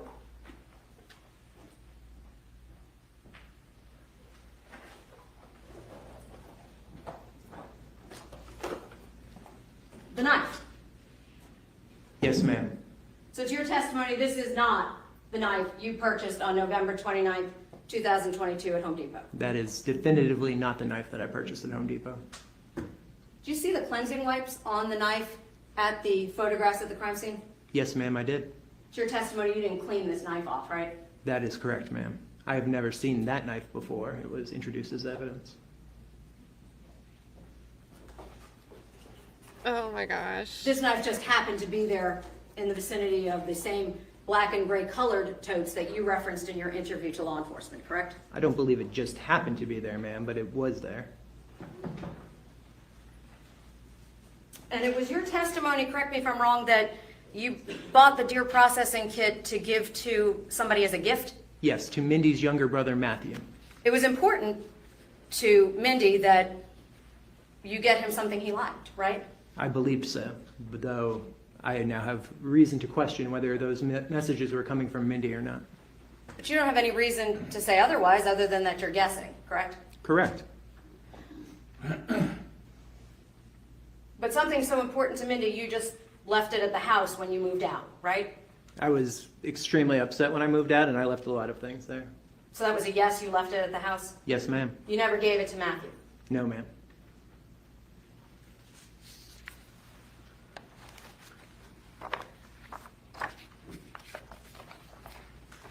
You heard testimony from Samantha, correct? Yes, ma'am. And that was your third wife at the time, correct? At the time, yes, ma'am. You heard about the relationship leading up to you meeting her in person, right? Yes, ma'am. And you started talking to her as early as late September 2022, correct? I believe so, ma'am. I'm not 100% sure, but that sounds right. Well, you saw the text messages, right? I didn't actually look at them that closely, but if they say late September, that would be correct. It was either late September or early October. I'm not 100% sure. Those messages were not sent by Signal, correct? Correct. They were sent on social media, correct? Correct. Those messages were sent by you, correct? I believe so. Well, here. Let me give you two specifically to look at. 1.95 and 1.98.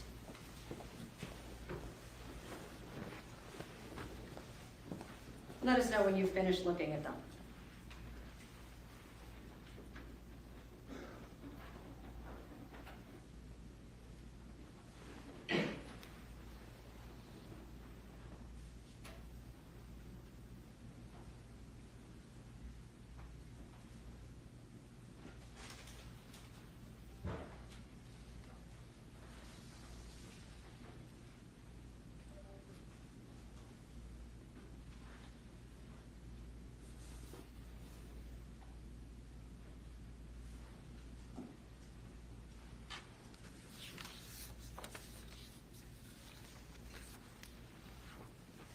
I'm done, ma'am. Those are text messages or communications that you sent to Ms. Kolesnik, correct? Yes. And during those exchanges, there were several exchanges on a regular basis, correct? Yeah. And they started at the end of September of 2022, correct? Yes. And ultimately culminated with you going to see her on December 16th of 2022, That sounds right, yes. 2 weeks after your wife was deceased. Yes, ma'am. But you initiated that relationship before she was dead. I wouldn't say initiated that relationship, but we were talking, like I talked to many people online. Well, you drove from Georgia to Missouri, correct? Yes, ma'am. And then So from you Missouri initiated to it. Pennsylvania to go see her, right? Yes, ma'am. How many hours was that? Quite a few. I'm not sure exactly. But you weren't just talking? No, at that point we were, we had progressed into more of a relationship, but I'm saying that that wasn't how things had started in September. Right, but on December 16th, 15 days after you told your wife's parents she was dead, you drove to Pennsylvania from Missouri, correct? 15 days after I learned my wife was dead.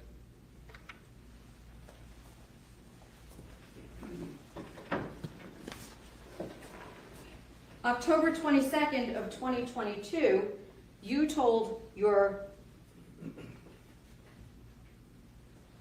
Mrs.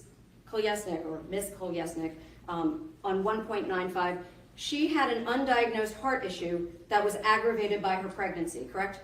Yes, ma'am. Very sudden change in the way I thought life would look, but doing my best now to figure it out, right? Yes, ma'am. You were tugging on her heartstrings, weren't you? No, ma'am. You weren't trying to convince her you were single and available? No, ma'am, I was not. Be better if you said you were. That was a very similar conversation to one I had with any number of people, male and female, friends. What? This doesn't Right, help you had a him. conversation going on with Joy when you thought Mindy was going to die in COVID, correct? Correct. So that was another woman you were chatting with that you told this jury was a woman you had a relationship with Correct. while you were still married. While I was still married, ma'am. But this one wasn't. No, ma'am. 1.98, you indicated on November 8th of 2022, while terrified for your life and staying in the house exclusively but to run errands, going to spend this weekend in Virginia, then New York, Bedford, Hudson Valley area, then on to New England until after Thanksgiving. So hopefully going to spend a little time poking around and seeing how a few spots feel in terms of life there. That was not true. That was not true, ma'am. You weren't trying to convince her to trust you? No, ma'am. Why make that up? That was something we were regularly told to do. Say that we would be in different places, and then if there was a concern, it would be somewhere that we weren't. So Jim told you what to say in each of your text messages to Samantha? Not in each, but it was something he would generally say, tell people that you're going to be traveling for the next 2 weeks. And then if there was a concern, it would be somewhere else.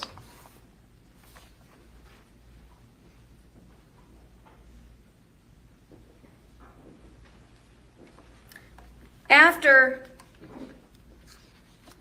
you found out that Mindy had passed,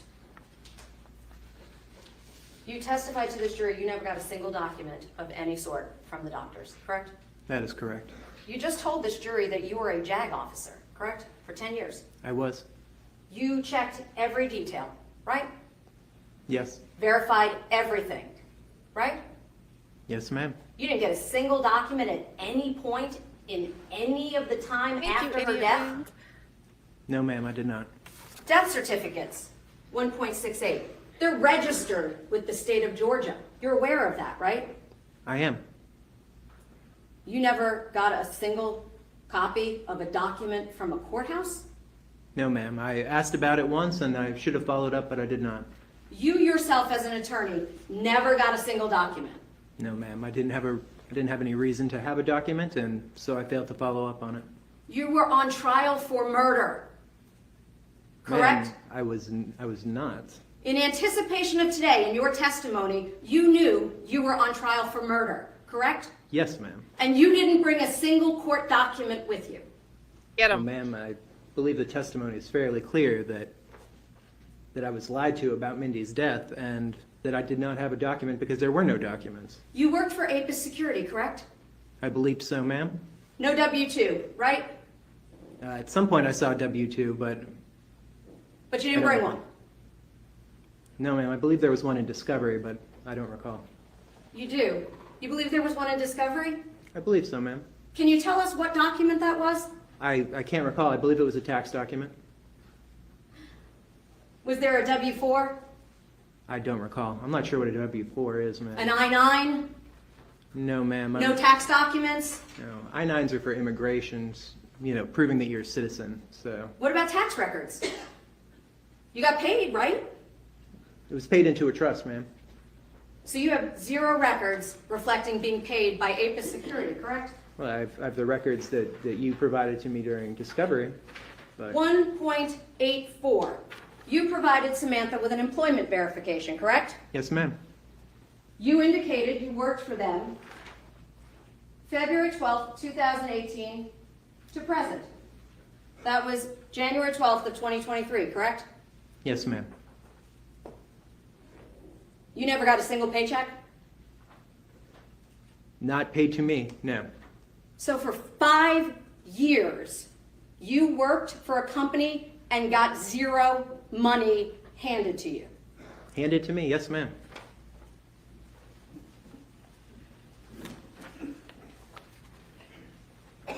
You opened a bank account, correct? I've opened, can you be more specific, ma'am? You opened Renaissance bank account, correct? Yes, ma'am. That was the account we saw the records for, ending in 141, right? I don't know the number, but I believe so. You signed it, correct? Yes, ma'am. You went into the bank, right? No, ma'am. So that's not your physical signature on there. It is my physical signature. I believe it was scanned and emailed. It's your testimony you opened a bank account without going into the bank? Yes, ma'am. Okay.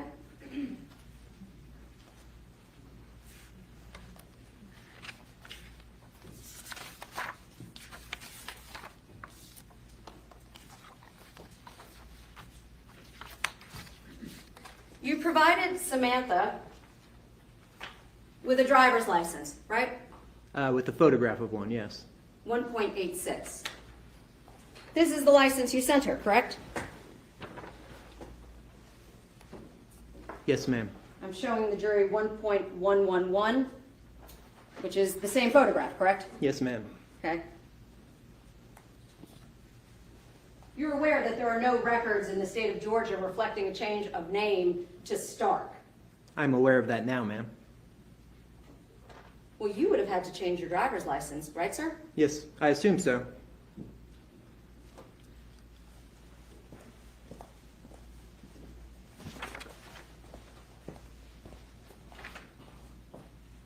Delaware. This was issued January 13th, 2023, 1.112. That's you, right? Yes, it is, ma'am. Is that a current picture of you? That was current at the time, ma'am.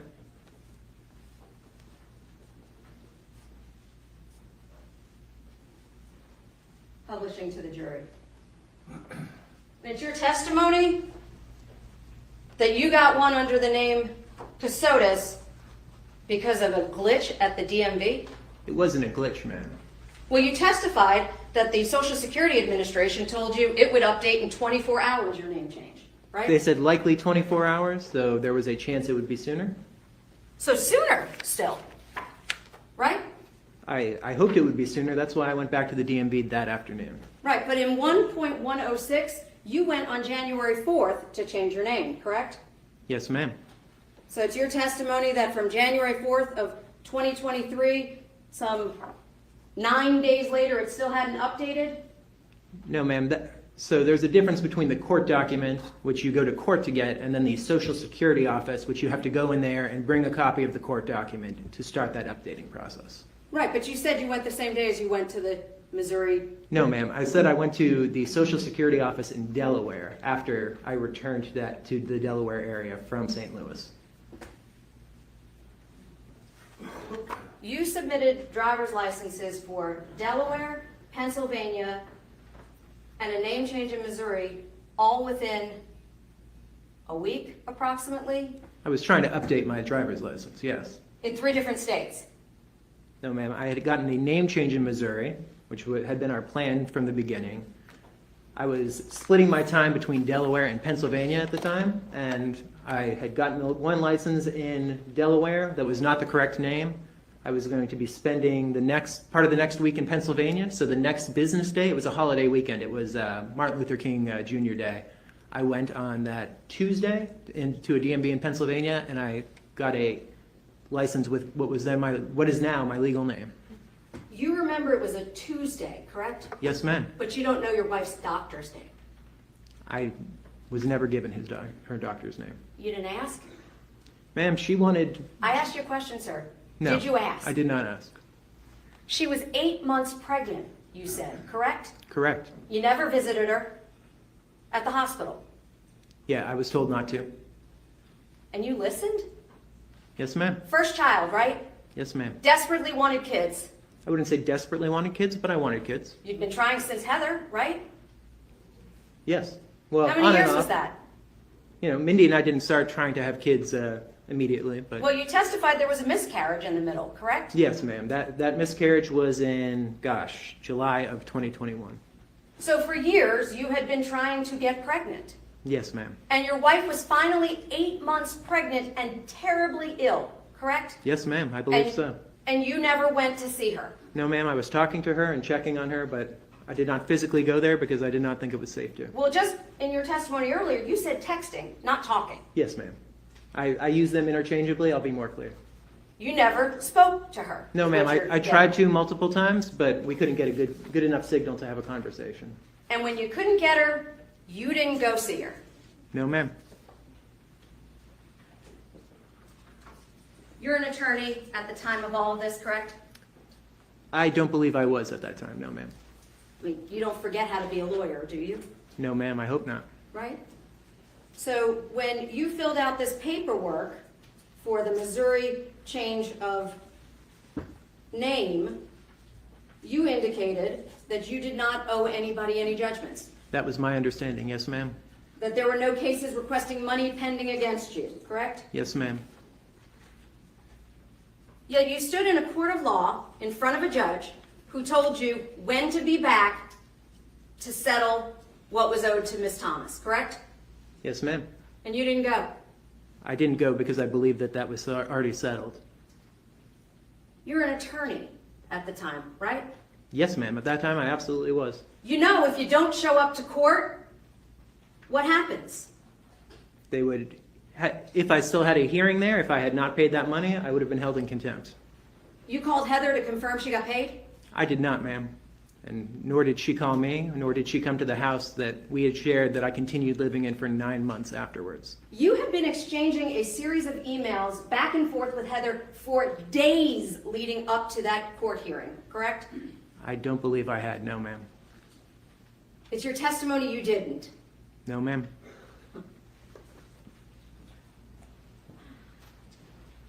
Miss Thomas was following you repeatedly to the point that you thought that she was actually potentially one of the people causing you trouble. Yes, ma'am. But you think she just evaporated? Because I believed she had gotten the money that she wanted.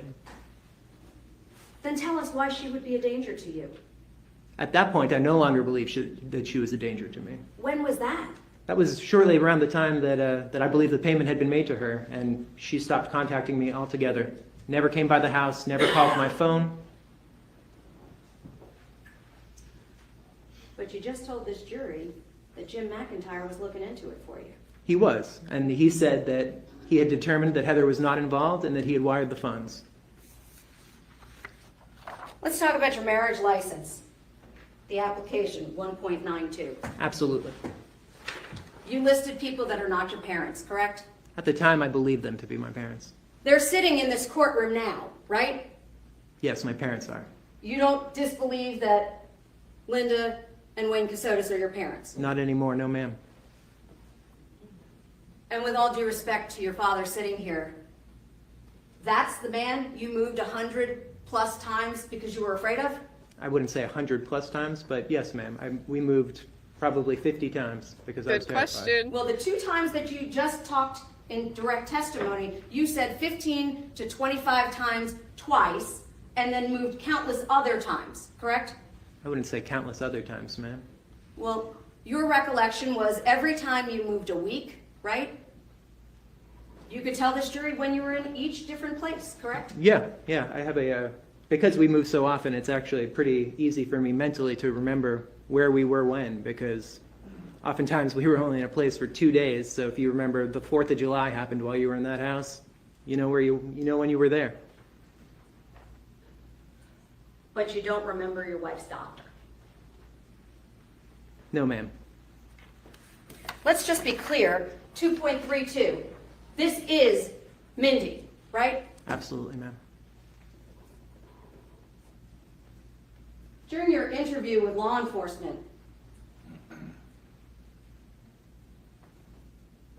you didn't even ask what happened to her. I did ask, ma'am. During the first interview, I asked what happened to Mindy, and Mr. Sands told me that at this time he did not believe that I presume you, the district attorney, wanted to make that information public. You didn't ask about your baby either, did you? No, ma'am. Not once in 2 hours and 10 minutes, correct? Yes, ma'am. And not once in almost 2 hours in Liberty County, correct? Well, ma'am, in Liberty County, as you all saw, was the time I was told that Mindy had not been pregnant when she died. Until they told you, you didn't ask about the baby either, right? No, ma'am.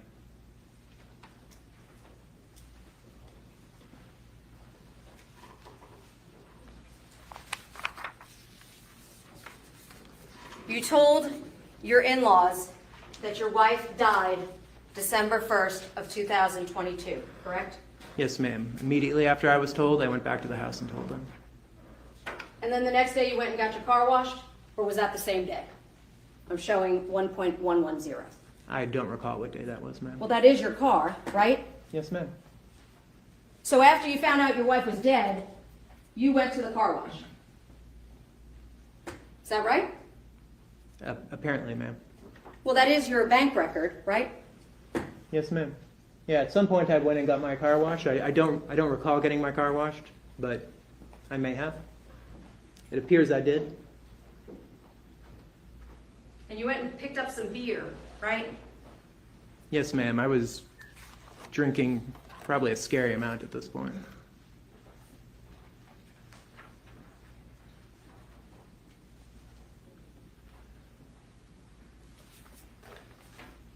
During your direct examination, I didn't hear any reference to 2.44 or 2.43, the rug, correct? Correct, ma'am. You don't dispute that this rug is the one you left the house with, 2.44? No, ma'am. That looks right. And 2.43 is what was there when you got there? I believe so, ma'am. And you replaced these because you said Rusty threw up on it? Yes, he always had kind of a stomach that was sensitive to eating too much, and he was known to beg for food. So sometimes Betsy and Frank would overeat him, and he would get sick. You didn't just clean the rug? No, ma'am. Mindy had put it in a plastic bag and stuck it out back because it smelled, and by the time I had time Mindy to did try it. to clean it, 2 days had passed, and the entire thing smelled absolutely awful. Had nothing to do with the blood that was underneath the rug, right? There was no blood underneath the rug. Well, you saw the photographs here, correct? Yes, ma'am. Is it your testimony that law enforcement somehow put Blue Star on the floor of that house? Ma'am, I have no idea what blood that is or when it was there, and unfortunately, law enforcement never tested that. Right. True. And so the blood on the futon that was Mindy's? I have no idea how that blood got there, ma'am. Okay. I didn't spend a lot of time in that room, so You lived in the house, right? yes, ma'am. It was also your testimony that initially Jim was an FBI agent, right? I believed he was for, 2 years, over 2 years. And at some point you determined that he was not, correct? Yes. You didn't move after you figured that out, right? No, as I testified, we had a big argument about whether or not we should, stop dealing with him altogether. You also didn't move after your father and uncle showed up at your house, right? That is correct. You were moving hundreds, or at least, my apologies, at least 50 times, Yes, correct? ma'am. Yes, at least 50 times, definitely. Over 7 years, correct? Yeah. How long was it? I have 5 years? Yeah. 5 years. So over 5 years, you kept moving because that man was your threat. Yes, ma'am. And when he showed up at your door with your uncle, correct? Yes, ma'am. You didn't move. No, ma'am. I asked to. So at this point, you actually knew he knew where you were. Yes, ma'am. You ran out the back. After I talked to Jim, yes, I departed via the back of the house. Right, you said you Parted. called Jim, didn't you? Yes, on Signal, but you can make voice calls or I believe even video calls now through Signal. But yet Yeah. when law enforcement spoke to you the first time in Pennsylvania, you said he just showed up, Oh, right? No, ma'am. Law enforcement specifically asked you, how did Jim know where to find you? And you said he just showed up. No, ma'am. I said it didn't take him long to get there, which I thought clearly indicated that I had contacted him. But apparently there was some confusion on Mr. Sand's part. He then later said that I was clearly asked that twice, and I've listened to that interview about 40 times, and I've never heard it asked even once, clearly. You've had access to all this material, correct? Yes, ma'am. You knew what the state's case was, correct? Yes, ma'am. No documents here with you today. No, ma'am.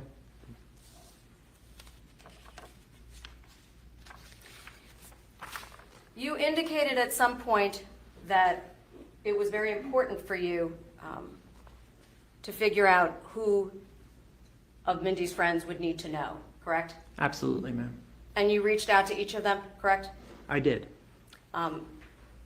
It's your testimony you had no idea that Mr. Frank and Mrs. Betsy thought you were dead? No, ma'am, I did not. So I'm showing you 1.87 and 1.88. Well, take a look at them. You've seen them before, right? Yes, ma'am. I saw them when they were provided in discovery.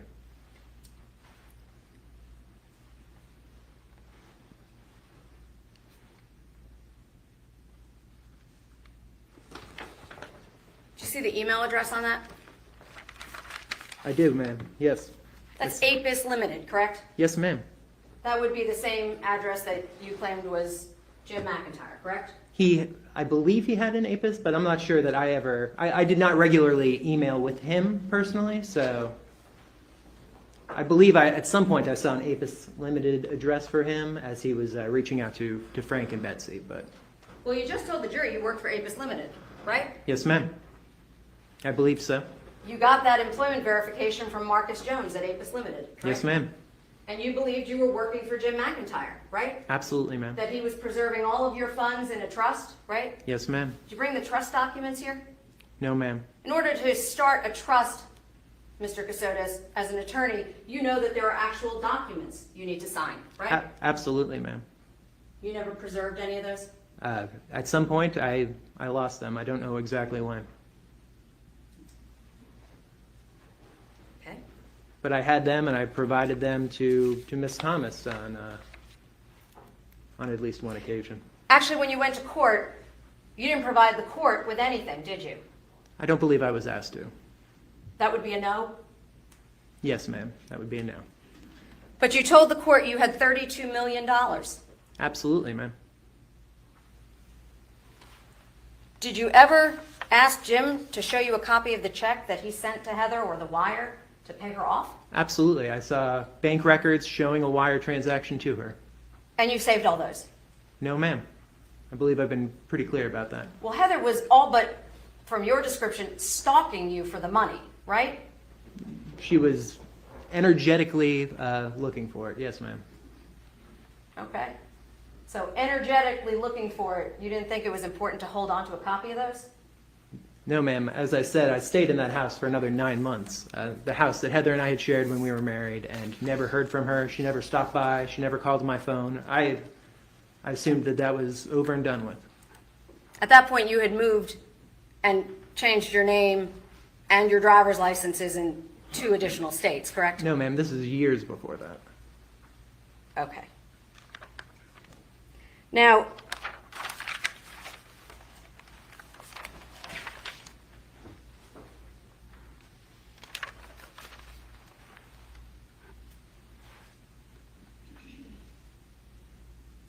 initially, I believe you told us that you contacted the FBI, and that's when Jim showed up, correct? Yes, ma'am. And if I recall correctly, what you said was you were very happy because normally you don't get any traction on a case like this. Yes, ma'am. That was my fear. But then Jim McIntyre, according to your testimony, spent the next 2 years acting as your basically personal assistant, social media provider, financial advisor, and Microsoft purveyor, correct? I'm not sure I would use all of those, but he was somebody that we were dealing with very closely throughout all of this. You thought that an FBI agent just decided to take you on with a case you didn't think that he was actually even going to investigate? I had been worried that he wouldn't investigate it. I was very happy that it was being taken so seriously. And it's your testimony to this jury that after 10 years in the JAG, you believed he was an FBI agent. Absolutely. And I've dealt with law enforcement, both the state, the local, and federal law enforcement extensively. There was nothing that concerned me at that time.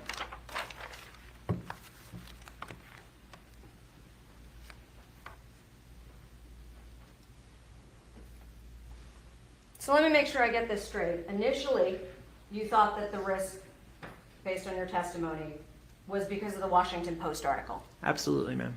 Then you thought it was Wayne, correct? No, ma'am. Then we started looking at others. We looked at an ex-boyfriend of Mindy's, Heather, my ex-wife. Then we looked at a former boss of Angela's who had tried to assault Mindy. He was a very kind of rich and powerful man. And then... I'm sorry, I didn't mean to interrupt you. And it wasn't until after we had exhausted those leads that he started looking at our immediate families.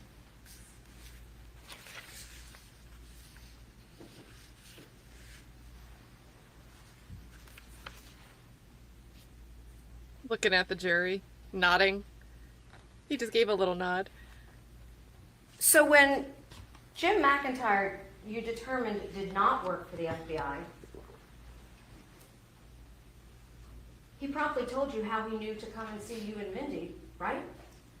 No, ma'am. And that is one of the things I've thought about extensively over the last 27 months as this case has gone on, that as to how he entered our life, I never followed up. And there are frankly a lot of mistakes I've made over the last 7 years of my life that I spent a lot of time thinking about.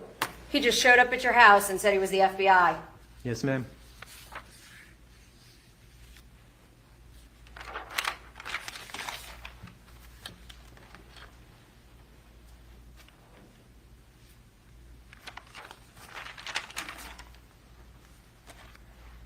You heard testimony about Cameron Nelson's credit card, the Capital One card, correct? Yes, ma'am.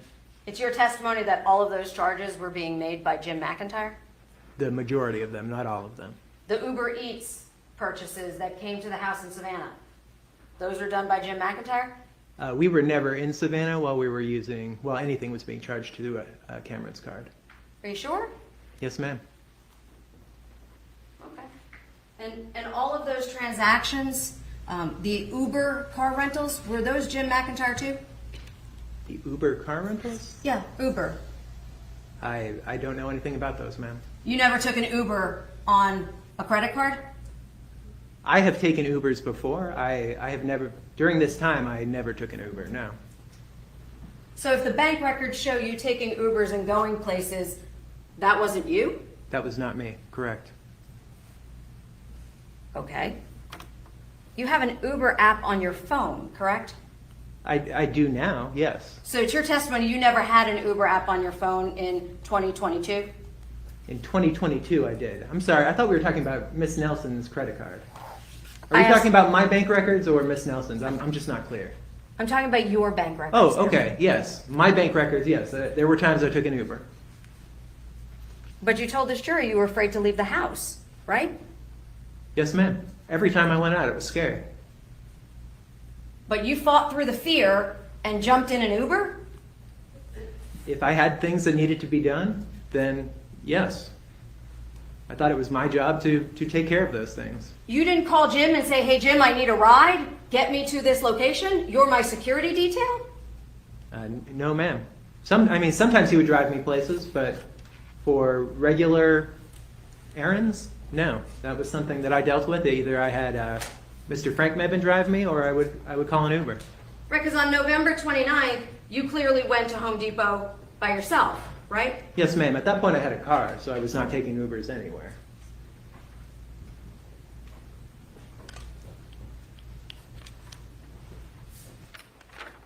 And it's your testimony to this jury that you never paid Jim McIntyre 1 penny.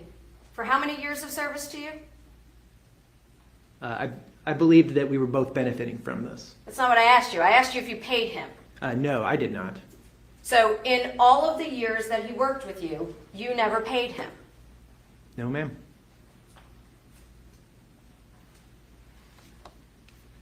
And it was your testimony you met Frank first, or rather, you met Jim first in Virginia, correct? Yes, Alexandria, Virginia. And then he followed you to what state next? We saw him multiple times in Virginia. Then later we saw him in South Carolina and in Georgia. And then you said you didn't see him much. Yeah, I believe I only saw him once, maybe twice when I was in Delaware. Okay.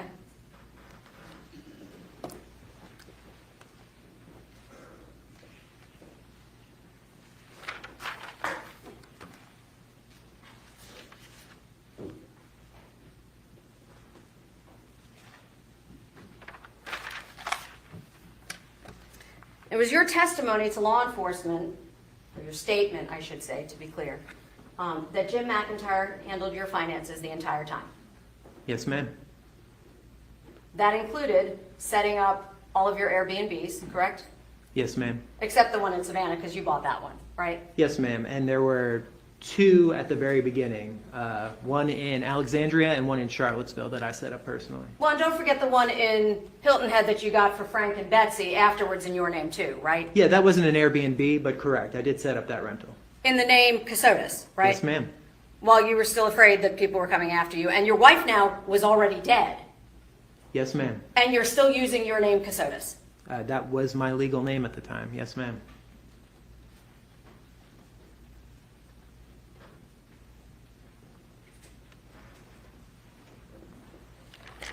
And you said when you got the $300,000 from Sony, you didn't pay Cameron, right? Correct, ma'am. You didn't pay Heather, right? You thought that was paid, I thought that was paid, ma'am. right? At that point, that money was the money you and Mindy were living on, right? Yes, ma'am. Jim McIntyre didn't control that money, correct? No, he did not. He said he was monitoring it and taking actions to prevent it, but he did not control that money. So you did have $300,000 to your disposal, at least on June of 2022. Absolutely. That was a non-negotiable point for us, was that we get to control our own money. Now, you talked about mosquitoes, right? Absolutely, ma'am. When you had problems with mosquitoes, that was when you first moved in, right? It had started when we first moved in, but it got worse in, I want to say, mid-August. Can you tell the jury how expensive the Airbnb was? How much did that cost? I think it cost about $4,500 a month, but I could be mistaken. You called the owner, right, to get her to fix the mosquito problem. No, ma'am. You decided to fix that yourself? Yes, ma'am. This was a rule that we had for several years. At $4,500 a month, you took on handyman jobs. Absolutely, ma'am. It was also your testimony that Mr. Frank and Mrs. Betsy left the residence the Wednesday before Thanksgiving, correct? Yes, ma'am. And they returned on that Sunday? Yes, ma'am. That is the best of my recollection, but I'm pretty certain about it. Well, you testified under oath to that, Yes, right? ma'am. So if you weren't sure, you would have told us that, Yes, right? ma'am. There's also your testimony that your wife went into the hospital on Saturday, that weekend, correct? I believe it was Saturday. There's a slight chance it could have been Friday, but I've thought about this a lot. I'm relatively certain it was Saturday. Well, you just, again, testified under oath. Yes, ma'am. It was Saturday. Yes, ma'am. You didn't give us an equivocation earlier, Yes, did you? ma'am. No, ma'am, I did not. And you said it was Saturday, correct? Yes. And you said that her parents came back on Sunday, Yes, right? ma'am. You never told them what hospital, right? No, ma'am. I don't believe they asked either.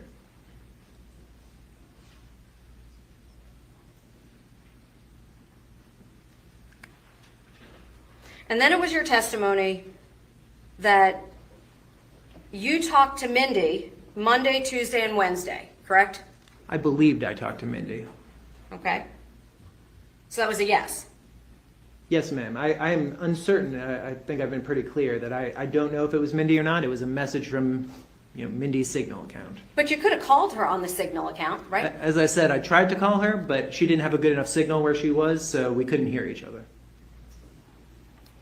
But you never talked to her after she went in, so how would you know that? As I said, I tried to call her, and when we could not verbally talk, we messaged each other via Signal. And then you went to pick her up on December 1st, correct? Yes, ma'am. You heard testimony from Dr. Mondor that on December 1st, she was already dead, right? Yes, ma'am. You have no reason to disbelieve Dr. Mondor's estimation, do you? I do not, ma'am, no. Which is why I have said I do not think I was talking to Mindy for most of that week. And when you went to the birthing center and they told you that Mindy had passed, you didn't see Mindy, correct? Correct, ma'am. I asked to, and I was told I was not able to at that time. You never once referenced the baby during your direct examination when you talked to the doctor. Well, ma'am, at this point, I've learned roughly a little over 2 years ago that there was no baby. We didn't mention it to law enforcement either when they first approached you. No, ma'am. I guess I did not. I believe we talked about the pregnancy quite a bit, but not specifically the baby. Not on the first interview, Mr. Kassotis. You didn't. Yeah, I'm relatively certain we talked quite a bit about how Mindy was pregnant and where I thought she was. Yes, ma'am. Okay. Okay. Oh. Now, when you went to pick up your wife's ashes, you indicated that was in Alabama, Yes, ma'am. Montgomery, Alabama. and you gave him $5,000 cash. Yes, ma'am. No paperwork, No, ma'am. no name. I'm sorry, no He name? didn't give you his name? He might have, ma'am. I'm unsure. I don't remember. It was a very brief meeting. You received your wife's ashes on the side of the road, and you didn't get the man's name? No, ma'am. I was pretty angry at him. You're an attorney at the time, right? No, ma'am. You weren't a lawyer at that time? No, ma'am. I was not licensed at that time. Well, you had put your license on hold, essentially, right? Yeah, I had given up my Virginia license, but Massachusetts allows you to retire your license, and then if you want to turn it back on later, you just have to pay as if you were an active lawyer for all the years in between. So I am still, to this day, a retired attorney in Massachusetts. You didn't forget how to be a lawyer, is my point. No, ma'am. Okay. And receiving your wife's ashes on the side of the road in Alabama for $5,000 cash, you didn't think you needed any documents as an attorney? No, ma'am. I was pretty angry about the entire exchange. That was a no, correct? Correct, ma'am.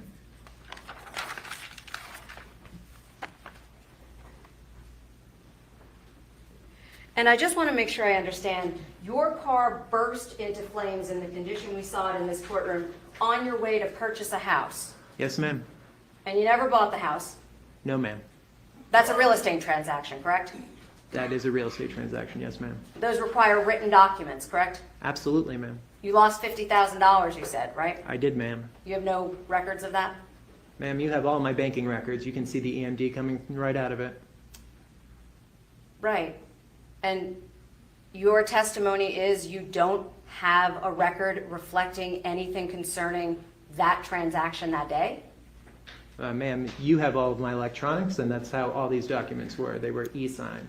Well, actually, withdrawn.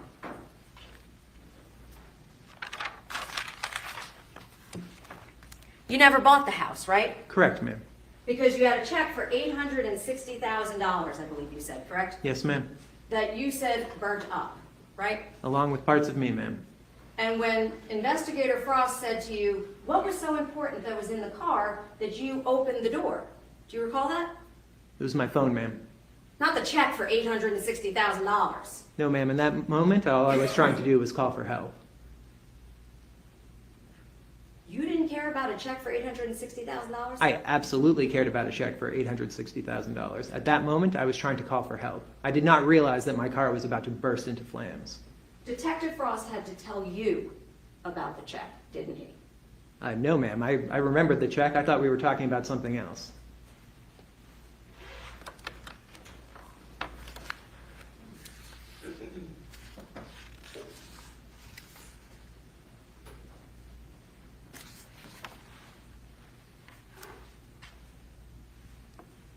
I just want to make sure I confirm something. The police report against your father for the name change in Missouri, Yes, ma'am.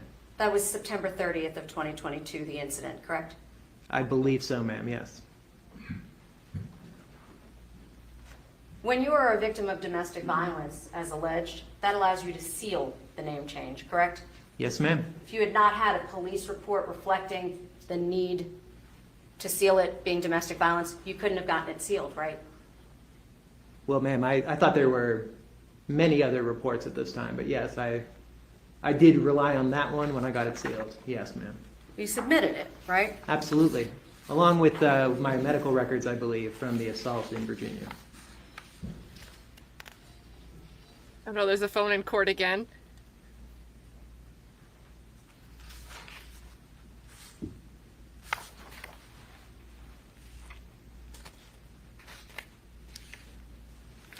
And Mr. Kassotis, when you received Mindy's remains, you had testified that it was so important to you and Mrs. Mevin to figure out who would want to be notified, right?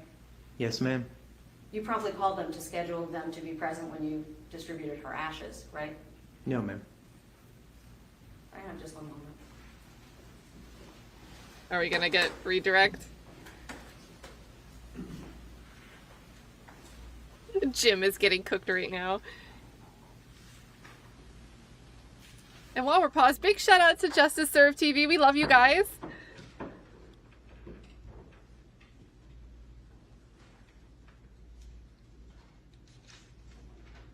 Mr. Kassotis, in anticipation of today's date, you located Mr. McIntyre, right? No, ma'am. So you've been talking to him basically on and off since what, 2017? I started talking to him in fall of 2017, I believe, and we last spoke in, I want to say, mid-April of 2023.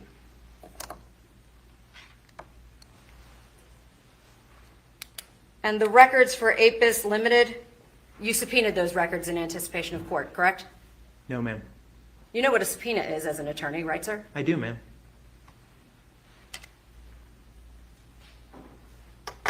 And you knew that Mr. McIntyre was a majority investor, I think is the phrasing that you used, right? That was what I believed, ma'am. You hired a private investigator to find him? No, ma'am. I hope the state would do that, but y'all didn't really care that much. Objection, Your Honor. Move to strike. Oh. It's argumentative. We see you all at the bench. Well, we're approaching. The judge is over it. I think the judge is over this. And yeah, so that filing, that name change was sealed because of this. You know, I remember the date range was something like, it was reported that there was a date range of incidents, and then the police report was made 2 days after the date range, but it was one report for the date range. Just one.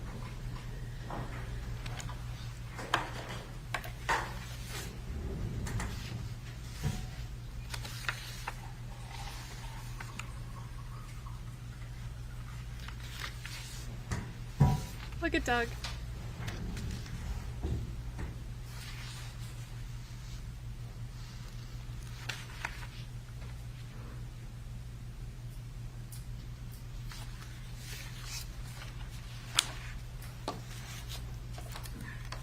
One moment. I have nothing further, Your Honor. All right. Ladies and gentlemen, we're going to take a short break. This one's going to be very quick. So if you go out with the bailiff, we'll have you in back in just a few minutes. Yeah, not stricken. Do you want to watch the facial expressions of that again? Of that little approach? I don't know, was that like a minute ago?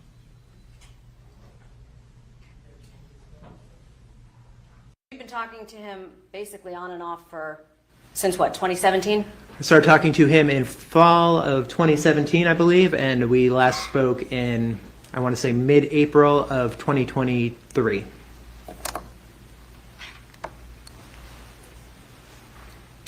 And the records for Apis Limited, you subpoenaed those records in anticipation of court, correct? No, ma'am. You know what a subpoena is as an attorney, right, sir? I do, ma'am.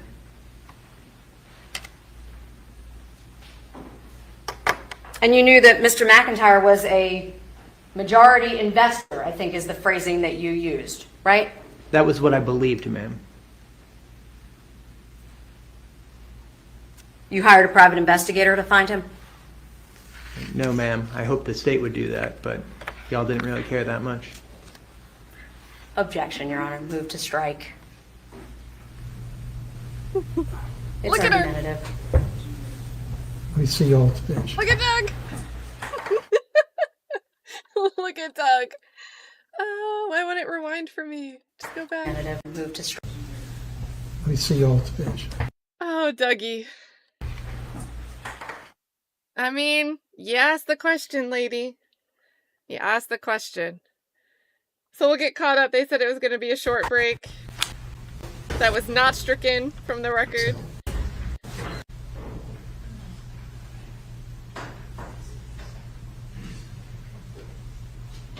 Yeah, that was a really short break. Yeah, why would you uncross that way?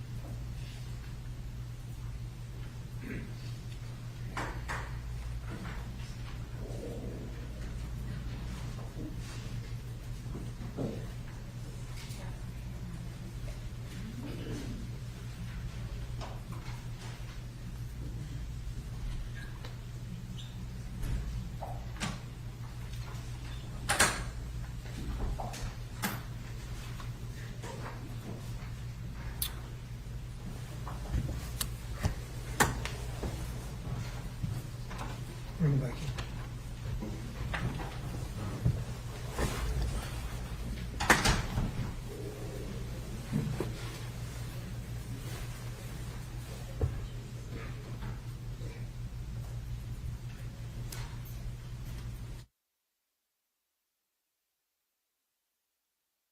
All right, should we reset the oh no counter?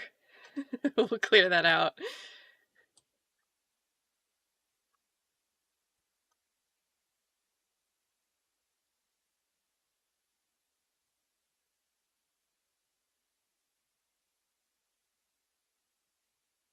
All right, so we have refreshed the oh no counter.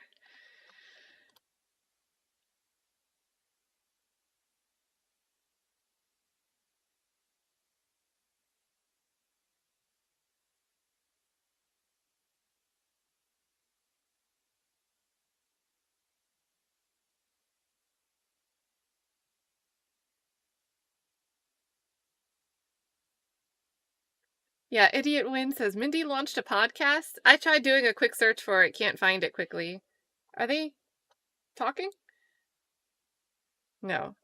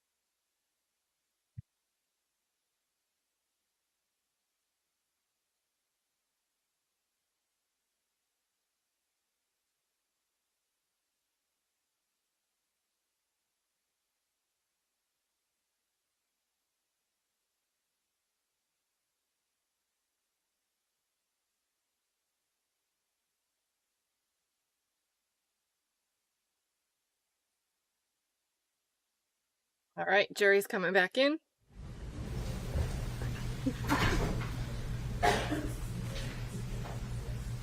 And if this is the last witness, this is like it.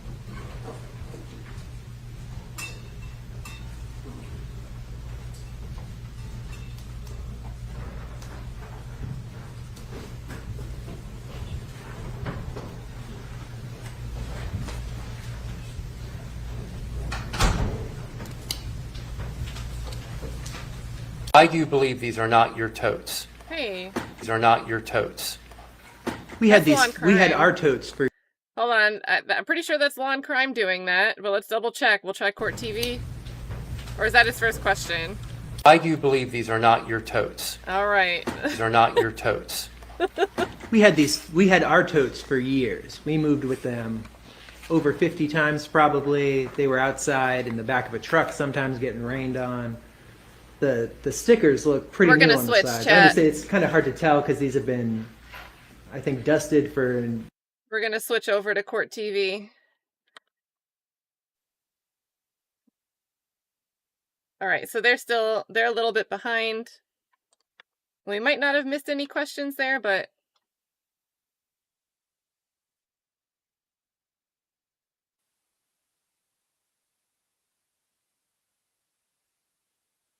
because I remember they panned this. Law and Crime had this, like they showed us the court like this like a minute ago. We've got closed captions.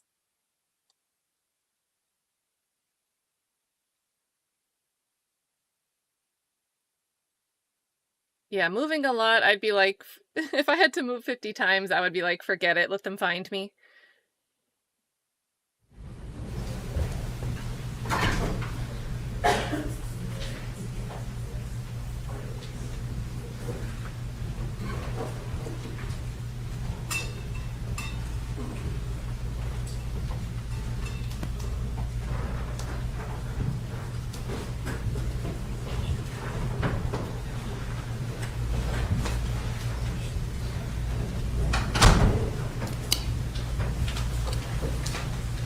All right, everyone, please be seated. Mr. Weinstein, any redirect? Thank you, Your Honor. Yes. Mr. Kassotis, I think you started to try to explain earlier why you believe these black and gray totes are not your totes. Why do you believe these are not your totes? We had these. We had our totes for years. We moved with them over 50 times probably. They were outside in the back of a truck, sometimes getting rained on. The stickers look pretty new on the sides. I understand it's kind of hard to tell because these have been, I think, dusted for and had something applied to them. But these stickers look pretty new, and we didn't even have stickers left on ours anymore. You stated that the Milwaukee knife that was shown by the prosecutor is definitely not the knife that you bought. How are you so definitive about that? Because I saw that knife in Pennsylvania, the Milwaukee knife that I purchased. When you began to communicate with Samantha, you did not use Signal, correct? Correct, sir.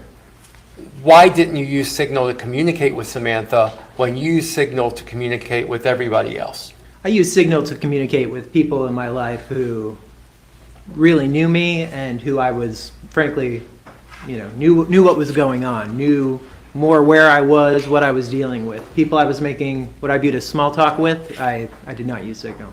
How did you communicate with Samantha? We initially spoke via Twitter direct message, and then later spoke via WhatsApp. Did you Twitter direct message with anyone else other than Sam? Absolutely.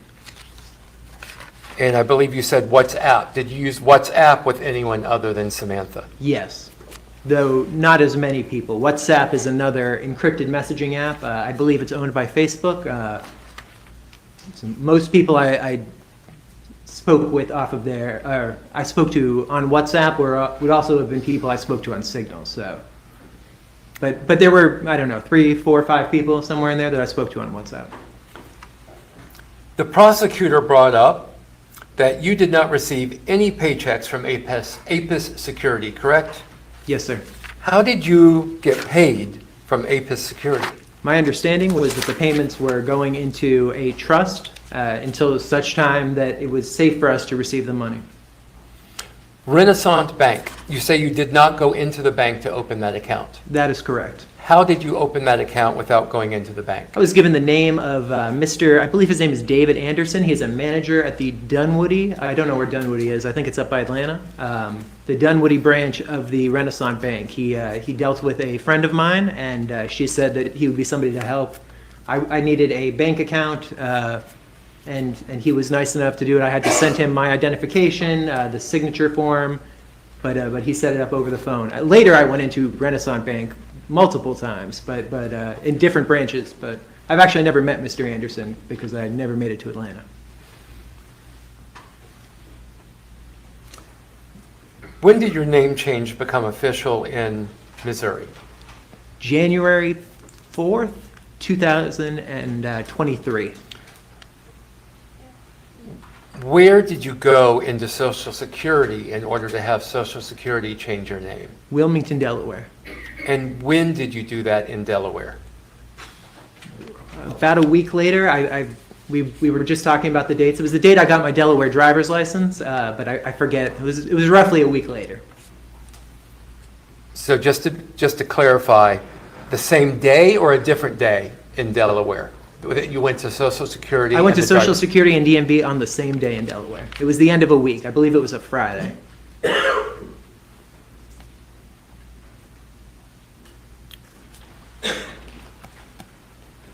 Why didn't you go see your wife when she was in the hospital and she was 8 months pregnant? I was talking to her. I didn't think there was any reason that I would not be seeing her shortly, and I thought that it was safer not to. I'm trying to understand what you mean when you say you were talking to her. I was messaging with her on Signal. Again, at this point, it seems like I was not talking to her, but at the time, I assumed I was. Everything seemed fine. Okay. Your court date with Heather in Virginia was in January of 2019, is that right? Yes, sir. How much longer did you remain in the marital house that you had previously had with Heather after that January 2019 court date? Until late October 2019. I don't recall the exact date, but I remember that it was during the World Series because it was a big deal in the area. The Nationals were in it. As far as you are aware, did Heather know that you were still in that house? As far as I'm aware, yes, you did. And did you ever see her come by that house after January of 2019? Never once, and we had a camera looking at the driveway in the front of the house.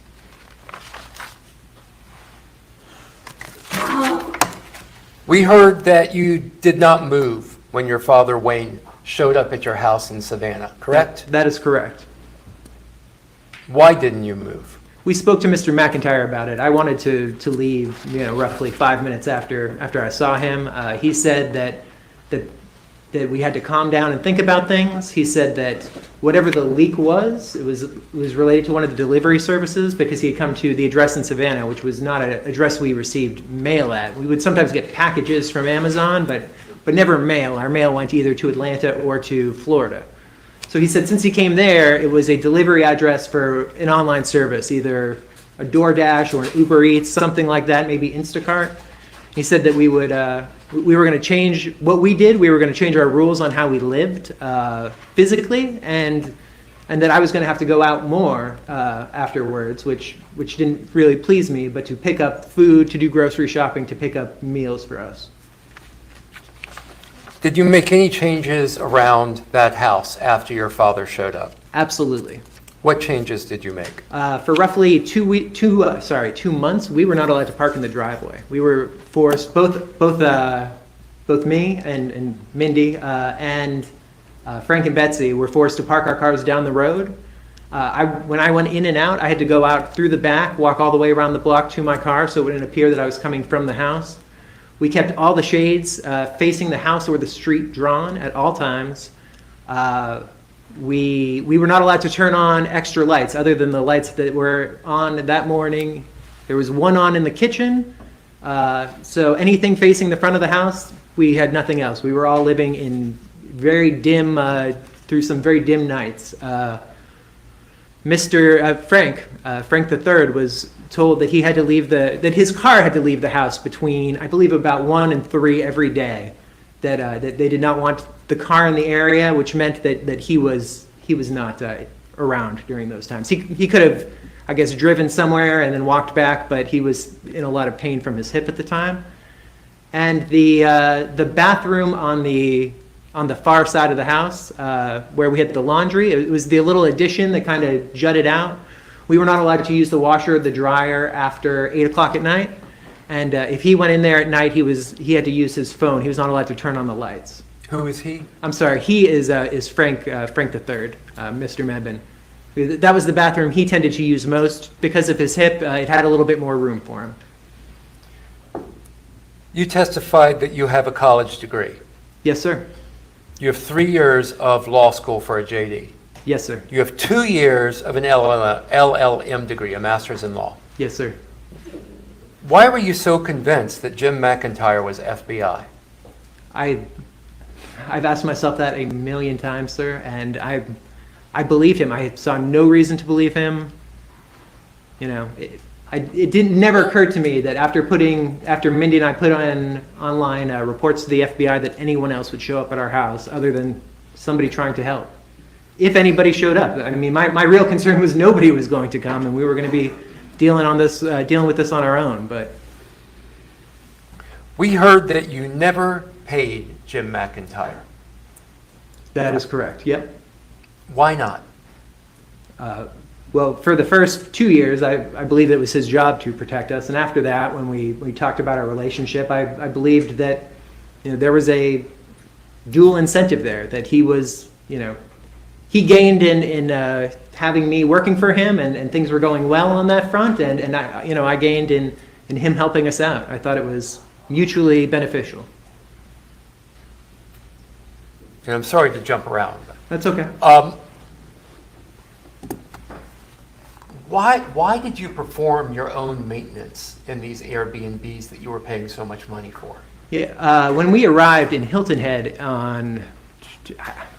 it was right before Christmas of 2019. The next day, when we arrived, the internet didn't work, and we let the rental company know via Mr. McIntyre. He came back to us and said, "Okay, somebody's going to come out today." And while I was in the process of walking this gentleman through the house, I fell down a basically 20-foot flight of stairs. I was wearing socks. It was polished wood. Not my brightest moment. But Mindy was terrified that this gentleman who had come into our house had pushed me down the flight of stairs. And after that, we were told, "You do your own maintenance. You don't call anybody.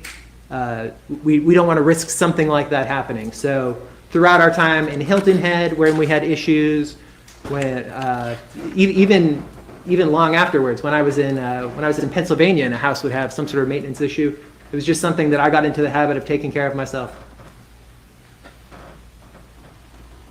The only exception was things that had to happen outside of the house. So there was once or twice that an HVAC froze up on us in the summer, and since that didn't involve anybody coming into the house, he said in those cases it was okay to have somebody outside doing that work. What did you do with Mindy's ashes after you got them in Alabama? Initially, nothing. I held on to them, and then following the time where I stopped hearing from Frank and Betsy, and I was very concerned about that, I realized I wasn't really sure when there was going to be some sort of a remembrance ceremony, and if that happened down the road, the scattering of the ashes wasn't something that I felt had to happen there, and I didn't want her to, be driving around in my car, basically. So I took them to Havre de Grace, Maryland. It is the mouth. It's considered not the mouth. It's considered the head of the Chesapeake Bay. The Chesapeake Bay was a place that Mindy loved, that she talked about all the time. And I scattered her ashes there, and I took her engagement ring and her wedding band and my wedding band and kind of tied them together with a twist, and I put them in the water as well. He still thinks he Were scattered those in her fact her ashes. ashes? They were not, sir.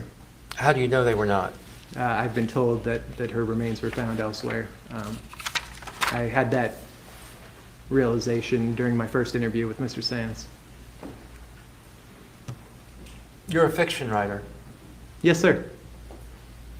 You make up stories. When I write, yes, sir. How do we know this story is that you're telling today is not fiction? That you have not made this up? Yes, sir. Absolutely everything we did for 5 years makes absolutely no sense absent somebody telling us to do it. From the very large settlement I was willing to voluntarily give Heather, which would make no sense if I didn't believe I had $32 million coming in, to staying in the house at a time where the state says that I knew that I was on the run. Like, I had absolutely no idea. I lived in that house for another 9 months.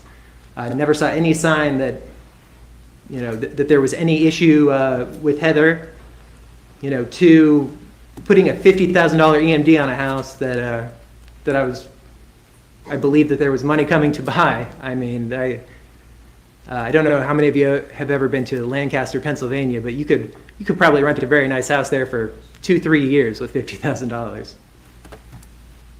As you sit here today, do you think that there was a person named Jim McIntyre? I do not believe that was his name now.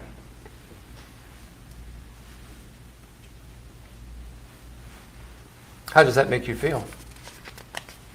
Angry, betrayed, frankly dumb. Do you know who killed your wife, Mindy Kassotis? I do not. I have no further questions.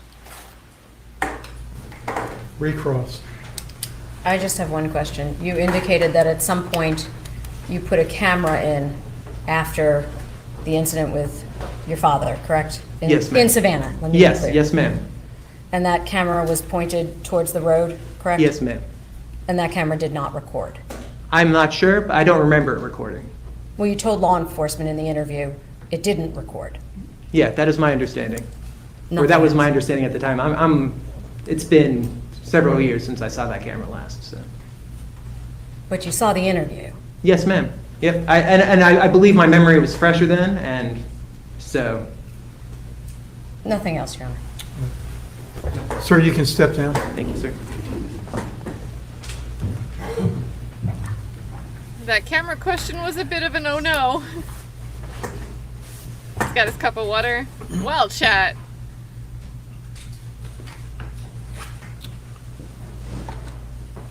All right, Mr. Weinstein, any further evidence? No, Your Honor. Defense rests? Defense rests.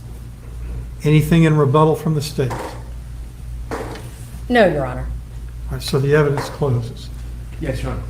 All right, ladies and gentlemen, I need you to step out for just a minute. There's some things that I need to discuss with counsel before we go further.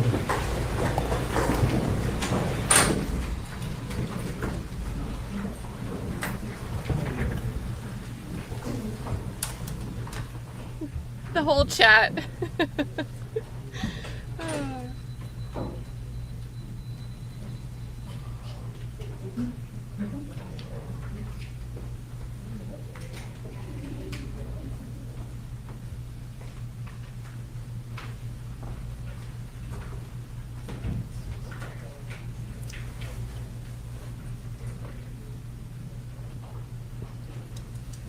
All right, the jury's out. We'll be in recess. I do need to see the attorneys at the bench. I don't need to see the defendant.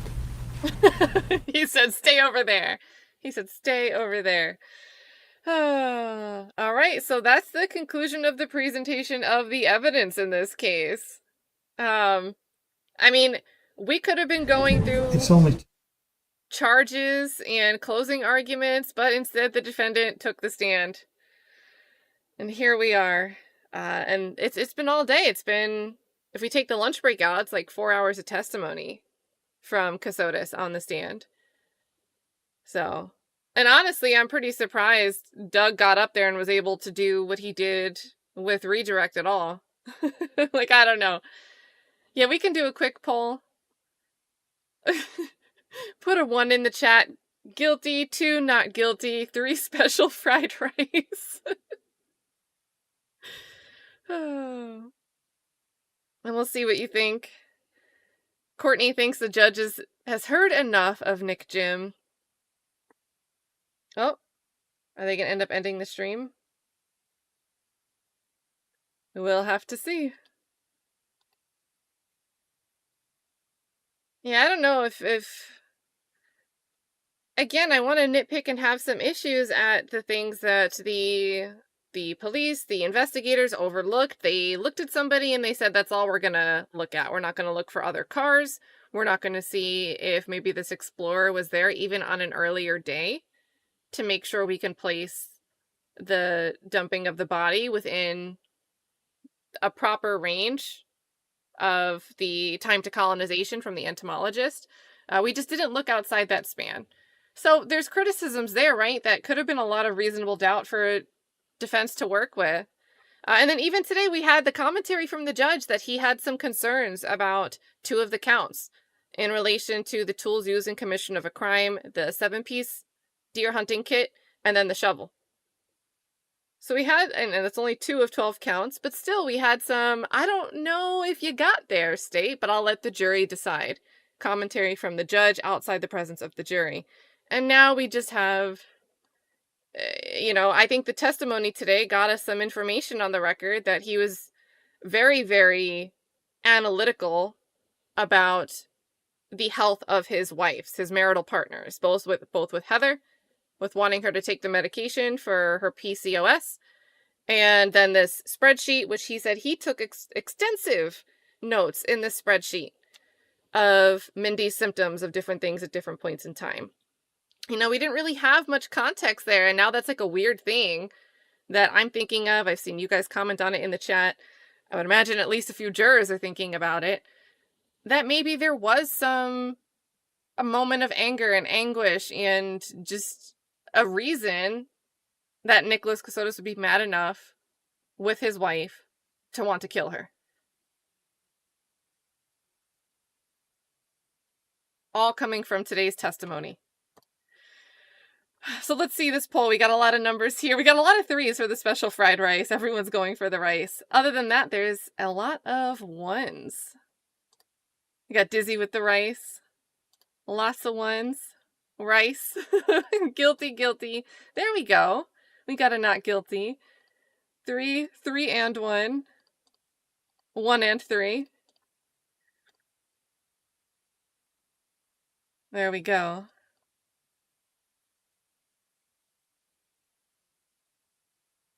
They haven't ended the feed, so I think we'll get back and see what they do for the rest of the day.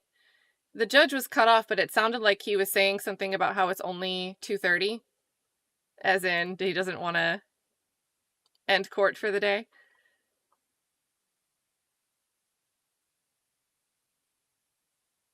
Yeah, mostly there's a few 3s, but there's a lot of 1s too, and then there's a few 2s. And then Janae says, honestly, I'm not convinced beyond reasonable doubt. And that's the thing. We had such a circumstantial case. We don't have a cause of death. The ME did not determine a cause of death. We have a manner of death being determined to be a homicide, but not a cause of death. And if you missed the medical examiner's testimony, Doug kind of went through point by point. The prosecution showed picture after picture after picture. And then Doug gets up there and he goes, anything that could have been notated. Is this discoloration? Did you determine that to be consistent with some type of inflicted injury? Or is it more consistent that it was discoloration due to decomposition? And for the vast majority of answers, the ME was saying, I couldn't determine, or it was consistent with decomposition. Appropriate, but in addition, there are special circumstances for venue that have been addressed in this, where there is murder committed, I believe under criminal homicide, it's under 1.51.20. And I'll read you the venue charge that I'm going to give the jury. The law provides that criminal actions shall be indicted and tried in the county in which the crime was committed. In a prosecution in any case in which it cannot be determined in what county the crime was committed, venue is proper and may be proven in any county in which evidence shows beyond a reasonable doubt that it might have been committed. Then I'll go further in saying criminal homicide shall be considered as having been committed in the county in which the cause of death was inflicted. If it cannot be determined in which county the cause of death was inflicted, venue is proper and may be proved in the county in which the death occurred. If a dead body is discovered in this state and it cannot be readily determined in what county the cause of death was inflicted, venue is proper and may be proved in the county in which the dead body was discovered. And then venue would have to be proven by the state beyond a reasonable doubt. That's the charge I expect to give. Any objection? No objection, Your Honor. No objection. So I'm not going to give the special circumstances 21. I think we're getting- It talks about boundary lines and counties and things of that nature. I think we're getting instructions to the jury today. The general verdict charge, number 22, I'll give. Number 23, the court having no interest in the case, I will give. The sympathy charge, number 24, I will give. Responsibility for sentencing, number 25, I'll give. Deliberations, number 26, I will give. Now, the statutory definitions of each crime that's charged in the indictment, I will give. So states 27 with regard to malice murder. 28 is the premeditation does not have to be proven. I intend to give that. Any objection? Absolutely none. Okay. The motive charge 29 I will give. The felony murder charge, the elements of felony murder in state's request number 30, I will give. Causation in felony murder, I will give. All right. With regard to 32, aggravated assault, the state gave the deadly weapon section when I think the indictment alleges offensive weapon. 2.20.21, I believe, is with a deadly or offensive weapon, Judge. And if we didn't clarify it there, then I'm But sorry. then you went on to define it as being with a deadly weapon. There's no mention, my no apologies mention then. of offensive weapon. But So my I think I apologies. have to give the offensive weapon. charge. I agree with the court on that. My apologies, Your Honor. So we've restated it with that small change. Possession of a knife during the commission of a felony, number 33, I'll give that. Number 34, concealing the death of another, I will give. Possession of tools for the commission of a crime, number 35, I'll give. Number 36, removal of body parts from scene of death or dismemberment, I will give. Number 37, the statutory definition of tampering with evidence,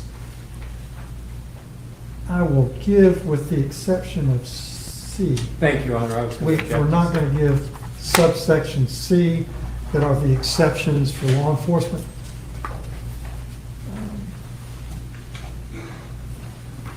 That's about relocating the body. All right, number 38. Okay, we have put those in, that the state doesn't have to produce the weapon, et cetera. I intend to give that.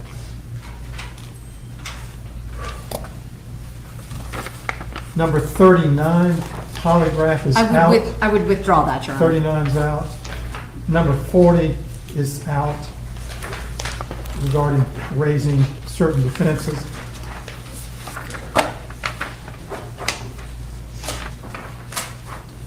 Okay, 41 is not a part of the standard charge. It involves the court discussing false statements in consciousness of guilt. You cited federal cases. I cannot find any Georgia cases that would approve of that charge, and I'm concerned that that particular charge would place undue emphasis on the state's theory of the case, so I don't intend to give that charge. But I'll be happy to hear if the state has any authority with regard, other than the federal authority that you've already cited. Okay. State v. Wootson. Okay. 42, the exact date of the murder is not material. I intend to give that. And 43, I mean, I've already told the jury that they could consider the WebEx testimony just like any other testimony. I don't see any need to tell them that again. but I'll be glad to hear what you attorneys have to say. My concern just is that it was the only witness, Your Honor, in that circumstance, so I didn't want the jury to think it had to be treated differently. I think I've already covered that with the jury. What do you say, Mr. Weinstein? I don't think that we need 43, so I would object to it going. Yeah, I'm not inclined to give that. All right, those are all of the state's charges. And Mr. Weinstein, I'll give you another opportunity. Any objections to those that we've covered so far? No objections to those that you've already used. All right, the defendant's request to charge. And most of these are going to be repetitive, but I'll go through them. Number 1, I will give.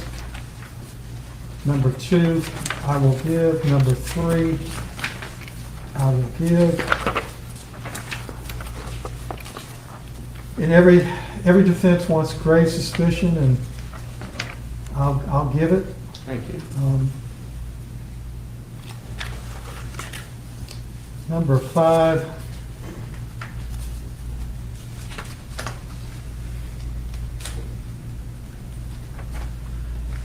I will give. Number 6, regarding evidence generally, I'll give. 7, I'll give the charge on direct and circumstantial evidence. Number 8 is the standard credibility charge, which I'll give. 9 on expert witnesses, I will give. I've got some problems with number 10.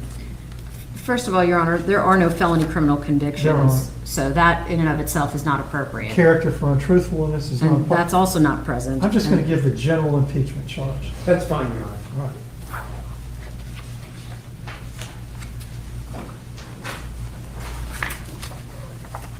So that means 11 I will use the standard charge. Thank you. And 12 does mention impeachment, and I will give the standard impeachment charge. 13 regarding prior statements, I'll give that charge. 14 is out of the standard charge, I'll give that. Your Honor, 14 is single witness corroboration. That's in our standard charge. What single witness is counsel referring to? The defendant. My client is a single witness. It's given in almost every case. I can't think of a case where I haven't given it. I don't particularly care, I just was trying to understand the theory behind it, that's all. Okay. Yes, she does.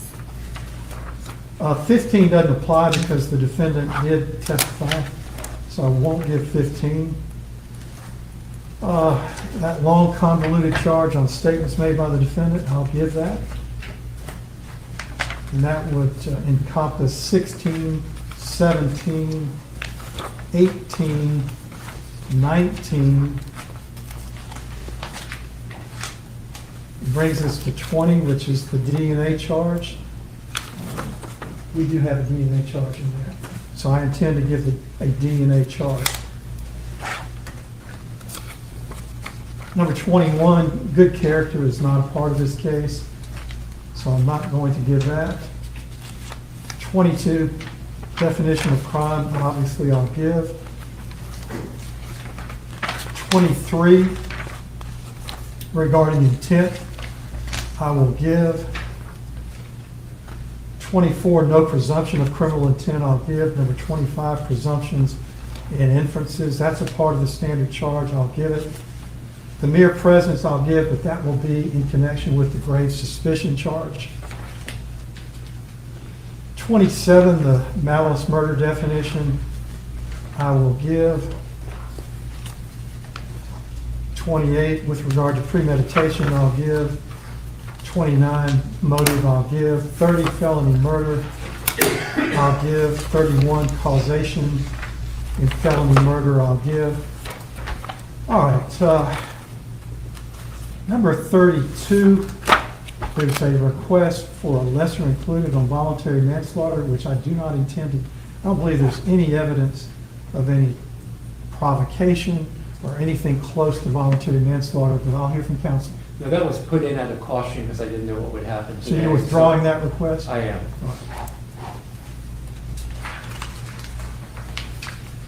So no lesser included with voluntary Number manslaughter. 33, concealing the death of another, I will give. 34, possession of the knife during the commission of a felony, I will give. Number 35, regarding possession of tools for the commission of a crime, I'll give. Number 36 is the statutory definition of the removal of body parts from the scene of the death, I'll give. Number 37, regarding tampering with evidence, I'll give. And then, again, on the aggravated assault definition, it will refer to the offensive weapon rather than deadly weapon.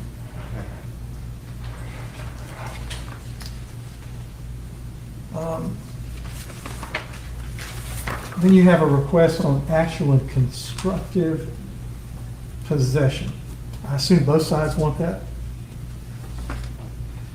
My only question, Your Honor, would be how, like, where you plan to place that. Would that be in reference, because the only place I think it's appropriate is with respect to the weapon possessions, Yes. because that's the only thing where it's a possession. And that's where I would give it. I mean, I assume you'll read it once collectively for each of the, at the beginning or at the conclusion is my point, of all of those possession of weapon counts? Do you understand what I'm asking? Not only that, but possession of the tools for the Right, commission of that's what, crime. that's what I was referring So I to. would There's the look- knife, and then I believe there's 5 additional counts of possession of tools. I'm just asking the court where you intended to place it. When I give the definitions of those crimes. So you're gonna read it 6 times? No. That's Once. what, yeah, Once. that's what I'm asking, Judge, at the beginning or at the end? Do you know, or not yet? As I give the definitions, probably at the conclusion Okay. of the definitions of the possession. You'll refer to charge. them, okay, Yes. that's fine, Judge. I have no objection to that. Venue, they've requested I'm going to give the same venue charge I just read a moment ago. The verdict charge, obviously, is from the pattern charge, and I'll give that. Number 42, that the court has no interest, I'll give that. On the sympathy charge, Mr. Weinstein has added an additional paragraph about being influenced by all kinds of things, race, creed, color, religion. I don't intend to give that paragraph. I have no objection to removing that Okay. paragraph. I believe I pulled that from the pattern, but I could be mistaken. Now I don't think that's a part of the pattern. Then the charge on deliberations, jury deliberations, I'll give that. Unanimous verdict I'm going to give, but there, Mr. Weinstein, the very last paragraph on page 48, I'm not going to tell them, anytime you want to come back out and hear videos and more evidence, feel free. I'm not going to give them that charge. No objection. All right, I believe that completes all of the charges that have been requested by both sides. Anything else from counsel? I would just ask for 10 minutes before we. I'm going to give you that 10 minutes. And I'm going to announce to everyone here in court that in about 15 or 20 minutes, we're going to hear the closing arguments made by the attorneys. I'm going to ask that you please refrain from going back and forth through the door.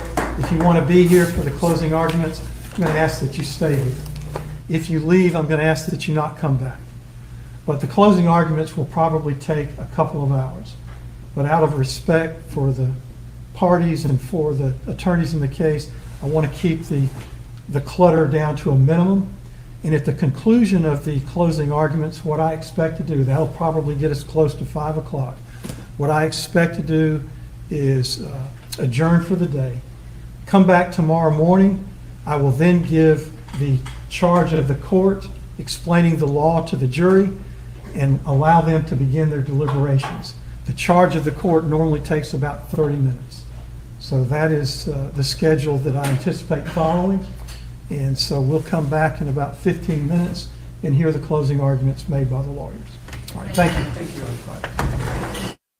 So charges, and I'm glad we got to look at those before hearing him go through some of these. The defense, I mean, a lot of them were pattern instructions anyway, or just like the court doesn't have an interest in the outcome of this case. So why would the judge not want to instruct that? But there were some specific things that the defense asked for in their interest that the judge said, yeah, we'll bring that in. I think pretty good on Doug for asking for, what did we have? Doug withdrew the request for the charge for voluntary manslaughter, so he doesn't even want the jury considering that. There wasn't evidence on the record that, this heat of passion type of killing. What do we got? We're getting the motive charges in. Causation. Let's go look at the grave suspicion wording. The judge said we're going to do closing arguments all the way through to Club Classy.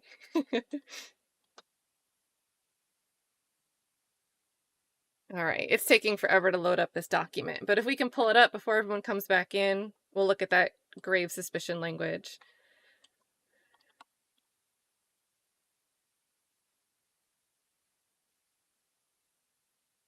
Yeah, and this is going to be a jam-packed day. Who do you think is going to do better? And remember, with openings, you guys, Doug had to go first, and it almost seems like he was caught off guard because he made this mention of, they're going to show you, they're going to put on this evidence, I expect. Like, he had to caveat, because he wasn't exactly sure, because he didn't get to hear the state's opening first. The state deferred and went after defense did their openings. And now, this kind of pivotal day where maybe they did some prep work to prepare for closing without the expectation of Kassotis testifying. Now, Kassotis testifies, and we heard the prosecutor ask, can we take an early lunch? She wanted to take an early lunch before it was time to do cross-examination of Kassotis. So I'm wondering if this is, panic mode for the state to now adjust their closing to better adapt to new information that's on the record because Kassotis chose to take the stand. So, but we'll see.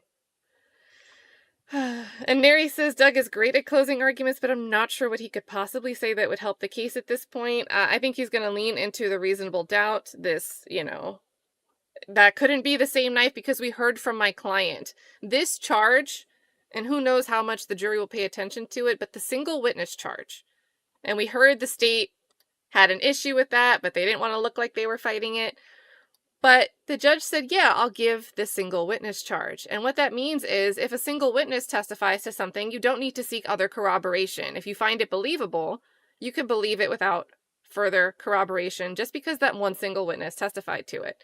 And Doug clarified, yeah, that's really relevant. My client is the single witness I'm thinking of. So, that's a pretty good charge to get back to the jury, if they believe him at all. And I think that's huge because if we look at the chat, we've got, for the most part, yeah, people are questioning the lies, but people do think he's consistent in the vast majority of the stories he's saying in these interviews or what he was telling other people, and then what he testified to today. And I don't know what number this grave suspicion thing was. It was in the tens.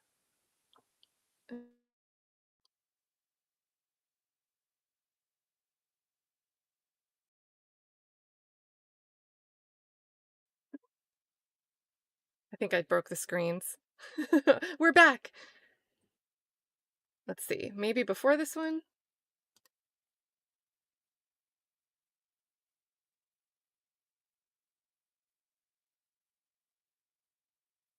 Yeah, we have Jasmine saying, to be honest, I'm not sure the state proved their case.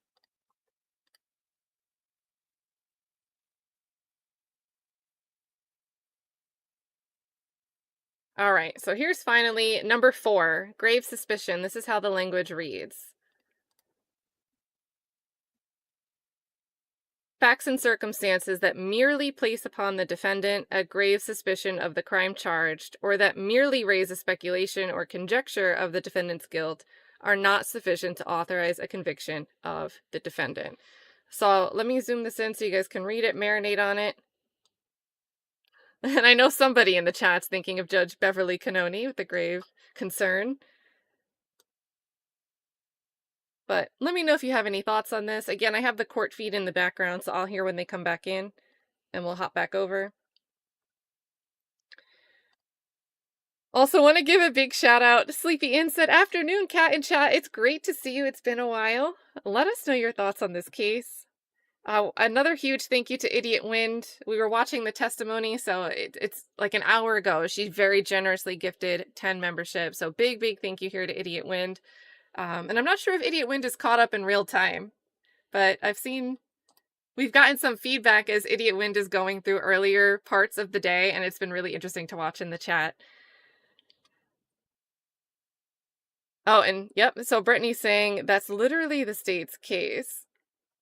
The grave suspicion.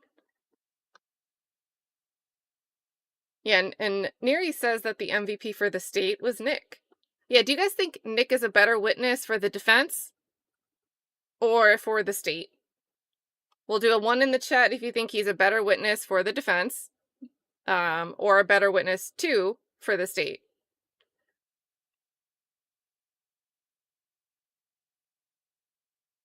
And then what are they pairing this, let's see, 26 was the one that they're going to read. It's going to take us a bit to get to 26 because it takes forever with this application.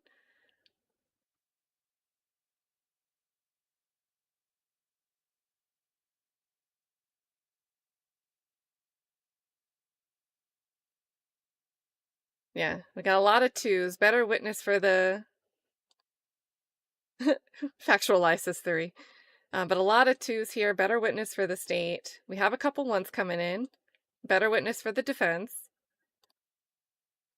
A lot of 2s coming in. Now we're back with 1s. And I mean, it's like, if we consider the chat as jurors, and you average that out, that's kind of like a split vote here. All right, 17.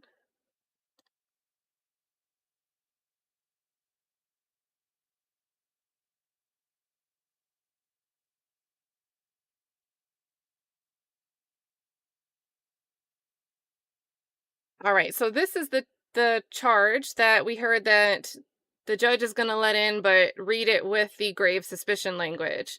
So, mere presence, guilt by mere presence. You are not authorized to find a person who was merely present at the scene of the commission of a crime at the time it was committed, guilty of consent in and concurrence in the commission of the crime, unless the evidence shows beyond a reasonable doubt that such person committed the alleged crime, helped in the actual perpetration of the crime, or participated in the criminal endeavor. So I think right there, I think Doug really needs to hammer in not just on reasonable doubt, but reasonable doubt about these specific things. Was he present? Not just reasonable doubt that he did it, but reasonable doubt that he was present at the scene and was there knowingly in commission of these crimes. I think he's really got to lay it out. Also, if you guys notice, it sounded like the judge was saying, I'm not going to give the instruction, I'm not going to read out loud to the jury that, hey, they can come back out here and watch video and media. Like, he doesn't want to put the idea out there. He's not saying they can't ask and that they won't be able to come out and listen to things, but he's saying he's not going to suggest it and let it be a top-of-mind suggestion. But that means these video interviews, these police interviews, it doesn't seem like they're going to be sitting back in the deliberations room. These things that would need somebody to hit the play button for are not going to be back in the deliberation rooms. Let's see, Betsy's saying, if I apply the law correctly with regards to reasonable doubt, I'll have to go not guilty because the state didn't prove a thing except that Jim might not exist or that Nick is a liar. Brittany says, I couldn't convict anyone of this with the information presented. Yeah, Miss Vicky says, I wish someone would have asked him who he thought killed her, but I think we would have gotten a speculation objection there very, very quickly from the prosecutor. There haven't been many objections in this case, and I know we got one. The prosecution objected to an argumentative answer that she elicited from the witness. But besides that, the objections have been pretty, not a lot. But I think right there, she would have been sharp and quick and said, objection, before he got to answer. So.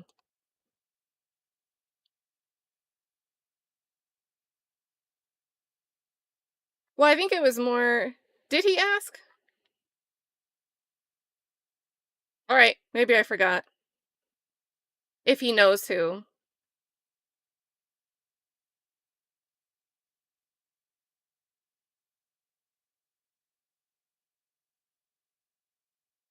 Yeah, but thought would have been he wouldn't. I don't think he would have had the chance to answer who he thought. Still no activity over in the court feed. We're in real time. We'll get this queued up.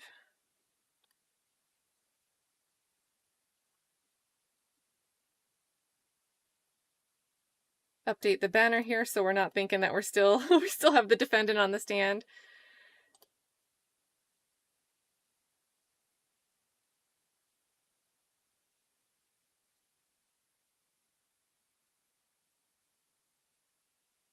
All right, Savannah says, wow, just wow. I mean, I get it. But isn't this kind of like the same as saying everyone's guilty because they got arrested, just flipped? It's staring you right in the face. To me, it's more of the state has circumstance and very, very gruesome thing that happened to somebody for no justification whatsoever. There's no way to justify it. And this is your one shot of getting justice for somebody. I think, even though that's not how juries are supposed to act, I think that's a real risk that jurors will...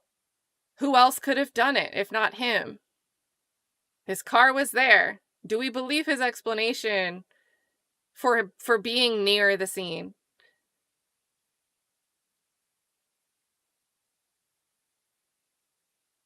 And I always think that openings and closings have a big impact on the way that the jury thinks and decides what they want to focus on.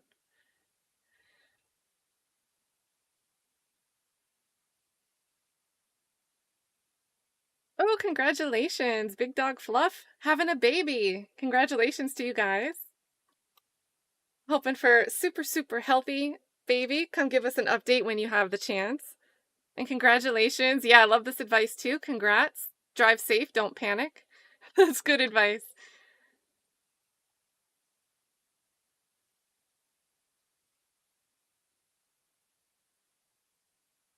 And by the way, you guys, if you wanted to go... I'll drop a link to the court site. I didn't download the documents with the charges. I've just been browsing them through this very fun web application. But it's pretty easy. You just create an account. It's the Liberty County site. So that link's in the chat. You just got to create an account. You don't have to pay for anything, but you have to log in and create an account. Otherwise, it won't give you like the option to open things up. And then you can browse it.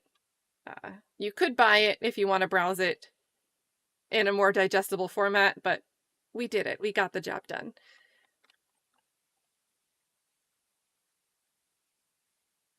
I love birthdays. I love birthdays. I love celebrations.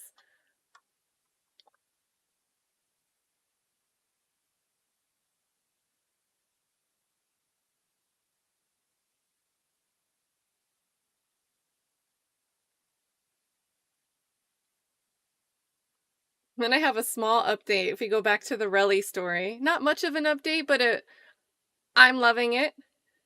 So let me pull this up. Let me cue this up.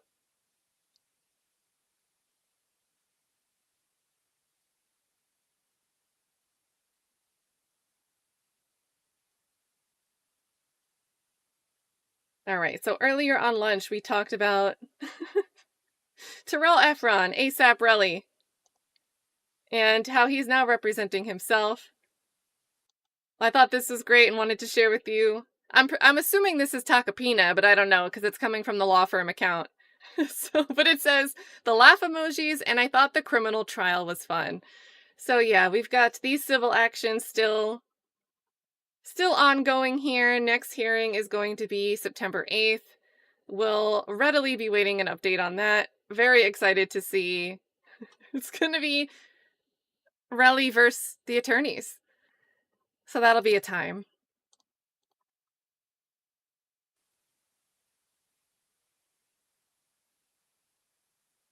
Everybody's calling Jim right now. Jim, get to the courtroom.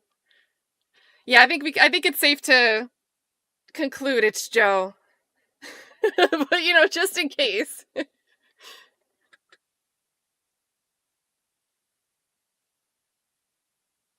Also, hold on now. Big thanks again to Classy Beats keeping us entertained here with the jokes. He said he's going to be here all night. Classy, you made this happen. We're staying. We're going to get these jury charges. We're going to get closing arguments. You know, judge is going to try to get this all done today and then see what happens. But I think you called it because you made this joke. You said, what do you call it when Nicholas Kassotis gets cooked on the stand? And then, Jim and Nick's barbecue. But you said you'd be here all night telling jokes. So I think the judge was like, okay, we'll do it for Classy. Yeah, the least you could do. I've got to check out, I know Tabiz has a stream at 6:45. Did the Aidan Kearney hearing actually kick off?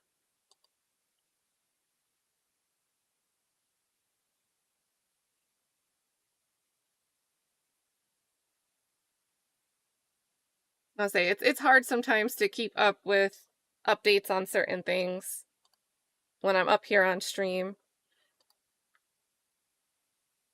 All right, Tabiz is rescheduling for tomorrow. So Tabiz will keep us busy during Verdict Watch tomorrow.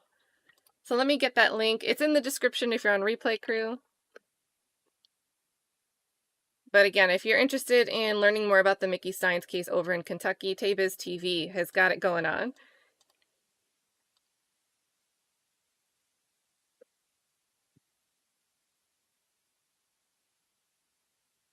Okay, so that hearing is still going on.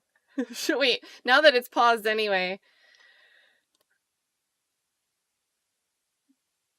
Where's my Justice Served TV? And thank you guys for doing all the waving. That was awesome to say hey to Justice Served TV.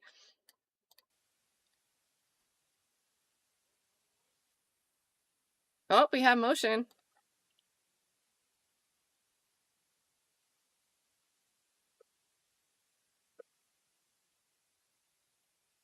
And I feel weird. Oh, we're back. Let us in. Your Honor, I completely understand. Oh? Whisper, whisper. I'm leaning in like I'm listening.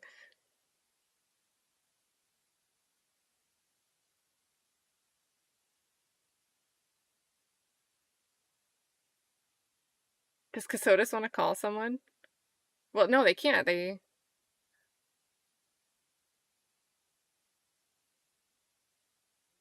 In the gallery again, as we hear the closing arguments, please maintain decorum. Please no reactions or any noises or anything of that nature. Let's try to be as respectful as we possibly can. So does the state intend to use both arguments? No, Your Honor. I advised Mr. Weinstein I was going to defer and simply close. Then I'll just recognize Mr. Weinstein first. That's fine. All right, let's bring the jury in. Oh!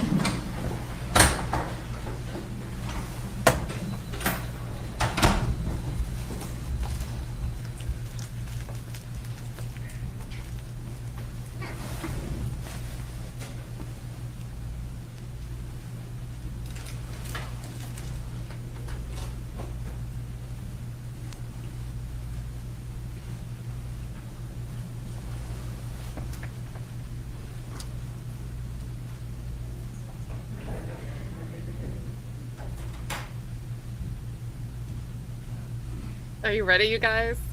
This is it. This is the arguments. This is how Doug's gonna argue it. The state's gonna have to make their arguments. They're gonna have to tell us why the jury should come back with not guilties or guilties. And we get to see what we think.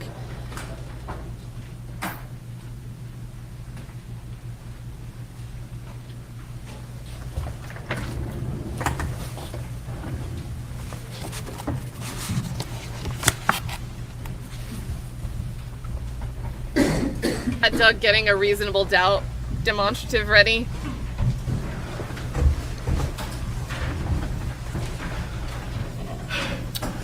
All right, everyone, please be seated. Jim to show up in the chat Ladies now. and gentlemen of the jury, you might recall when we began this trial, before the opening statements, I told you that the opening statements and the closing arguments cannot be considered by you as evidence. They're not evidence, they're arguments. The only evidence that you can lawfully consider in arriving at your verdict will be the sworn testimony that you've heard over the last week and a half, all of the exhibits, documents that have been lawfully introduced for your consideration. That's the evidence. The closing arguments, again, are not evidence.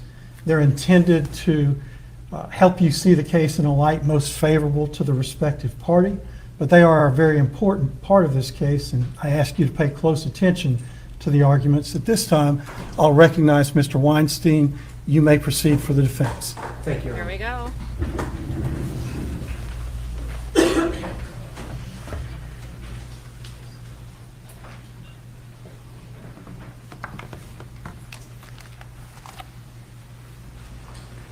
Ladies and gentlemen of the jury, I want to begin by thanking you for all of your attention that you have spent and the time that you've spent over the last 2 weeks listening to the evidence in the case, paying attention to the witnesses, taking time away from your work, your friends, and your family.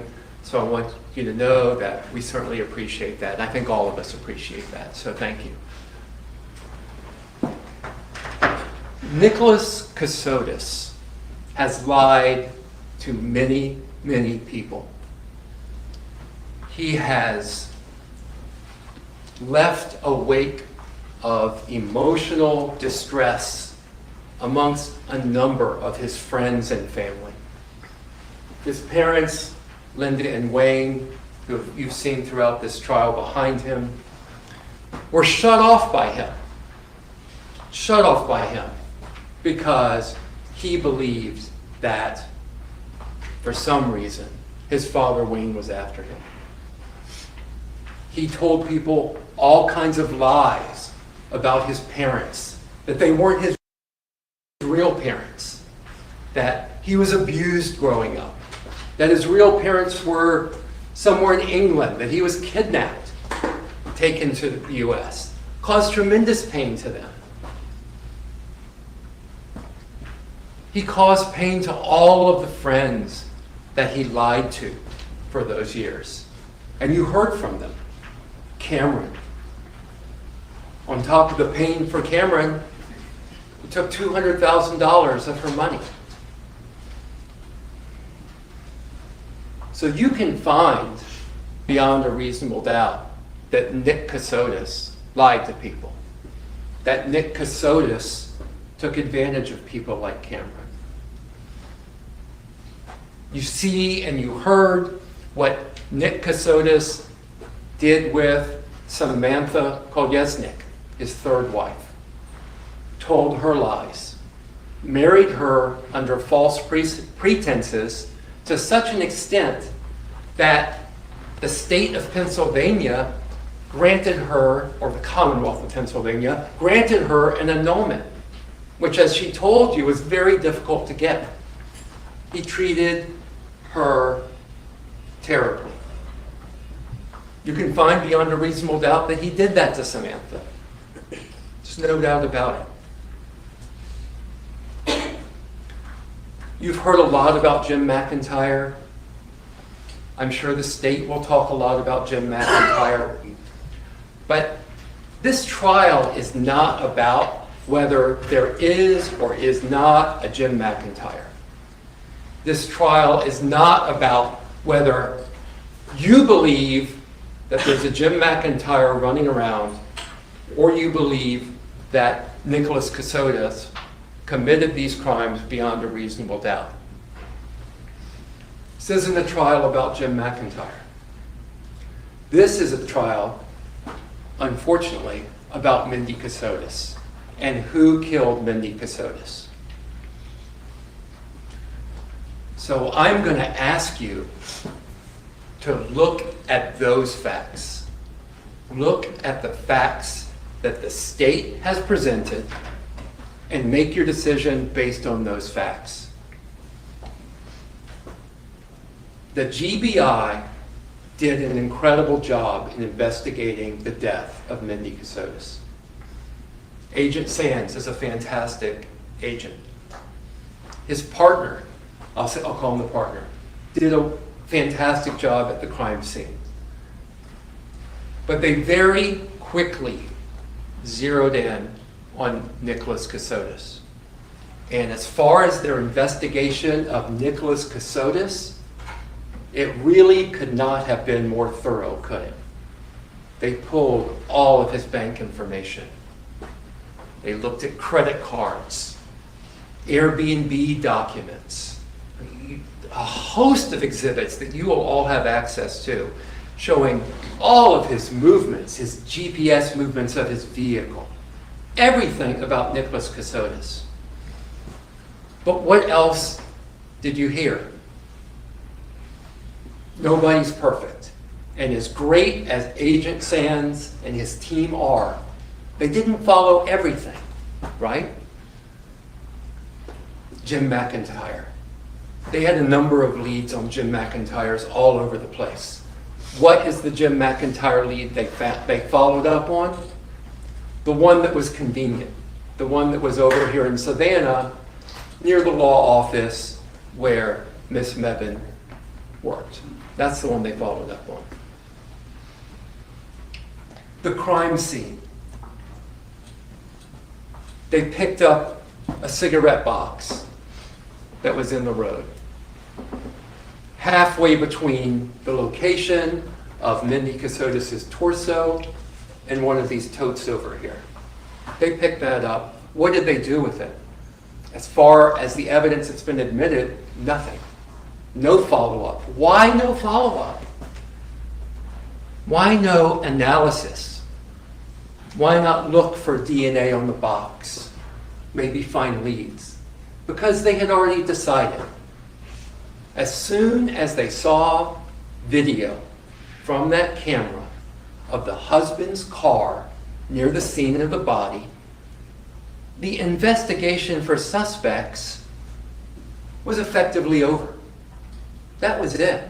They had their guy. Nick Kassotis was their guy. They didn't need to follow up on that cigarette pack. How many other cars were captured on that motion camera at the pumping station that day, or over those 3 days that I asked about? Numerous cars. Were any of those cars followed up on? These are cars going by a scene where Mindy Kassotis' body is found. What investigation took place on all of those other people that went by where that body was? Nothing. Nothing. Why not? Because they had their man. He's sitting right over there. He's the guy that did it. We don't need to look into anyone else. All that we need to do is pour all of the resources of the GBI, FBI resources from Agent Bernie with his cast. Let's direct everything into Nick Kassotis, because we have our guy. He did it. When they arrest Nick Kassotis, what does he do? Does he take advantage of his constitutional rights? He's a lawyer. Any lawyer worth a damn is not going to talk to law enforcement if they are a suspect. Any lawyer worth a damn tells their clients, do not speak to law enforcement. You have a constitutional right. Let me tell you all the reasons it's a bad idea. He didn't just have a JD. As you heard the state point out, he's a former prosecutor. He's a former defense attorney. He's speaking to law enforcement. Why is he doing that? Because as totally insane as the Jim McIntyre story is, he has nothing to hide. He lived that Jim McIntyre story.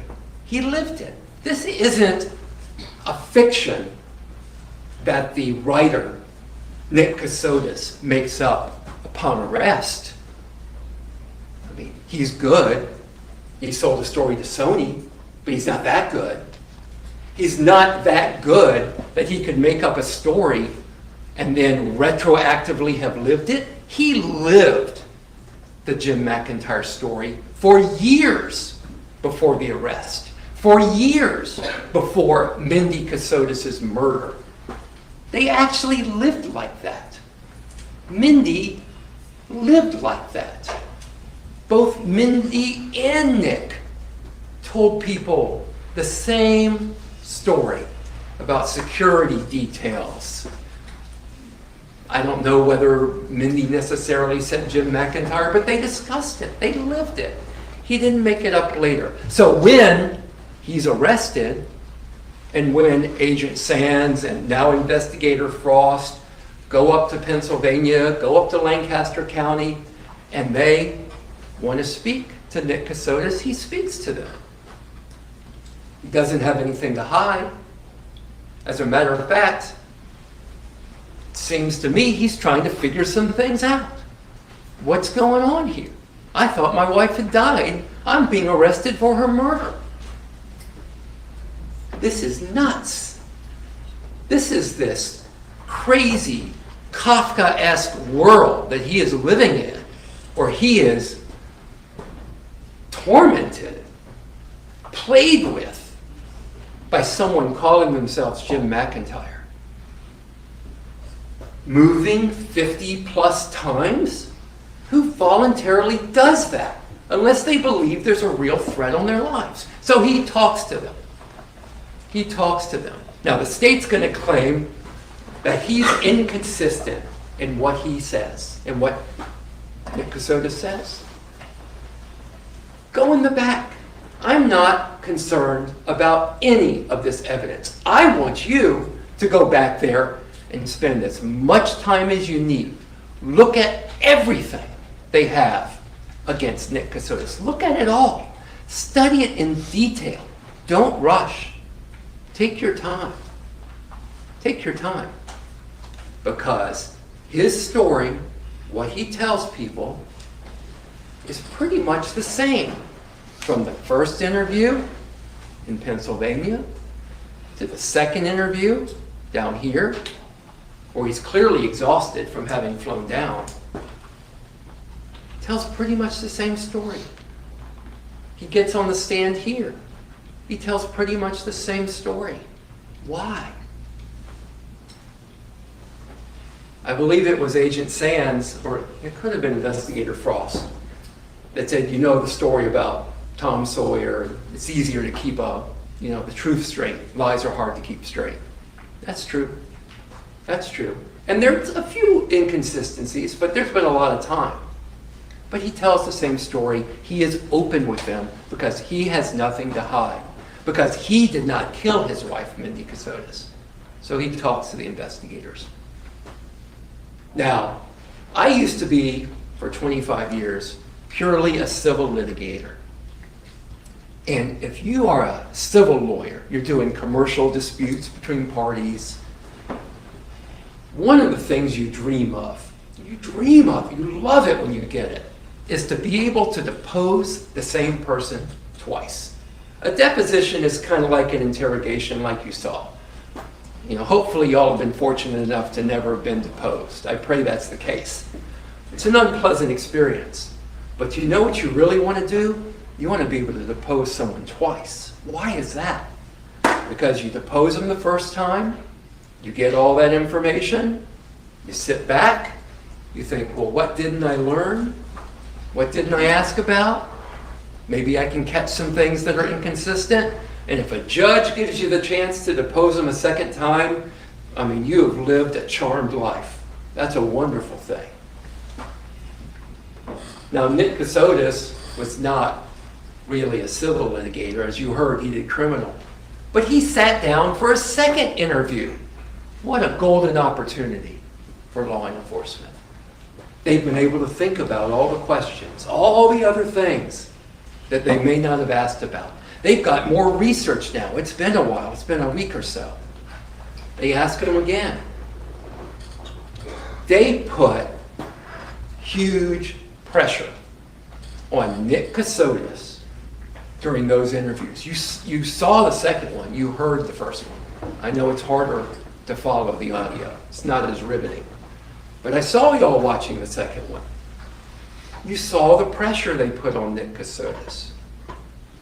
And I won't use the word lie. Law enforcement is allowed to mislead suspects in an interrogation. There's law enforcement value in doing that. You heard Agent Sands testify about the value in doing that. And they told him all kinds of things that weren't true. That he had DNA evidence at the scene.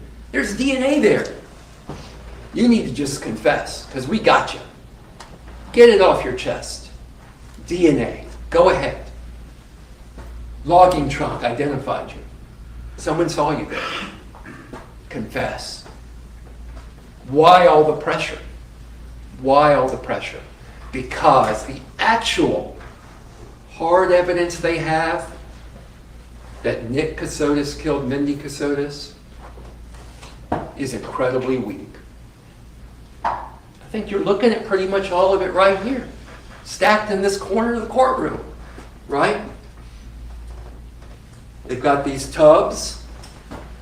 Well, we know from Nick that when they were moving around, they used tubs. Okay, they got some tubs.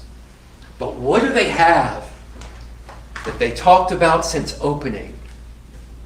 Oh my, they got a knife. There's a knife found near her body. We heard so much talk about that knife. You know, there's a rule in screenwriting and in playwriting. I'm going to maybe get the name wrong. Something to the effect of Chekhov's rule. If you introduce a gun in the first act of a play, it better go off by the third act. The state introduces this knife, this Milwaukee knife, right off the bat. I don't know what y'all were expecting, but I know what I would have been expecting if I were y'all. I'd have been expecting to see some hard evidence tying that knife, that Milwaukee knife, to Mindy Kassotis's, I'm sorry to be so graphic, but her dismemberment. But what did you hear? The exact opposite. That knife was not used in her dismemberment. And again, to be graphic, I mean, her legs were not removed using that knife. That's not what happened. The state's own tool mark, not my expert, the state's own tool mark expert from the GBI. That knife wasn't used to remove those body parts of Mindy. Well, wait a minute. He bought a deer processing kit at Bass Pro Shops. Where's the deer processing kit? They don't have it. Don't be confused. They haven't tried to mislead you. I'm not going to ever accuse them of that. They're too good and too professional. But they went and bought another kit, same model that Nick Kassotis brought. They brought it in here. All right, tool mark expert. What about that kit? Inconclusive. All right, got a deer processing kit that's not even found at the scene, not found on Nick Kassotis, not found at the Airbnb in Savannah, not found in Lancaster, not found. So they're going to bring in another one. They're going to show it here. Inconclusive as to whether that was used. All right.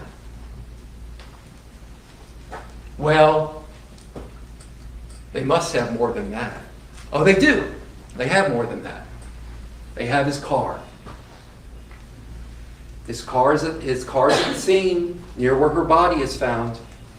Goes by the pumping station in one direction, bit later comes back in the other direction. Other cars, as I said, oh, we're going to ignore those other cars. We don't care about those other cars. We got the husband. We don't have to worry about those cars.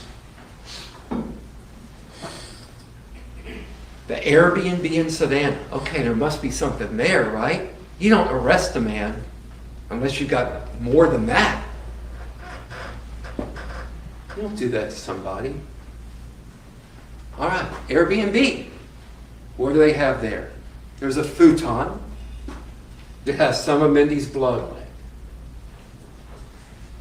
There's a little bit of blood that appears to have maybe been cleaned up off the floor, and a barely visible amount of blood that you can see with their special chemical substance. You can see that on the wall, a little bit.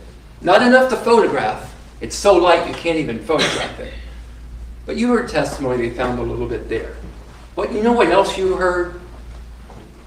How was Mindy Kassotis probably murdered? She had 9 lacerations on her skull. 9. And I asked the medical examiner, there are a lot of veins that run through the skull, a lot of blood that comes up here in your skin. Oh yeah, there are. How much blood are you going to get when you strike somebody with a hard object? Hard enough to do that kind of laceration. A lot of blood. A lot of blood. What about 2 lacerations? Even more blood. That was the testimony. You heard it. What about 9? That's a lot of blood. A lot of blood was not found at the Airbnb. Oh, well wait. He cleaned it up. He did some amazing job of cleaning up all that blood. Did he buy any tarps? I didn't hear anything about that. So he cleaned all that blood up? I mean, that's not reasonable. We asked the owner of the Airbnb, when you came there, did you smell cleaning products? Anything? Bleach? No, she didn't smell anything.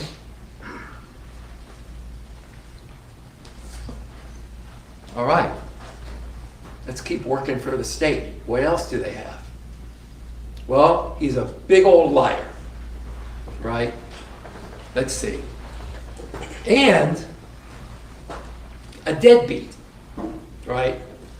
He owes his first wife $1.5 million. Doesn't give her that. Okay. So, therefore, let me think, this theory.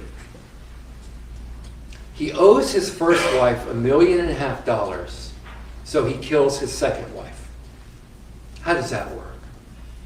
How does that resolve anything? Okay, forget that theory. Let's try another theory. He kills Mindy so that he can run off to Pennsylvania and go woo and marry his third wife, Samantha. You kill Mindy over that? He knows how to get divorced. He did it once before. He divorced his first wife, Heather. So he knows how to get divorced. He also could just leave. But they're going to have you believe that, oh, I don't know what they're going to have you believe, but I imagine they're going to say, well, he did it so he could run off with Samantha. Does that make any sense? Now, they don't have to prove motive. I don't want to put that in your head. You're going to hear the judge tell you they don't have to prove motive. But they still have to prove that Nick Kassotis committed these crimes, the 12 counts that he is facing, beyond a reasonable doubt.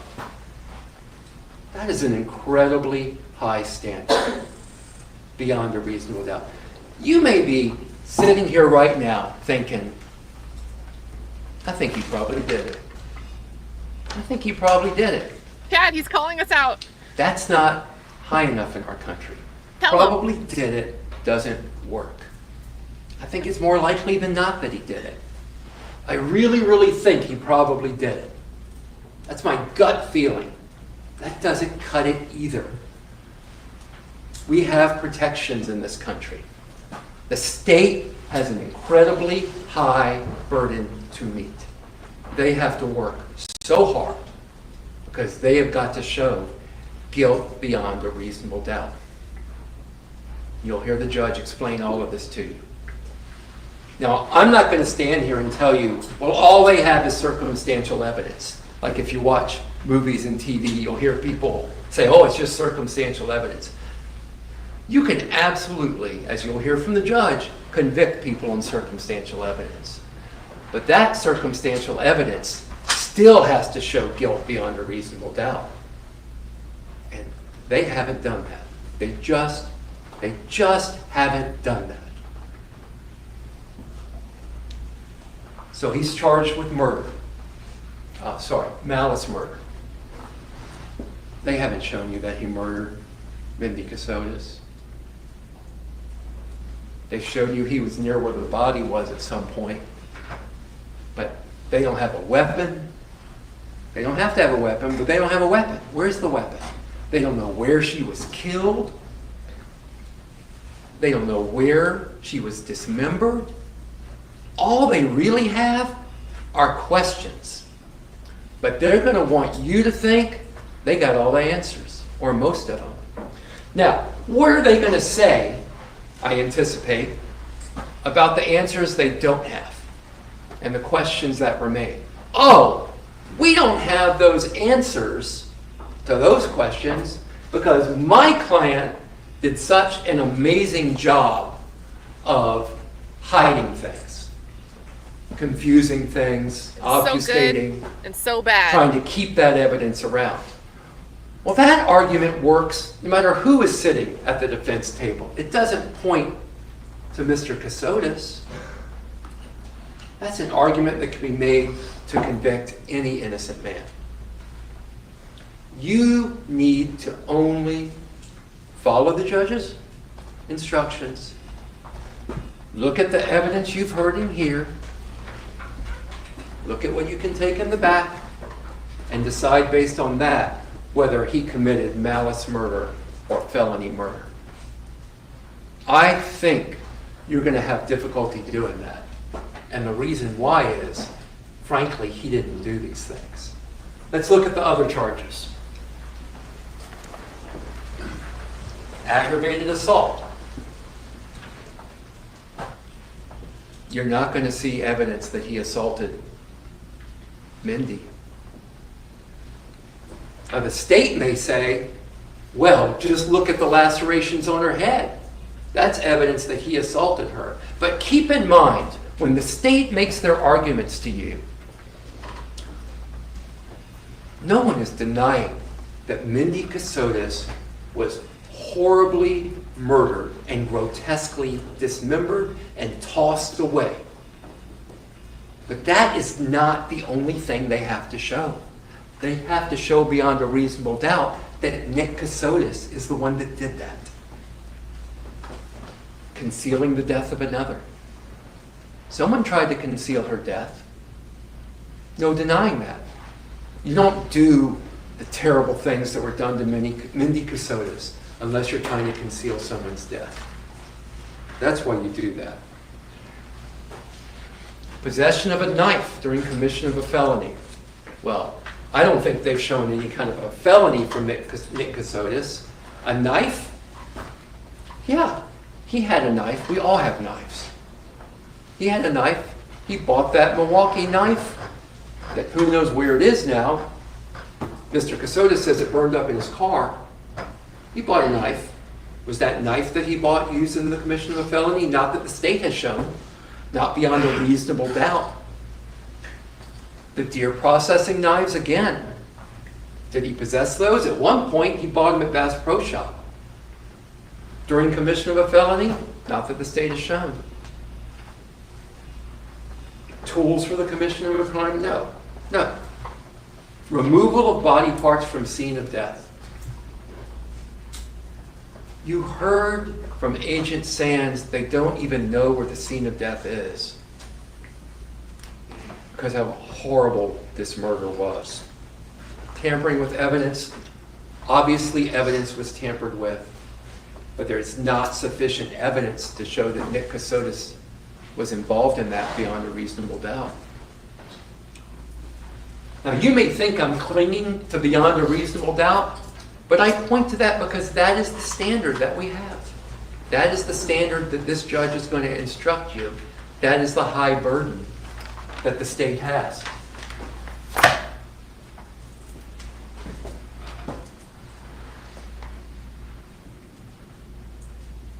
Mindy Kassotis was viciously murdered and frankly butchered.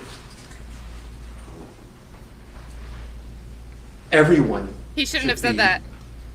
upset and beyond distraught over that. It is I don't have the right words for how terrible that was. And then to be cast off, tossed in the woods for animals to rot.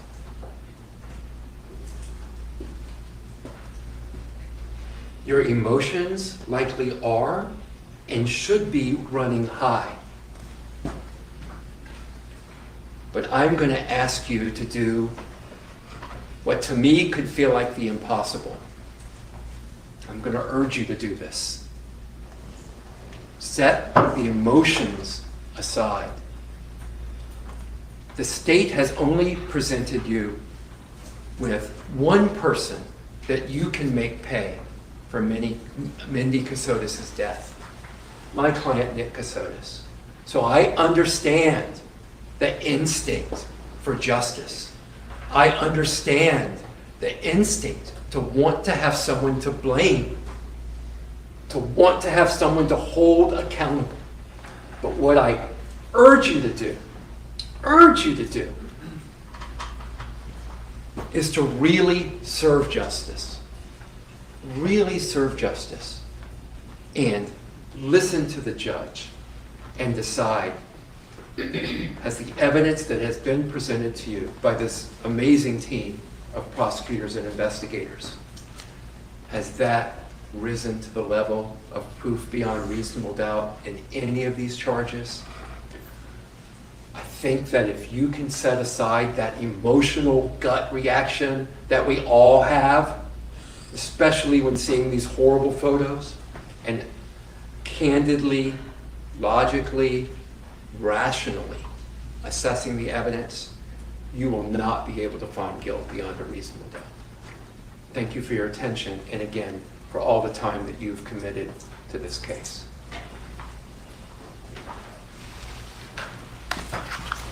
Thank you, counsel. Statement concluded. Thank you.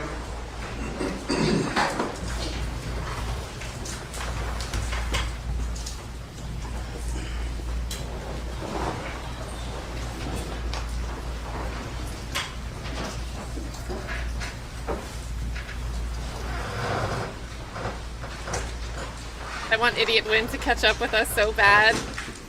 She said she's still on cross and was wondering if the prosecutor was going to ask why he felt so comfortable speaking so freely and casually about his suspicions about what happened to Mindy. But then he was, on the other hand, so scared about Jim.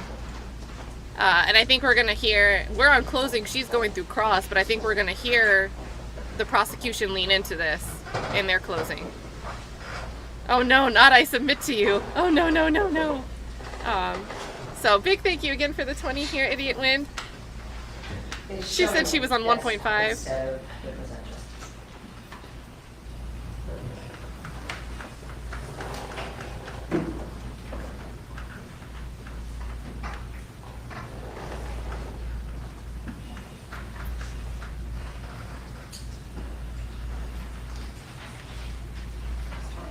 Are we having tech issues? She's going to do a PowerPoint.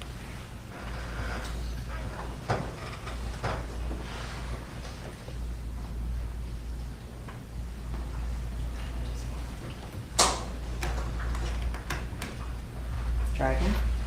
I just turned it off and turned it back on.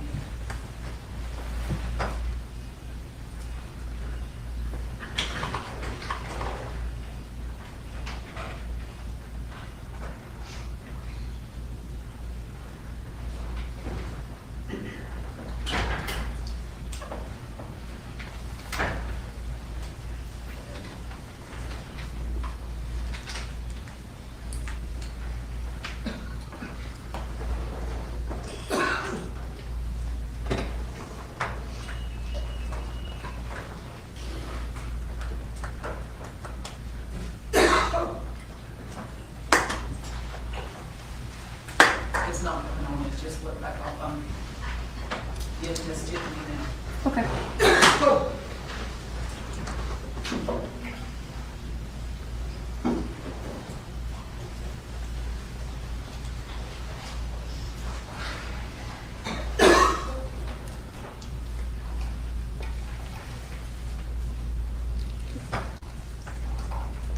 I mean, at this point, it's the state's case to lose, I think. But this, I don't know how we're doing here. Let's get this PowerPoint going.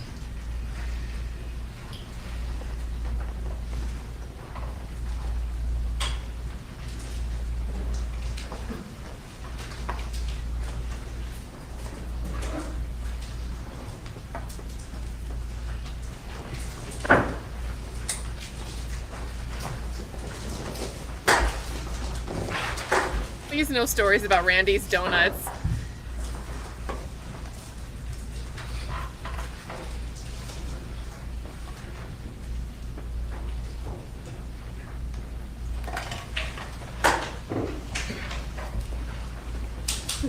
Please help her.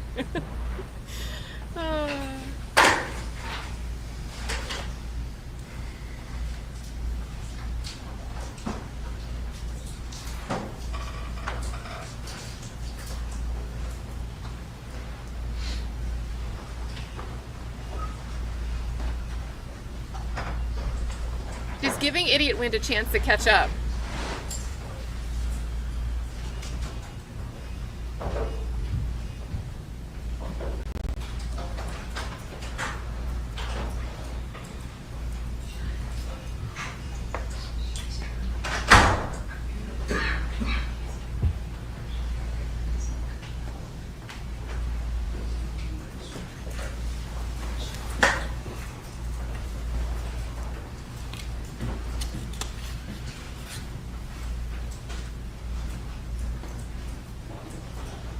Aw, shout out to Classy and Amy. I said, get the likes up in here, show Kat some love. Hit the thumbs button if you want this PowerPoint to work.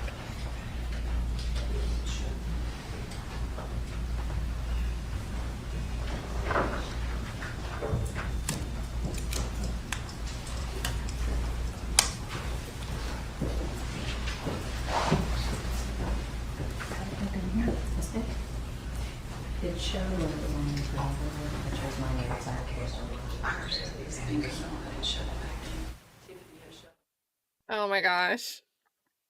Oh, no.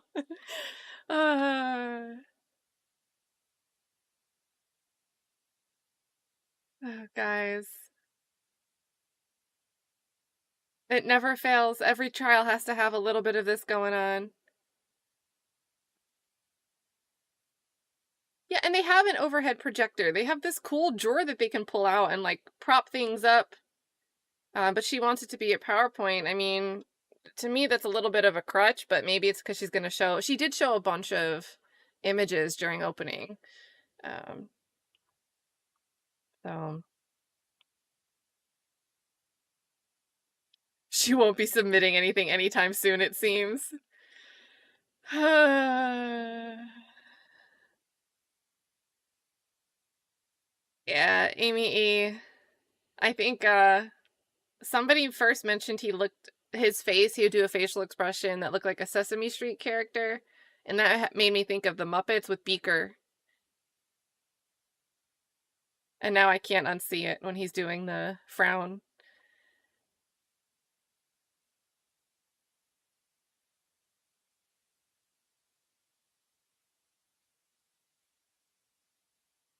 I'm so serious. Idiot Wind is gonna catch up to us, guys.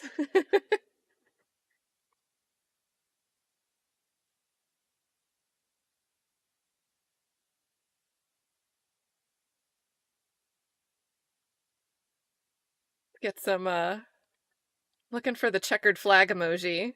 The race flag. Yes! Classy says he was mean mugging big time when Heather was up there. Alright,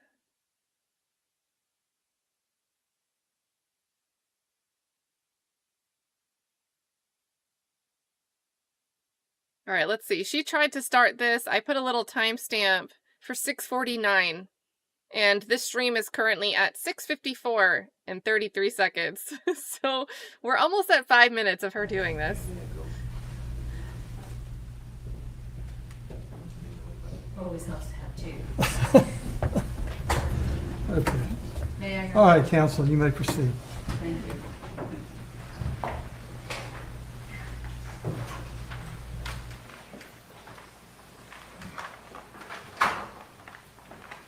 We're all here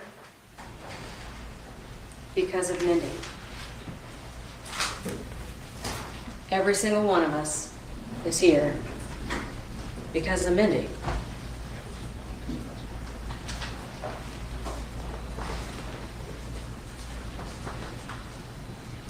Sometime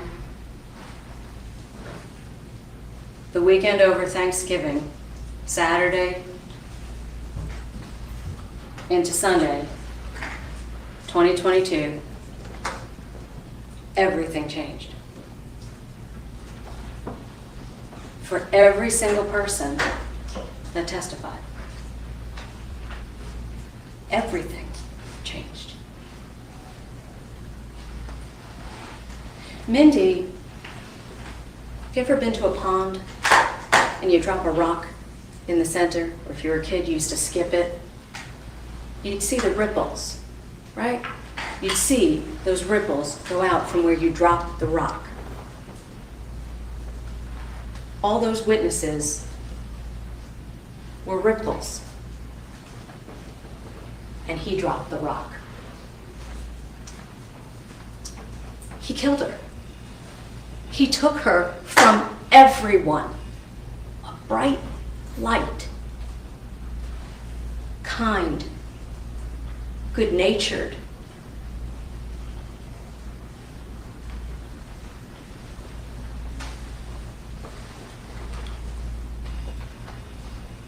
You're going to see a lot of things that we talked about in opening statement. My mom always told me, under promise, over deliver.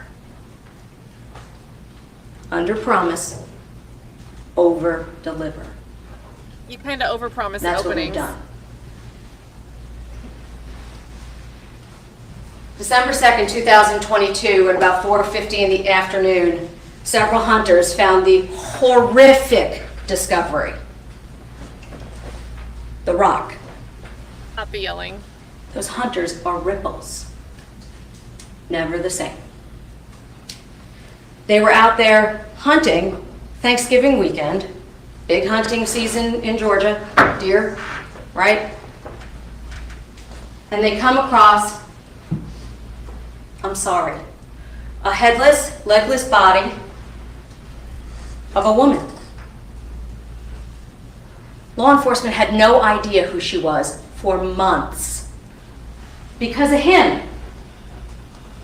Because he made it possible only to figure out who she was through a buccal swab from her mom. In May, almost 6 months later, he did that. Right here in Liberty County.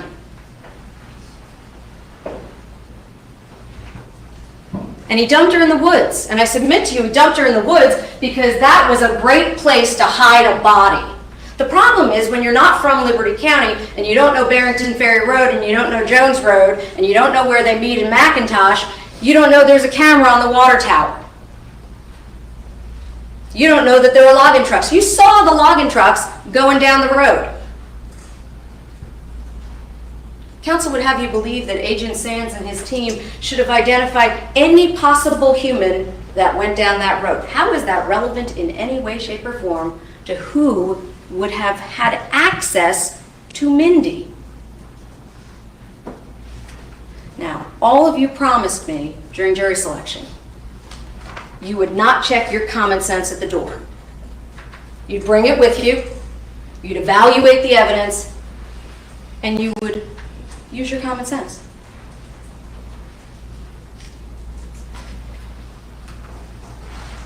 They found a torso, a knife, tubs, and wipes.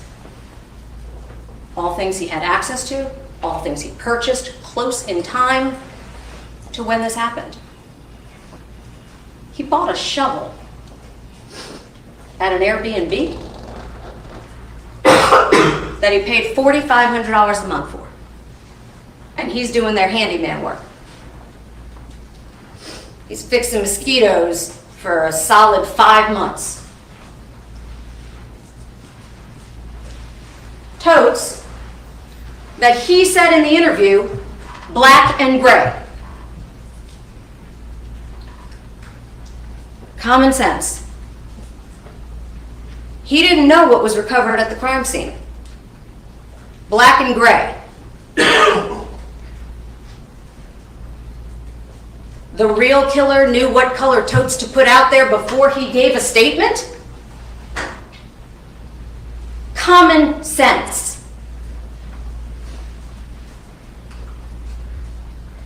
You heard all about how the GBI looked for her remains, where they were recovered, where they were found in proximity to each other, over 3 miles.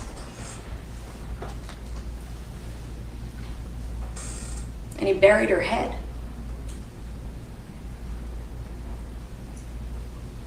Why?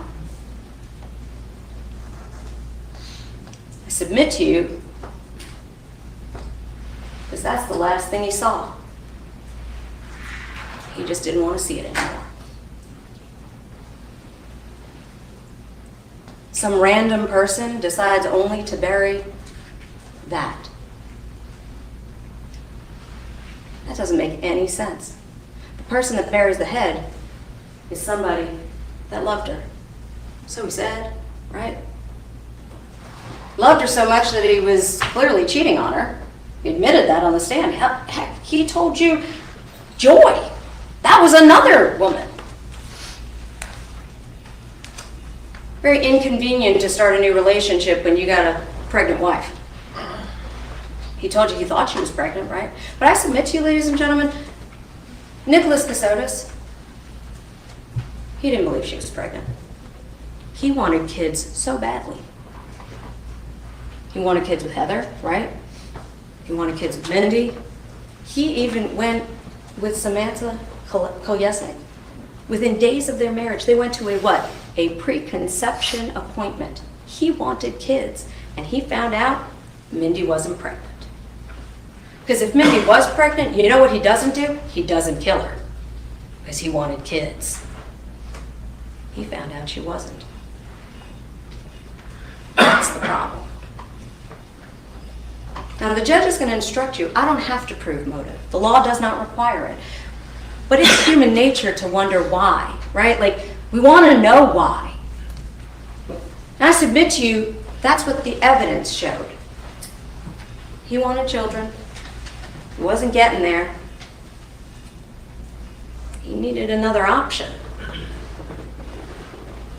First divorce didn't work out so good, did it? $1.6 million that he didn't have.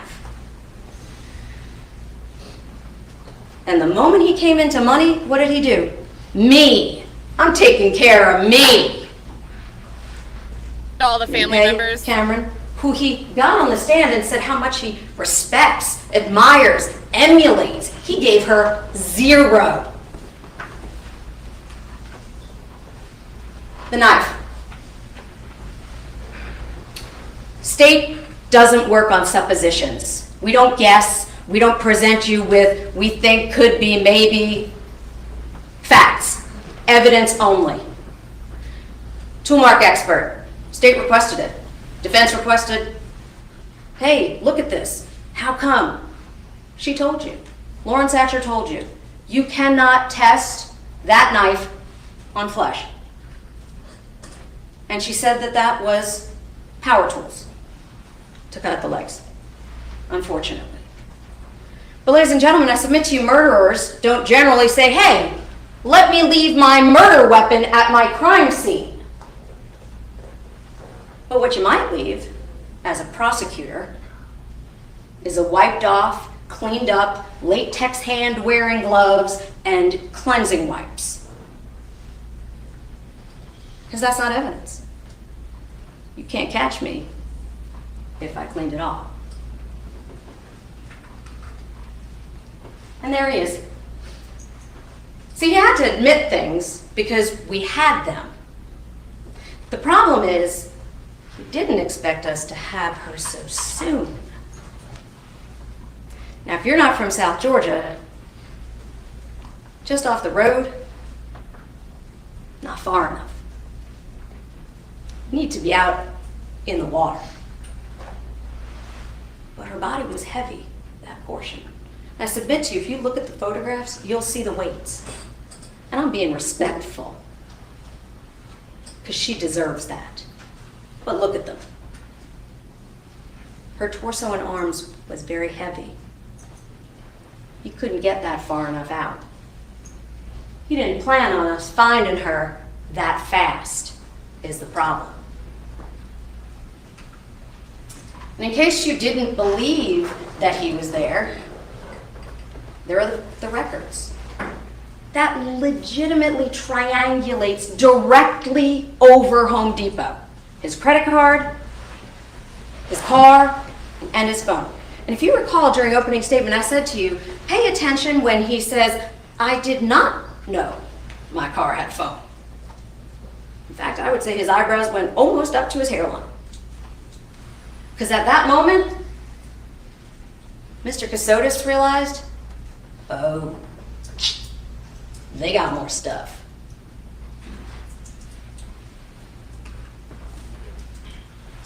I submit to you, there are no mosquitoes on the way down to Riceboro. He bought the knife and then drove down to Riceboro. But he got here when he told you that he bought the knife because he needed to go and take care of the mosquitoes right then and there. You need to pay attention to the details here. And I submit to you, when you hear those details, common sense, that's all you need for this. And then you watched his car travel all the way down to Riceboro. And then he tells you, if you look carefully, I turned off my phone. But it was pinging until he got to Jones Road. Look at the map. It shows exactly where it intersects, where the ping last happens. He didn't turn it off and use a Garmin to get himself down there. He had the phone on until he got to where her body parts were. Because he didn't know that the car was still connecting to the tower. And if you look at that top box on the right side, it shows all the times that car kept pinging while he was in that area. And I submit to you, ladies and gentlemen, the reason there's no blood in the house, or not a lot of it, is because he cut her up in the woods. He had 2 hours. 2 hours with a power saw.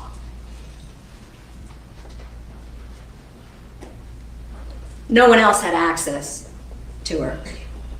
He told you that she went to the hospital. Common sense, right? You recall Dr. Lehman testified and he went like this. She had defensive wounds. Did she have defensive wounds in the hospital? So the doctor killed her. With defensive wounds in the hospital. Common sense.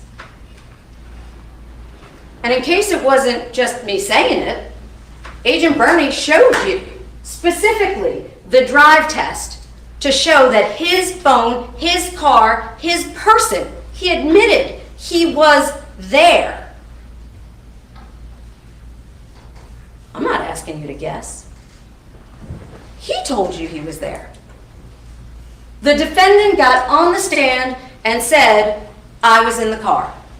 I had my phone. I had my credit card at the Marathon gas station. He swipes his card. Black tub, gray tub. How is that possible in any other way? And the judge is going to explain reasonable doubt. And I submit to you, that's his job, not mine. I'll talk some about the law, but if there's any discrepancy, you always listen to the court. unless he put those tubs out there, there's no way he would know that a black and a gray tub were what would be recovered.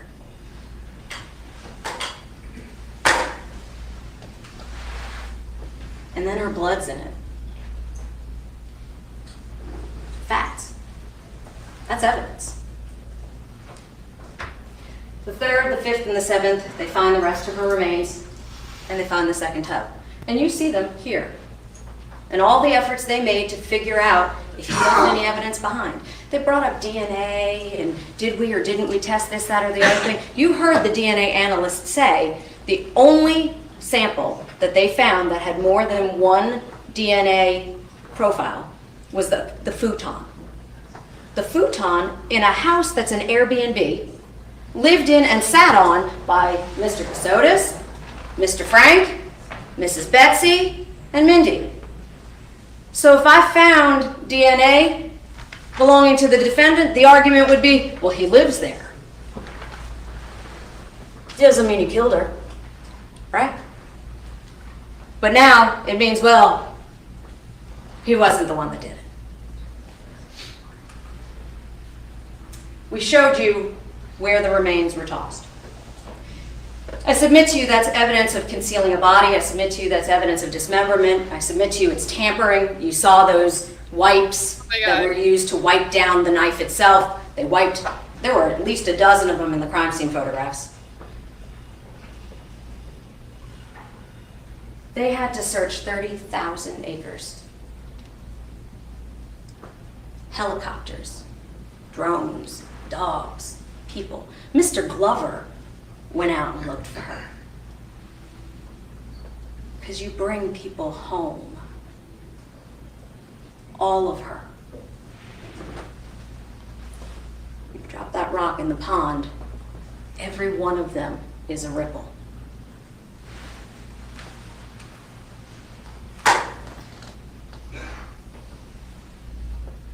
You don't dig up that space without a shovel. Submit to you, look at the picture. You can physically look at the picture. You can see where the root has shovel marks from where it got dug into and where it hit. He was just trying to get the dirt, but there was a root there. For people that are from this area, I fancy myself able to say that now. You hit roots. There's a lot of low roots. And there he is, buying a shovel. When you're staying in an Airbnb, living on the run, gone in an hour, he's buying tools to fix a house that he pays $4,500 a month for. Common sense. And then we do the autopsy. And why is that important? Well, because we don't know where Mindy took her last breath. I submit to you, that's because of Mr. Kassotis. 9 traumatic wounds to the head. We don't know that every wound occurred inside of the dwelling in Savannah. We don't know that. We don't know if she was strangled, if she was first subdued simply. We don't know if he rolled her up in the rug, if he took her. But we know there's blood under that rug. Rusty threw up on it. Really? There's blood under the rug. Defensive wounds on the arms that I submit to you. You're not getting beat up in the hospital. Inconsistent, and it doesn't make sense. Then there's the abdominal wounds. This goes back to Mindy not being pregnant. And you're mad! She told you she was pregnant. You're mad. That's why you bury a head. That's why you stab her in the belly. That's murder, Mr. Kassotis. Premeditated, intentional homicide. And then he cut her up. And he tossed her out like garbage. That is premeditation. And we're not required to prove that, but we have it here. intent to kill. And even if you don't believe that at the moment he intended, you think that maybe he just wanted to hurt her, that's ag assault, aggravated assault. Felony murder. You assault somebody and then ultimately cause their death. So whether you think he started it with the intent to kill her or he just killed her in the process of the assault, one's aggravated assault, felony murder, one is malice murder. And you're going to hear the judge talk about venue. Venue means where you died, where the crime itself was committed. And normally, you're going to hear that venue is the place where the crime was committed. And I submit to you, when you drop the rock in the pond and you don't know where it happens, the legislature in the state of Georgia does not allow for you not to be guilty on a loophole. If you believe that we couldn't prove beyond a reasonable doubt where she took her last breath, then where her body is recovered is the law. And that's why we're all here, Liberty County, with that ripple. Because her torso was found in the backyard.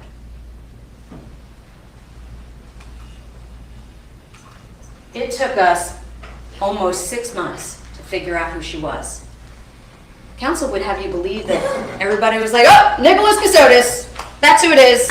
That's not what happened. That's not what happened at all. You all heard that. Forensic sketches, fingerprints at the crime scene, DNA, no identity. We found it's the same person. Then Miss Betsy, she gave us a buccal swab. Heck, she didn't even believe he was a GBI agent because of Nicholas Kassotis. They believed him.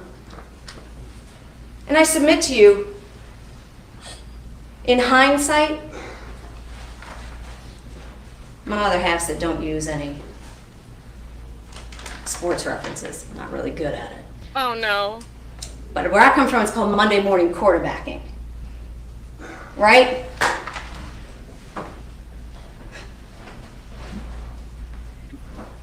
In this case, we didn't know who she was. We find out who she is, and then they go backwards from there. They knew who Nicholas Kassotis was as early Detective Frost said that he had gotten Home Depot records. He knew as early as December 7th. They didn't arrest Mr. Kassotis. They ran down hundreds of leads through VICAP, NamUs, the Missing and Exploited Children, through the FBI. They ran down hundreds of leads. Agent Sands told you they had some that were close. They didn't know who it was until they got her DNA. And once they figured out that it was Mindy Mebane Kassotis, now he made sense. They had been running down all the leads up until that point, but they didn't know it was him until they knew it was her. The only one with access. And why is that important? Because Mr. Kassotis says his wife went to the hospital on Saturday.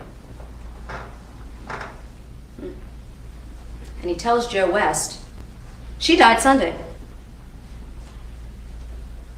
But doesn't tell her parents that she died until Thursday. Well, that's a problem. Yeah, this was real bad for him. You told Mr. West that she died in one day. That's not a little different.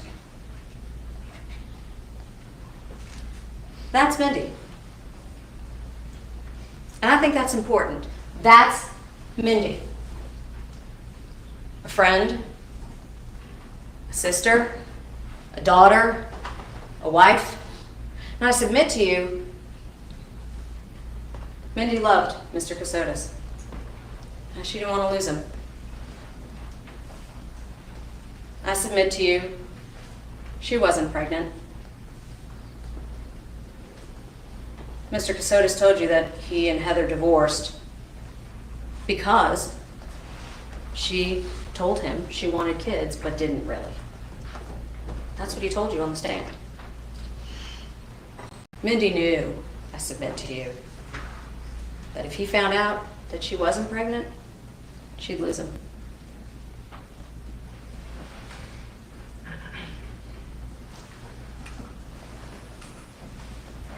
The doctor testified, told us the range. That's when the GBI could finally start to narrow it down. And the last person to see her alive was Mr. Kassotis. Mr. Frank said that he saw her right before they left to go to Hilton Head. And when he came back, he never saw her. They thought she was at the hospital. Mr. Kassotis didn't have a name of a doctor, a location of a place that he went to. He never visited her. His wife was 8 months pregnant, due in January, and he didn't go see her? I know you did not check your common sense at the door. He didn't go see her because she wasn't in a hospital. He didn't go see her because he knew she was dead. And he didn't ask about a baby because he knew there wasn't one.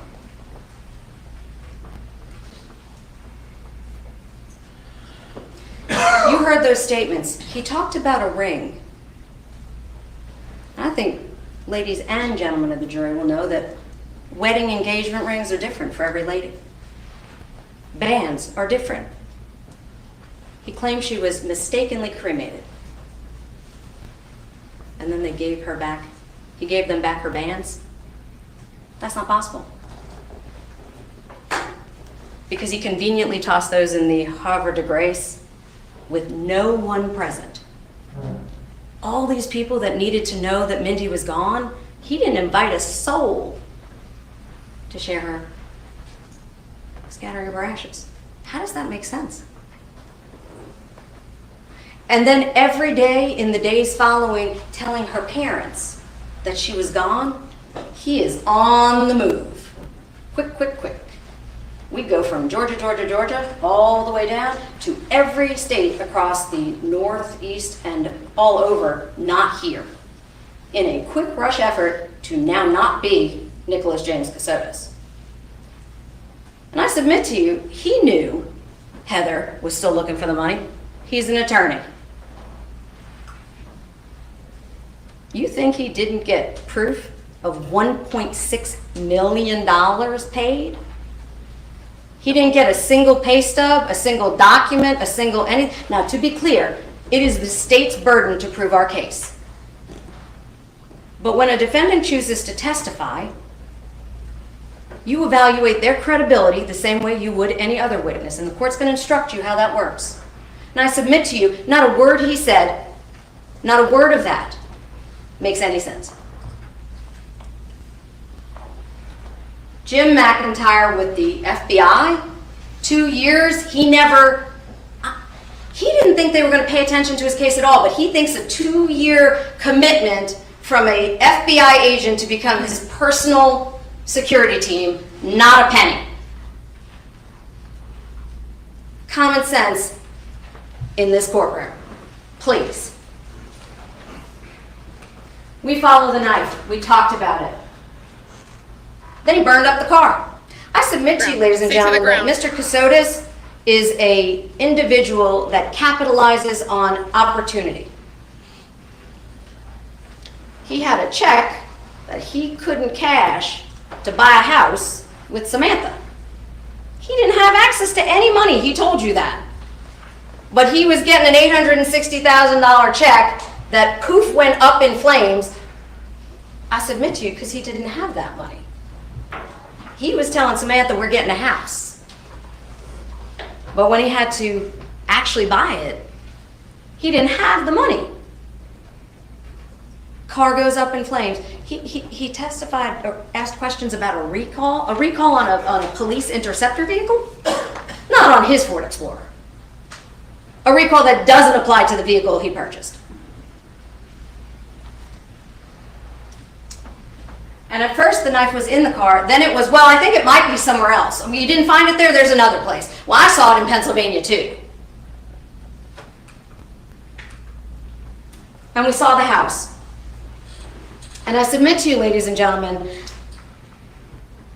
she was definitely struck. There was a bloodletting event, meaning she bled at the house in Savannah.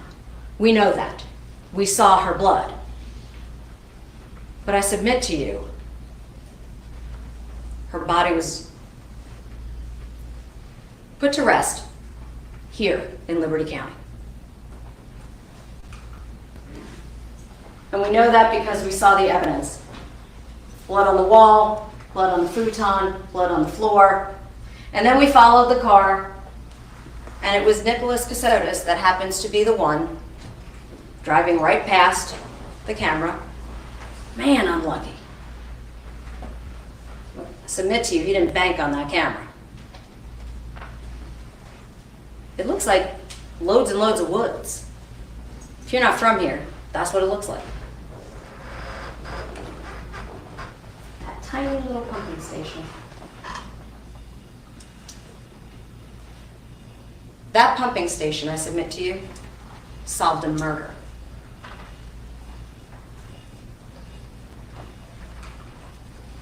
There's the car. If you look at those photographs, you would think he was only there for an hour, right? Looks like he came and he left. But those roads, they loop around. I submit to you, look at the photographs. Look at the satellite. Look at the maps. Agent Bernie told you that car was pinging there, total. Didn't turn back on until he's leaving the area going back up 95. He had 2 hours in the woods. I submit to you, he dismembered her out there. And then he tried to get rid of the body. And you're going to hear testimony, or rather you heard testimony about all of the items that the indictment references. They reference the totes. They reference the knife, meaning the Milwaukee knife. They reference the deer processing kit. Oh, and now that deer processing kit was for Matthew. He's not a hunter. But it was a gift that was so important that when your wife passes, you didn't make sure that he got it. Does that make any common sense? We followed the phones, and in case you weren't sure, he went right back home. We followed his car back to the house.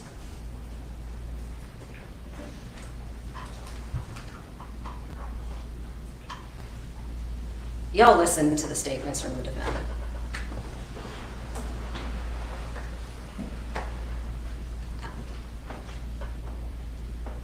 I submit to you, it's called consciousness of guilt. Pause When you before try that to one. cover something up, you start telling lies.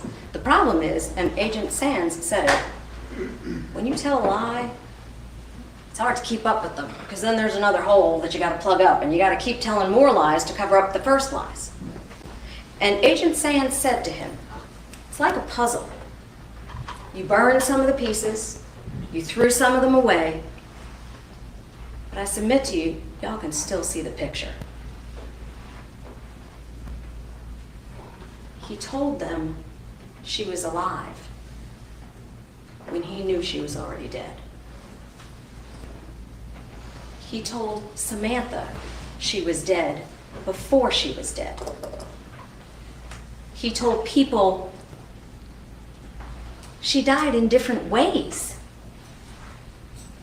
He told Joe West she went in on Saturday, she became septic, she got sepsis, and she died from an infection the next day. That would have been Sunday. He told her parents Thursday.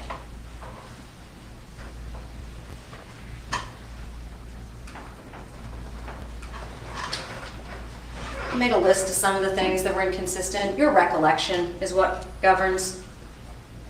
Was it credible? Was it believable? You told me you would know how to evaluate somebody being truthful. Use your common sense. Talked about what Mr. West said.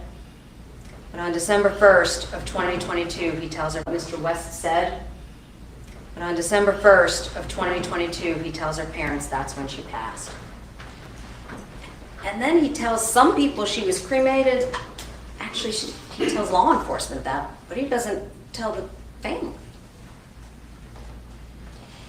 He knew and didn't tell them. He told them there was going to be a service.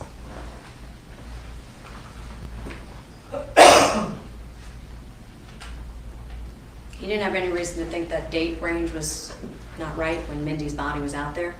Conveniently, exactly when he was there. That is the most unlucky man on the face of the planet. or a murderer. Why was the divorce important? The divorce was important because he had to have a reason to be telling this whole Jim story to begin with. Nicholas Kassotis did not want to pay Heather Thomas 1 penny. He did not want to pay her the $1.6 million. And he didn't. And he absconded. And he told some story to the court about how he had $32 million. $32 billion. Dang. That's a lot of money. But now it's Mindy's fault. Oh, it's Mindy's fault that he doesn't have the money. Look at the records, the transcript. He blames Mindy. When there's a problem, well, either Jim did it, or now Mindy did it. Mindy met Jim, but he never looked at credentials. Apparently, Mr. Kassotis hasn't done anything.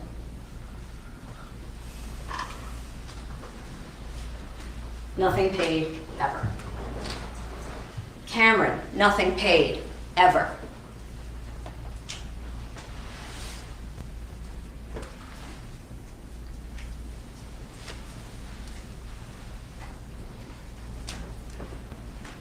Mrs. Kolyesnik. Driver's license, photoshopped.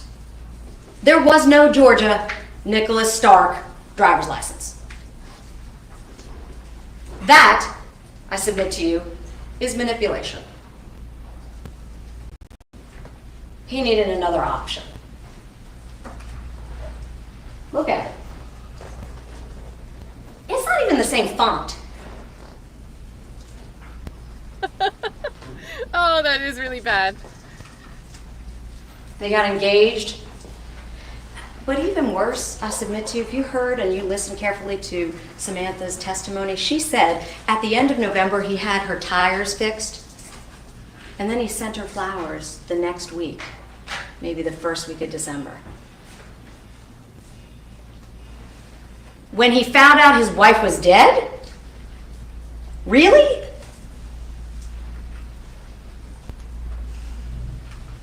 They were remarried. And whenever there's something that he has to be held accountable, Jim told me to do it.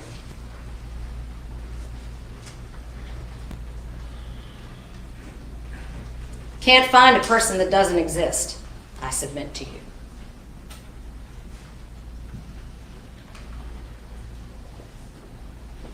He texted back and forth with Samantha repeatedly. Did Jim tell him to what to say in every text?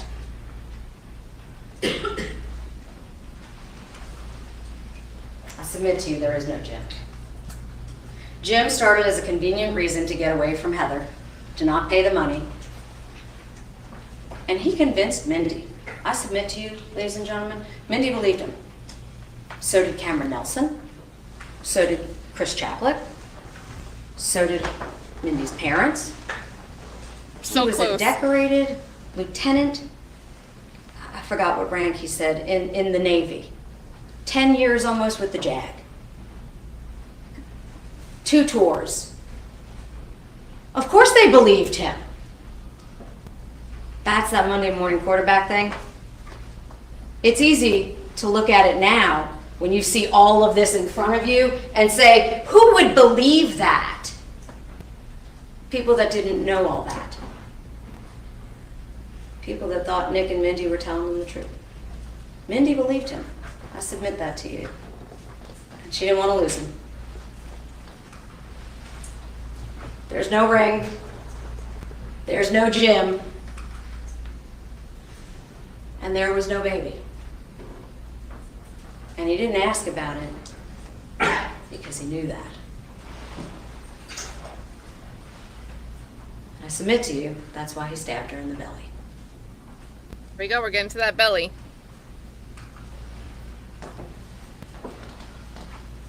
He never once, in 2 hours and approximately 10 minutes in Pennsylvania, ever asked about the baby. If you just found out that your wife died by some other means,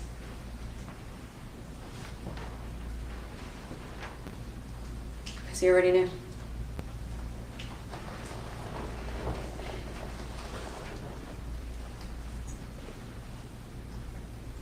never once asked about the condition of her body. I submit to you because he knew. One more, we break the goal. The court's going to instruct you on the charges. I've talked about some of them: malice murder, felony murder. There are additional charges that you're going to hear as well, and those charges include venue. The court's going to instruct you. I talked to you about this early on. Venue is where the body is found in a homicide if we don't know where she took her last breath, if we don't know where the crime was committed. And I submit to you, when he dropped that rock in the pond, he made it impossible to know that.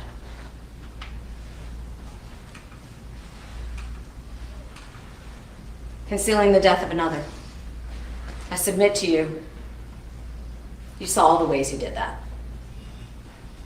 And in case there was any question, her blood in the totes makes it clear that it was him. He got the car washed the next day.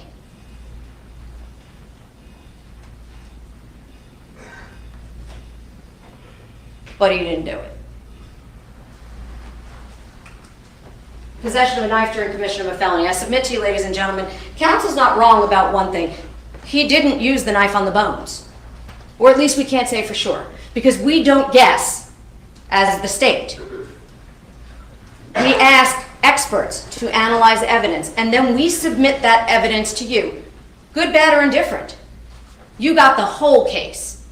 The parts that can prove things, the parts that limit, and Lauren Satcher testified she couldn't, at the outset, she could not have said that the deer processing kit was used on the bones.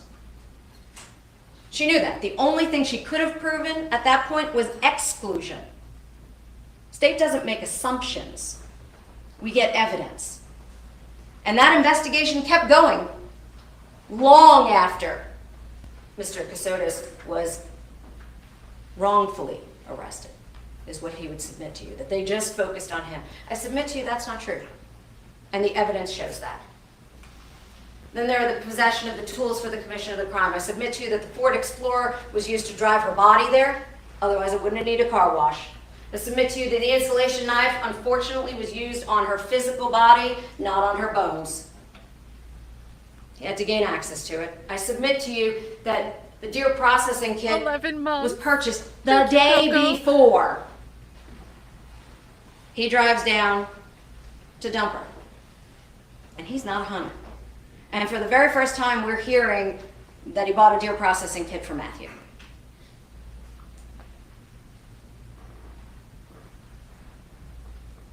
It couldn't be excluded. That's what Lauren Satcher said.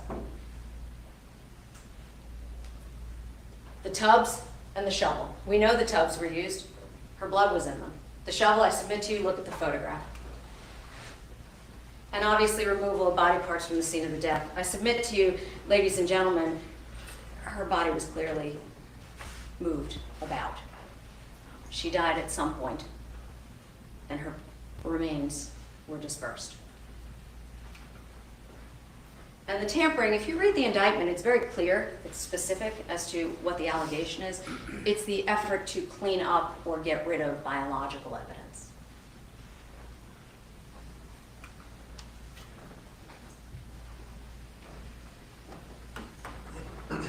Nicholas Kassotis dropped a stone in the pond. And I submit to you, every person in this courtroom is a ripple. I submit to you, Mindy, she deserves your attention. This case is about her. I ask you to go in the back, look at the evidence, and come back with what is the only appropriate outcome. Guilty of all charges. Thank you. 50. Well, was Thank that? you, counsel. I had 53. All right, ladies and gentlemen of the jury, it has been a long day, but before I excuse you for the evening, I want to sort of give you an outline as to what we'll do tomorrow. I'm going to ask you to come back tomorrow morning at 8:45, around 9 o'clock or thereabouts. I'm going to read to you the law that applies in this case, and you will be duty-bound to follow that law when you begin your deliberations. That should take about 30 minutes, so after I give you the charge of the court, Then I'm going to let you begin the deliberations. So finally, you will be able to discuss the case and the evidence in this case. So once again, I want to emphasize tonight, please don't pay attention to any news accounts that might be out there. Get a good night's rest, and we'll be able to begin your deliberations tomorrow. So have a good evening. We'll see you tomorrow morning at 8:45.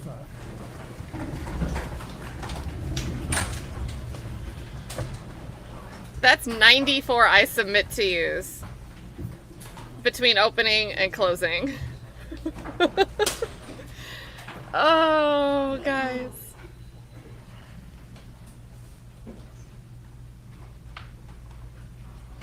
Yep, so state didn't do an opening closing. They just closed last. So Doug did his closing first.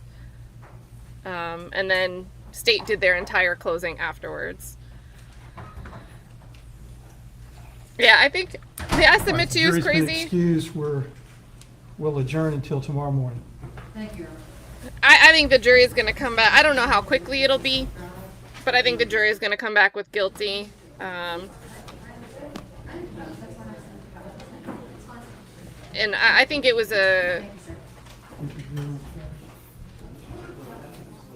I personally think it was a smart move for the state to kind of take these disjointed pieces together and bring something closer together. They don't have to provide a motive. They don't have to prove this was definitively this guy's motive. They don't even need to suggest a motive, but it fills a knowledge gap. And I think it was wise for them to abandon what they were arguing in openings, where they said Nick and Mindy were on the run trying to run from this $1.5 million judgment from Heather. Since yesterday, they pivoted and now strongly leaned into this idea that he, to the point of it breaking him, wanted a child. He wanted kids so badly, he stabs her in the stomach, and that's why he's not asking, what about the baby? Is the baby okay? So I think that's very compelling as far as giving the jury a motive to hinge onto if they're looking for it. The Dom Whist banner. So I don't know, you guys. I know, and I appreciate everybody's got lots of thoughts and insights in the chat. Just my opinion, I think they're going to come back guilty across the board. Or maybe, felony murder, maybe not malice murder, but I don't know. I don't know. So, yeah, happily angry lawyer says that's at least coherent. Yeah, it really didn't make sense to me why Mindy and Jim would be on the run oh my God, Nick would be on the run together, but then he'd kill her, but they were on the run together, running from something else. It makes more sense if Mindy did something that alarmed, pissed off Nicholas Kassotis, if we're supposed to believe he planned to kill her. So, I think, and you guys did come up with reasons when it was related to this $1.5 million judgment. Some people were suggesting, well, maybe he's the type of person that, the motive, accepting that theory at face value, maybe he figured unaliving her would garner sympathy and people wouldn't be hounding him down for money. And I was like, I can see somebody maybe thinking that, but it's a lot harder to get there. So yeah, but what a case, what a case. I mean, I still think Doug is doing great work with very bad facts. So, Classy says I said it right. Yeah, Jim, Nick, whatever. Okay, Idiot Wind. Oh, I love this in retrospect. So, Idiot Wind is speaking to us from she just finished Doug's closing. She says, Doug's closing was really good. I'm still not guilty, and I still think this man was psychologically abusing and controlling her for so long, and can't imagine how lonely and distorted her perception was then. And I will say, I'm yesterday I was like, look, I think if we had a glass of water, we had it filled where the jury's going to come back pretty easily on, he's at that location, he's dismembering the body, but maybe they won't think that he killed her. Maybe they'll think she had some blood pressure issues, something was weird about her health. He found her non-responsive, panicked, didn't know what to do with the body, and said, oh God. And, that would explain some of the sloppiness, right? You're doing this in a rush. In other words, it's not this premeditated malice murder. It might not be murder at all. It could just be he found a body and was scared, didn't know what to tell people, didn't know what to do. And he just scrambled and did something before the parents came home from this surgery. But with him taking the stand today, that's all. Dump the water out, fill it back up. So, I mean, Doug had to work and pivot with his client taking the stand today. And I think that gave the opportunity for the state to have they could lay out a stronger motive that wasn't the biggest leap in the world to get to. But I think Doug did a great job with what he's got. So, I don't know. This is what people say when they say, they advise their attorneys, their clients, probably shouldn't take the stand unless we really need you to get up there for a fact we need on the record that nobody else can get in. Also, big thank you. Curious Coco joined us late. She came in and said, I submit to you this milestone, chat. So big thank you being a member for 11 months is super awesome. Hope you're doing well. If you have to catch up, have a wonderful time watching this guy on the stand. Just, I'm not surprised he took the stand, but it was such a dumb move that I'm also surprised he took the stand. GV says, can't wait to watch Doug's next case with you with a different prosecutor. I think yesterday, Marie pointed out that Simone Hilton, she's like co-chair prosecuting a new case that Law and Crime is streaming. And it's an old case. I think it deals with decapitation. It's like a 1980s case that the initial suspect, they thought it was a serial killer, but the serial killer was in custody at the time that it would have occurred. So now they end up charging, I don't know if they were husband or fiance or like they had an intimate relationship of some sort. Now he's on trial decades later. So Simone Hilton has a case that's that Law and Crime is streaming, just so you guys know. Let's see. For Always Forever Life says, I still feel reasonable doubt. Kassotis should have not taken the stand. Now, Sweet Lady Sugar, what I think is interesting, do you tell your attorney the truth or lie to your attorney? It would be, if certain things were said to the attorney, especially something so egregious, it might have come to a point where the attorney has to let the court know, like, look,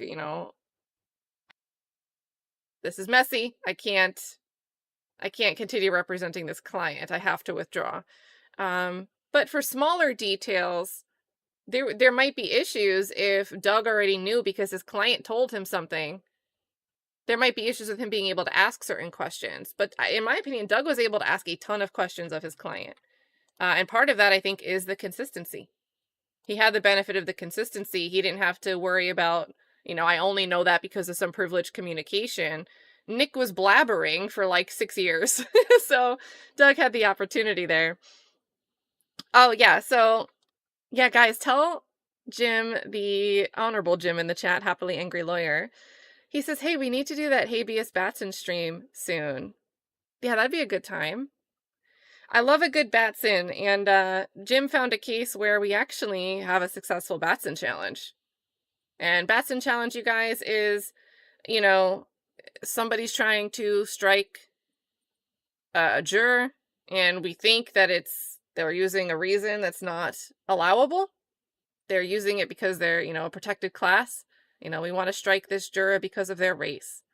But usually, those challenges, the judge is like, well, state, what do you have to say about that? Or defense, what do you have to say about that? And it'll go, well, no, it's the style of clothing. They resemble the defendant too much. This is, referencing some Missouri cases here where the judge said, no, I'm going to deny the Batson challenge here. But Jim found a case where it was actually granted, so I think that'd be awesome to look at. So I don't know when to say we're going to do that, but the solution would be click this link to Happily Angry Lawyer's channel and hit that notification bell. So, what's the next case that you're streaming, Kat? So I've got to get caught up on work. I'm not doing a great job, like, getting off these streams and getting work done from, like, 6 to midnight. I used to do that during the YSL trial. I'm not being productive like I used to be. I don't even know how I was able to do it during the YSL trial. So I'll probably be a backseat juror watching other cases over the next week or two. There's, like, a bunch of hearings next week. Laura Kieran, a teacher accused of impregnating like a 13-year-old student, I think is the age. Courtney Clunny has a hearing.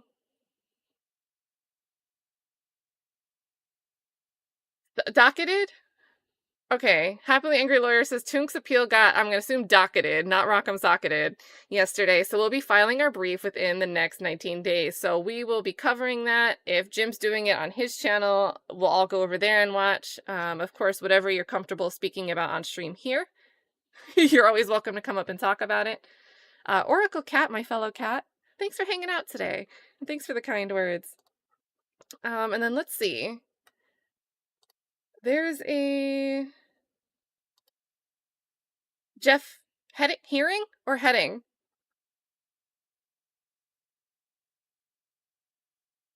I am Shout. I think this is it. There's nothing more Doug could do. Nothing more Doug could do.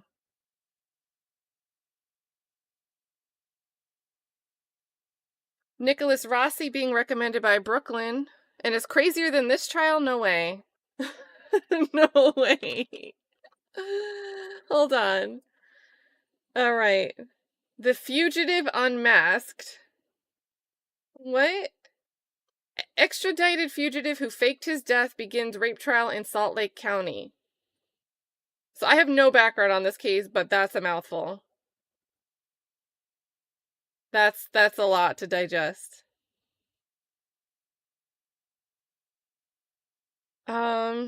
I see like Sky News and local, it looks like KSL News Utah. Brooklyn, do you know like a stream for it? Because typically this could be something that they don't have cameras in for, since it's, you know, special victims.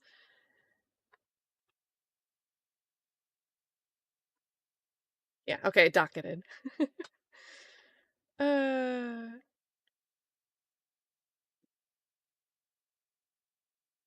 Yeah, and I think, I guess everyone has like the Adelson stuff coming up, so I'll be poking around with that. I've got to get caught up with, I want to catch the Aiden Kearney hearing. I always say his name differently than everybody. I know everyone says Kearney, I say Kearney, I don't know. And I'll probably hop over, even though I think it'll end up being replay. Justice Serve was streaming it as it was happening. So I'm going to drop a link to that. Tay-Biz updated his stream that he was going to do this evening till tomorrow morning. And then tonight, you guys, at 8 p.m. is Classy. So I submit to you, go to Club Classy, tell people to submit their music. You can sponsor an independent artist. They'll get to play their song for, you know, there's anywhere between like 300 to 1,500 people sitting in there watching it. Tons and tons of great music. Like, I've even built playlists and followed artists that I've heard on that show, largely in part to Amy E., the wonderful Amy E., promoting artists. So super awesome over there. Yeah, get ready to submit. Please update like a sound effect where you have your countdown, Classy, or it can just be like, get your submissions in, I submit to you. Oh my goodness, I can't believe we have 94 I submit to yous from Lori Bayou. And I'm going to say, her delivery was rough. Her delivery was rough with some witnesses, but overall, I don't think in closing, she said, we didn't try to not put things into testimony. We didn't shy from asking people certain things. And to be fair, whether it was just her making a poor choice of questioning or just not wanting to hide anything, she did ask a lot of questions of a lot of witnesses that the answer that was given wasn't necessarily helpful to the state. You know, she would. So I'll give her props for that for sure. Other than that, though, I think she had the easier facts to work with. Doug had the overwhelming uphill battle.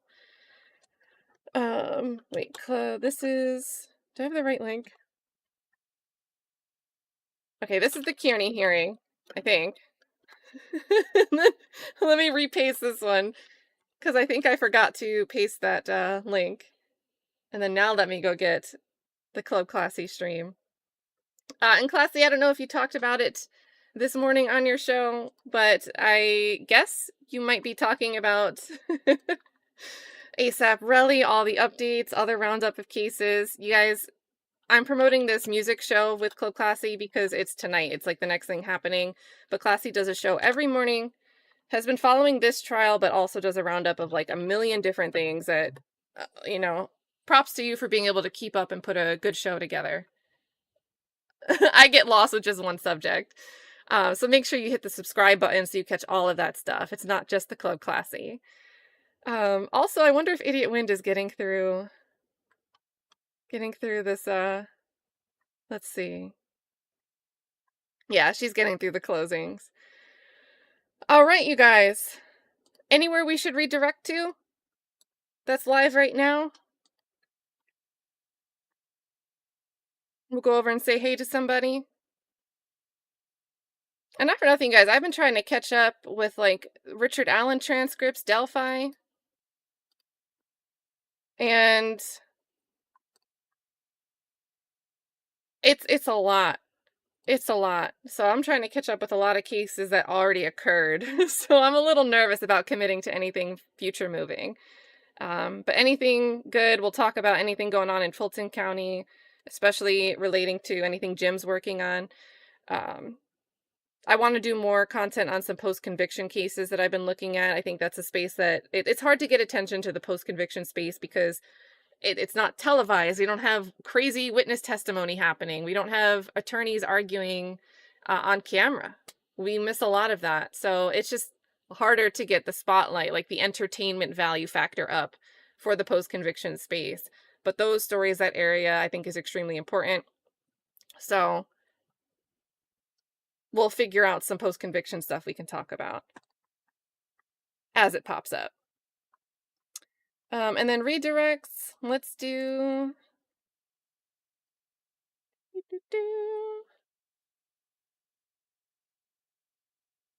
Okay, so thank you, Factualize. So Melanie Little also had the Turtle Boy. I always do last names. Turtle Boy, Aiden Kearney, and he joined her after the live. So got Turtle Boy in the building there. And let's see. Oh, Defense Diaries has a live with Mick Patel. I didn't know that was happening today. Let's see if I have them as a redirect. That's Mahendra Patel, you guys. And Lead is live right now, too.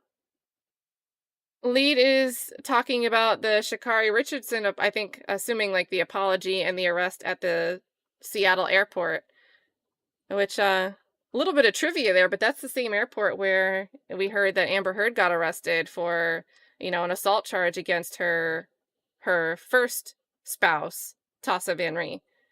So let's get, Mahendra Patel is going to be where this redirects, over at Defense Diaries. Lead attorney is also live. I just saw doing the Sha'Carri Richardson story. And